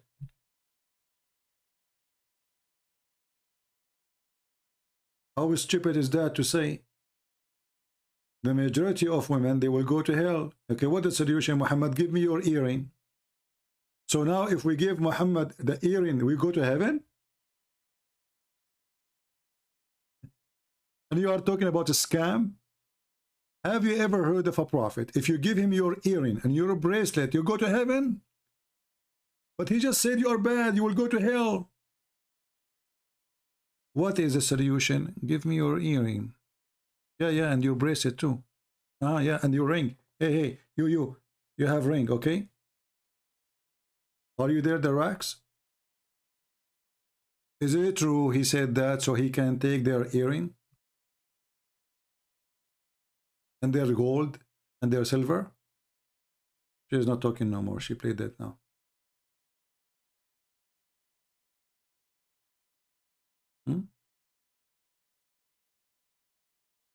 Give me your earring.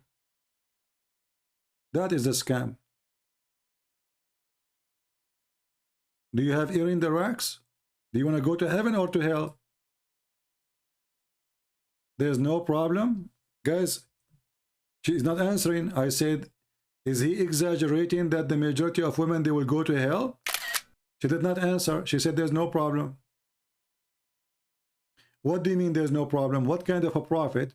He claimed that you will go to hell because you have your period. And that is deficiency in your religion. Look what she said. There's no problem with that hadith. You are framing it in a way it was not intended.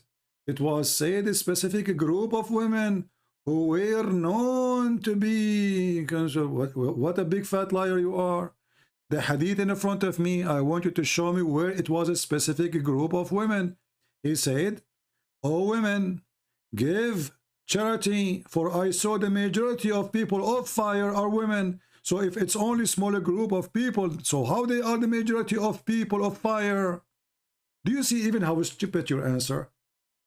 Now I agree with your prophet when he described Muslim women that they have half a brain. Do you see your stupid answer, how it's work against you? Read carefully. The majority of people of the fire are what? Are women. So if it is only a group of women who are going to go to hell, why the majority of the hellfire are women? Darax. Your father should have changed your name from Darax to Wax, because you exist for one reason: to wax with your tongue the stupidity of your prophet. You try to fix it, you make it more ugly. Does it say the majority of people of hell are women? So how little group only? Do you know what the majority mean? That means when we go inside the hell, and you will be there for sure, we will see you from far distance. Maybe 80%, maybe 75% of hellfire are women. Not a smaller group of people.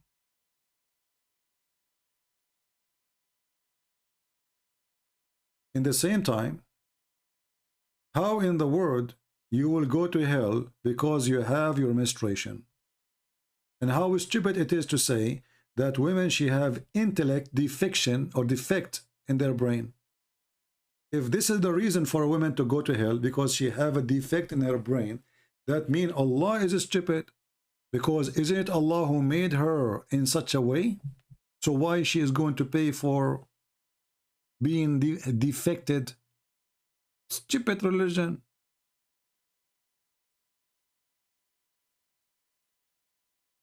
Huh?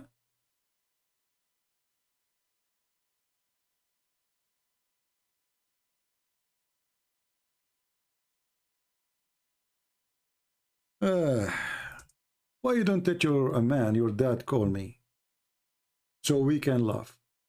Because, you know, I'm not really interested in half a brain creature.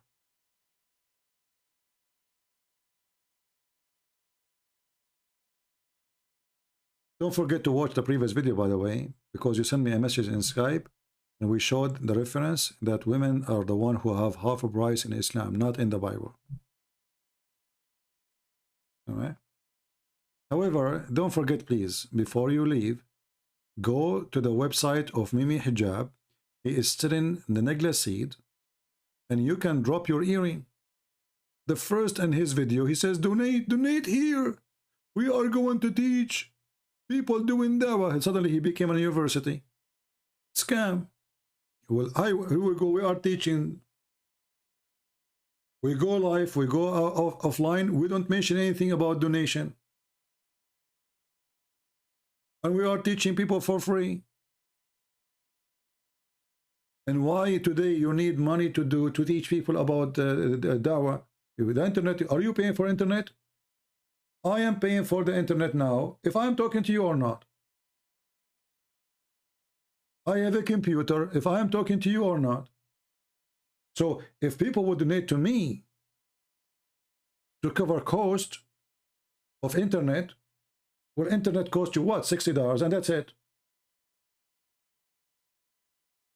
That is a scam. crying for donation every 2 seconds when you talk. And you are the one who can save the Muslims.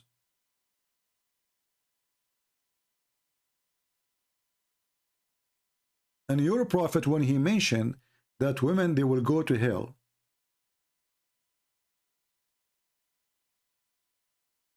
what was the solution? Is it them to change? No. To repent? No. So, how we can fix it? Give me your earring.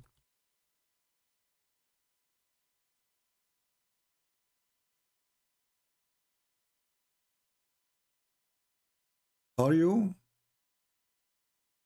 insisting that I am exaggerating?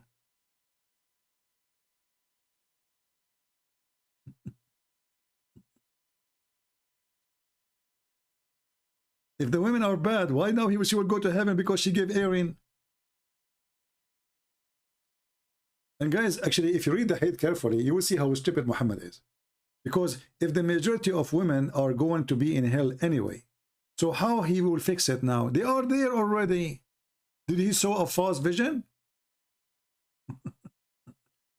You know what I mean? People, do you see how stupid it is?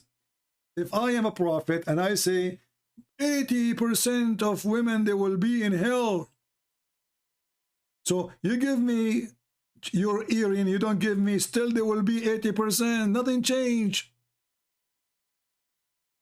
The rocks now, she don't want to talk about Islam no more. Why you don't talk about your religion? You tell that to your prophet. Why he don't talk about his religion? Why he keep attacking the Christian and the Jews and everybody? Why are you talking? Why you don't? You don't want to talk about the stupid prophet no more. It's not. She is not winning. It's not working. The rocks. If the majority, Allah told him that the majority of women are in hell. So how giving your earring will fix it? They are already, Allah told him the majority are in hell. He was lying. Allah will change their fate because of some earring. Why you don't talk about your religion? You ask your prophet. You pray 5 times a day, you curse the Christian and the Jews. Oh, please, Allah, don't make us the same as the lost Christians and the cursed Jews. 5 times a day. What is the majority of the creation? Is women? So guys, look at this. Just to show you how stupid you are. I think now you will, from now on, you will see me in your dreams. Guys, look what she said. This is why they don't dare to debate me. They are, you know, what if the majority of the creation is women? That means your prophet is a liar. Because he is telling them that the majority will be in hell because supposedly they are bad. But if the women are the majority anyway, so nothing changed. I mean, do you see how stupid you are? People, think carefully. What if the women are the majority of the creation anyway? Okay, so why your prophet making it a big deal? They are the majority in the earth, then they will be the majority in hell, normal. Donkey. Certified donkey. You just got your prophet busted again. If they are the majority of hell, because they are the majority of population, that's normal, nothing. So that means they're not bad. They should not do anything different from men.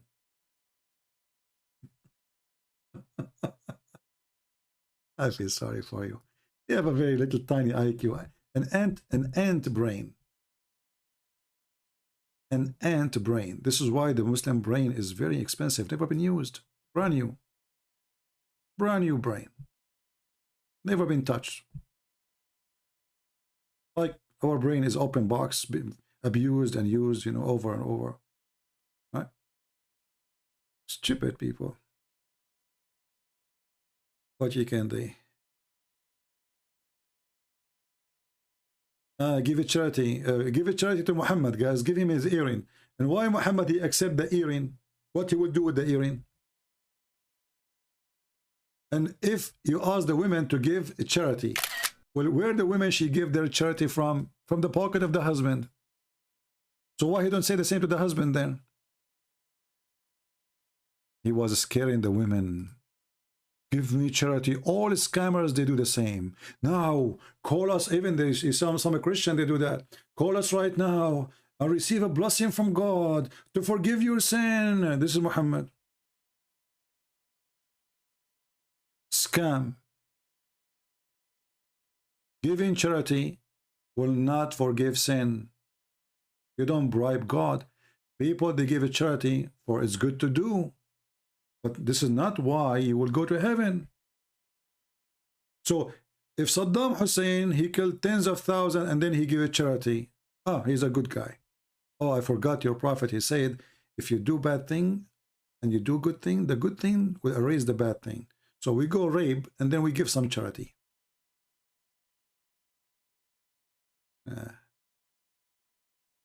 I'm very thankful for the Chinese when they said, he left as a donkey, never came back as a horse. And when Muhammad, he took the wife of his son, was it a charity? When the prophet, he made a verse says, any Muslim woman, she want to give her private part to the prophet so he can boom her. Is that a charity? I never heard of one like this. All cult leaders, they want two things, money and sex. All of them, with no exception. What is the business of God to say that this woman and this woman and this woman and this woman, I mean, who's left? The whole town. Look at this. Even the cousins. And the funny is, I permitted for you to have sex with your wife. Already they are his wives. Don't you think it's too late? And then any believing women, she want to offer herself to the prophet. Is that a charity? Is that a charity? Vagina charity? What is the purpose of a Muslim woman? She offer herself to the prophet. What exactly she is doing?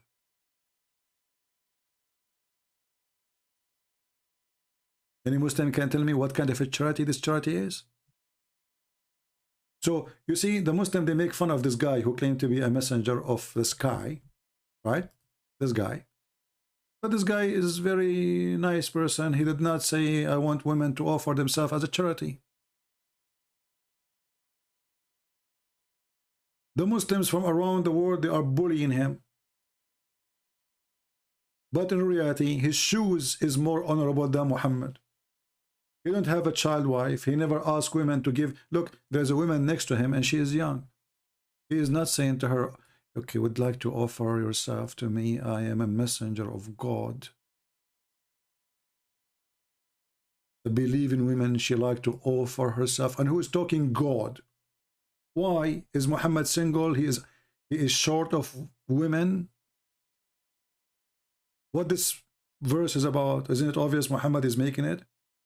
And not only that, Muhammad, after he made that verse, and then women who they are not good looking, they start offering themselves. Muhammad, he felt bad, like what the heck? Now I have a long line of women who they are old in the front of my house. So what he did, he made another verse, says, okay, hold on, Allah, he just gave me this verse. You may differ any of them as you wish, or you receive any of them as you wish, okay? He wanted to fix it. In the first verse, he's any woman she can give herself. And now, long line of women who they need retirement, they sleep with Muhammad, they will live nice life forever. They are coming to the house of Muhammad. Muhammad, this is what he want. He want young, beautiful ones. So now he have to find a solution. He said, okay, listen, Abdul, listen. Brother and sister, Allah told me that you may differ any of them. Okay, look at me. Okay, show me your legs. Okay, your legs is not good looking. A lot of hair. I will differ you. Next. Look at you. MashaAllah. Aman Rabbi Aman. You are a child and you are 6 years old and you are offering yourself for me. I will take you. This is God. Are you there, Darax? You see what you did? I was going to go. You just brought humiliation for your prophet. With your stupidity. Try to fix it again. Try, say something, say something. So we stay an hour more. I mean, this is stupid. Do you see the coward? He make a verse saying any woman she can offer herself, and then he felt sorry for what he did, because like, what the heck, the one is coming is not the good looking one. Muhammad, he opened the door of his house, he see a bunch of women, they are in the grave line. So Muhammad want to fix it. Oh Allah, he told me, okay, that I can defer anyone I wish, and I can take anyone I wish, okay, because this is religion of wish. So your prophet is the wish prophet. I never heard of a charity like this before. The racks. Are you going to offer yourself to the prophet? Now, if you are old or not good looking, I think the prophet, he will quote for you this verse. If you are cute and you are 6 years old, but this is the favorite food for a prophet, like to play with you, so you can amuse him, and you amuse him. You know, prophet of Allah. Then he will take you. I'm sure you are sorry, the racks.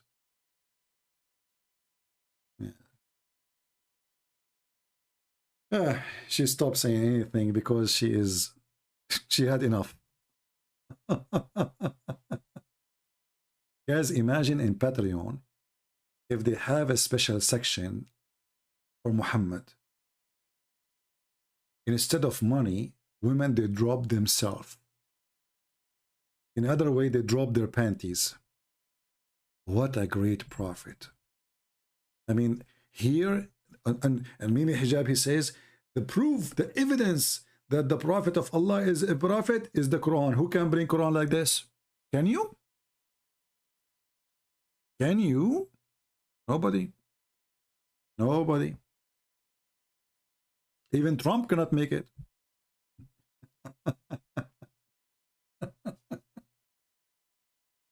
Who can make Quran like this? You know, as long as I'm hungry and I am single, so I should make like a box in Patreon. People, they drop. I would love to see this, by the way. I drop like a sandwich, something nice. You know, you are hungry, speaking for many hours, or a nice dish cooked by a lady, you know, who knows how to cook. That will be good. We should ask those websites for donations to make that section. You finish your life, you go to Patreon, you open the box, you find a dish of mahshi. Do you know, guys, the mahshi? Let me show you the mahshi. Hold on. Oh boy, I'm really hungry now. I should not mention this.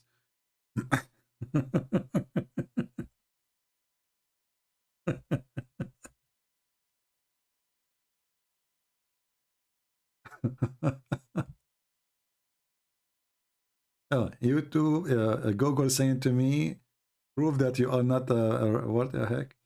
All right. So this is a Middle Eastern food, which is very tasty, by the way. You should try it. Oh boy, I did not eat this for like a century. Let me show you.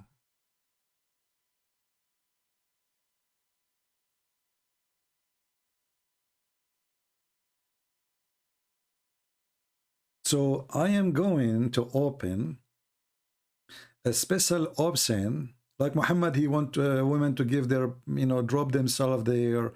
I don't want any of that.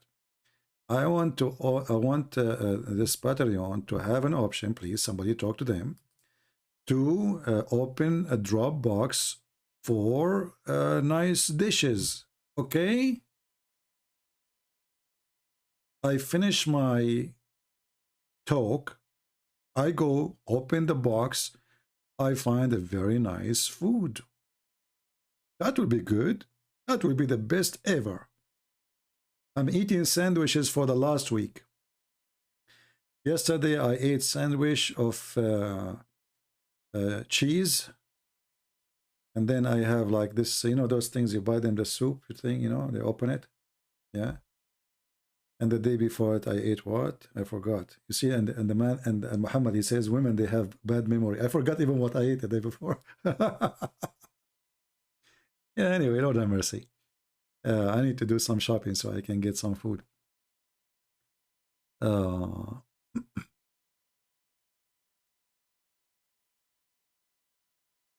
Is it true? It's Qatham, not Gothan.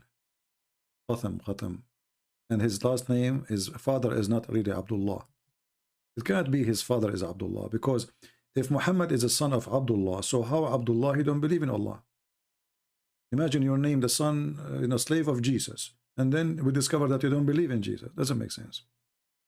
I believe they changed his name, the name of his father, the same as Muhammad. He changed his name from Qatham to Muhammad. All right, it's time to go. And what I will eat now? Somebody give me an advice. I have eggs. I will slaughter an egg. Bingo. Are you a good cook? Oh yeah, I'm very good in cooking actually. I'm very, very good in cook, but I have to get some time to cook, And I don't like to spend my time in, wasting my time. I prefer to do it in something useful. But if I cook really good.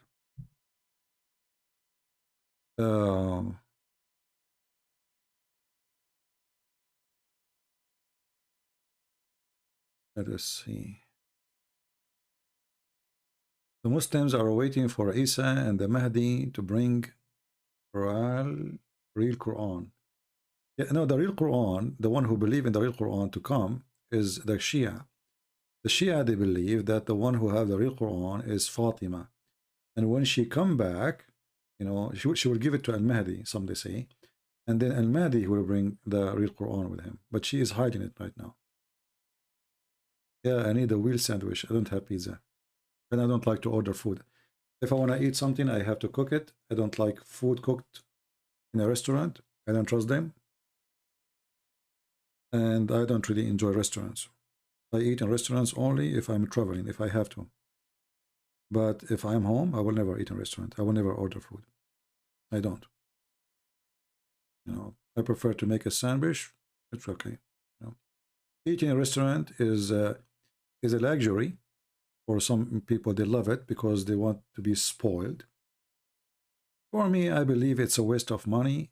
It's not even tasty food mostly, and it doesn't fill your belly. So the same money you will pay for a dish in a restaurant can feed you for a week. You might say he's being cheap or whatever. I believe it's a waste of money. And man or woman should not really eat in a restaurant unless they are so busy, their business, But why you want to eat in a restaurant? Yeah. Make a dish of salad. I might go to and buy some tomato and make salad. Yeah, I don't trust the restaurant.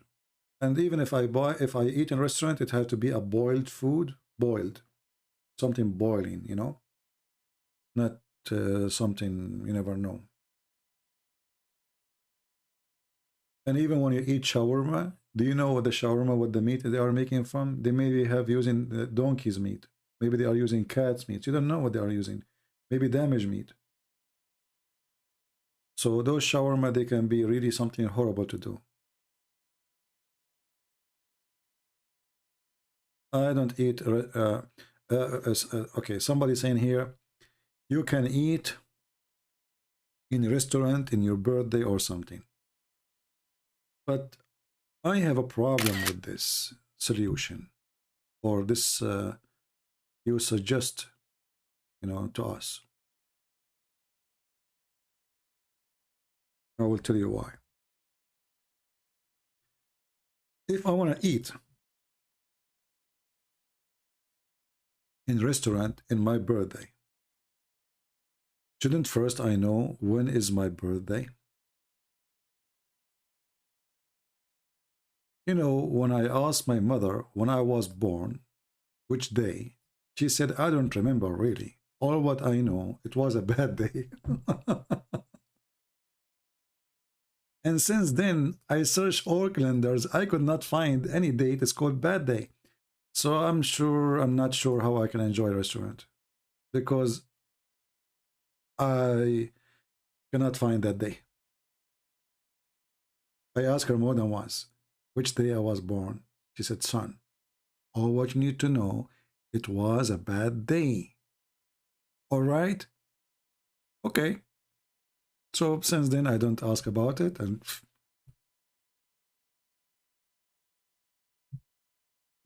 all right.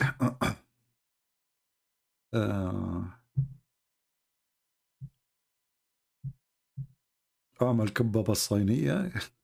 I don't know. I never did it before. I don't know how to do it anyway.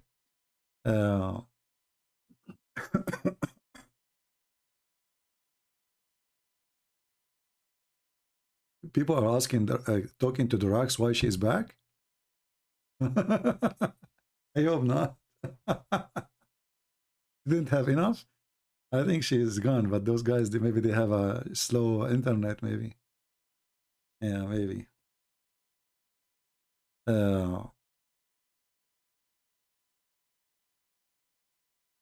You are a good person. You don't know me. Maybe I'm not. You know how you know. Don't judge people by, you know, you don't know them.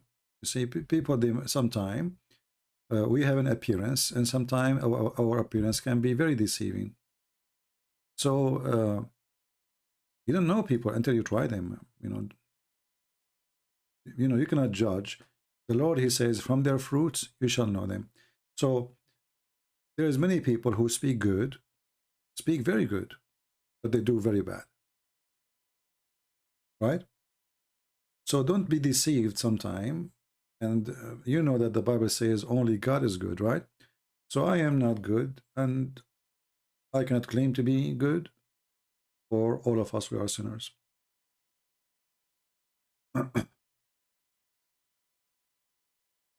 Only God is good, my friend. And this is why people, by the way, they get so disappointed from people around them, because you have expectation, and I better go because I'm freezing. Oh boy. Let me close my jacket all the way. I will put my hat in my head now. It's getting really cold. All right. So always fear those who claim to be good, because simply those who claim to be good are not telling the truth. If we are good, then we will not be committing sin. We will not be fighting with people. We will not be angry and people angry from us. Or, you know, it can be that people are angry from you because you are doing good. Like now, you know, Muslims, they get upset from me, but I'm doing good to them. I don't hate them, and I will never hate them. But doing good in general, it is something. If you are a person doing good, it is people who should notice that, not you who speak of it. Those who speak of their good, obviously they have none. If Muhammad was illiterate, why he did have a paper under his pillow? Well, for me, I said many times, I believe Muhammad was not illiterate. And Muslims are the one who's illiterate, because the Quran makes it clear that the illiteracy of Muhammad, it was about him not knowing the scriptures.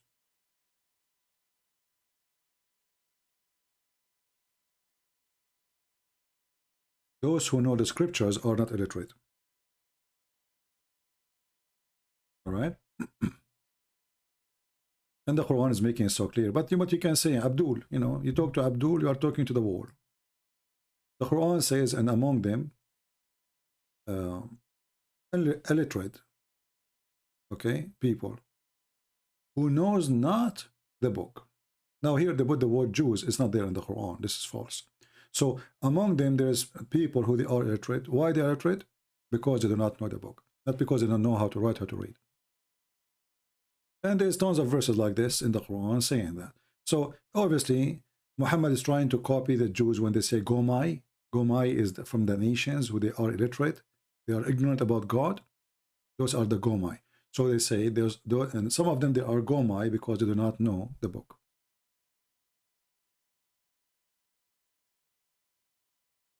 Right? Still believe in the Quran even when they know that a lot of flaw holes in it. Well, the Muslims who believe, the Muslim who knew that the Quran is full of lies, he can stay as a Muslim because he has no choice. Like if I live now in Morocco. In Morocco, they make a special law that converting out of Islam is against the law. You will go to jail. And if somebody preached the gospel or any religion to Muslims, he will go to jail too. So the only way for them to keep Islam surviving is to force those people to stay as Muslims. But we will not know who stay as a Muslim or who is not until you give them the freedom. My mic again, I think if I stay for certain hours, my mic is golden.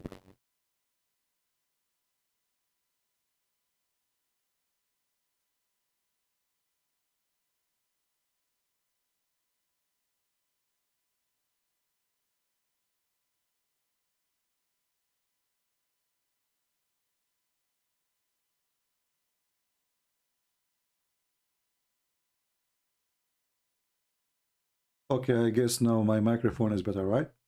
So I think like if we stay for a certain time, now we are here for 4 hours, 41 minutes. Remember, it was 2 hours and 1 minute I said I'm leaving. And now it's 4 hours and 41 minutes. Guys, I hate you, I hate you. I hate you, all right?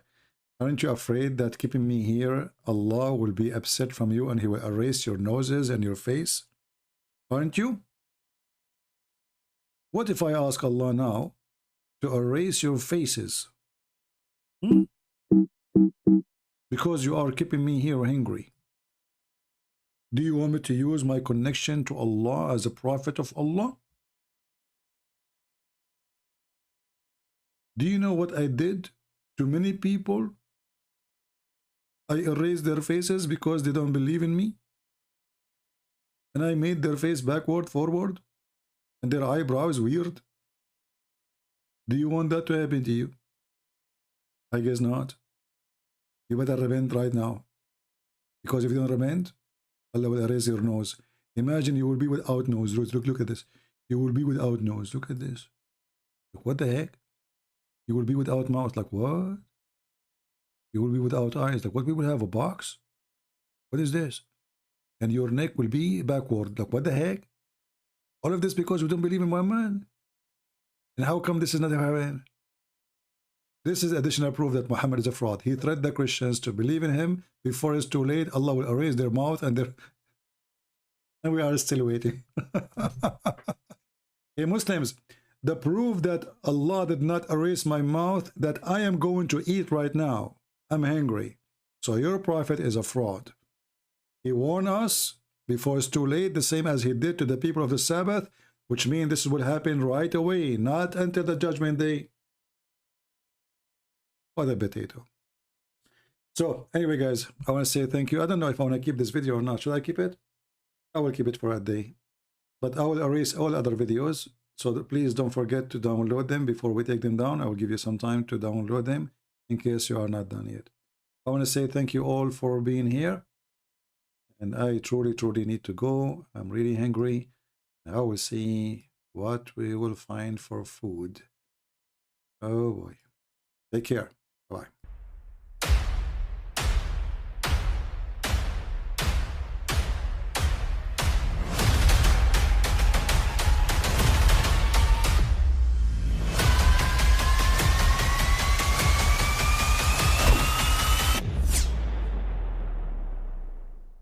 But I mean, again, he doesn't know who Gabriel is, right?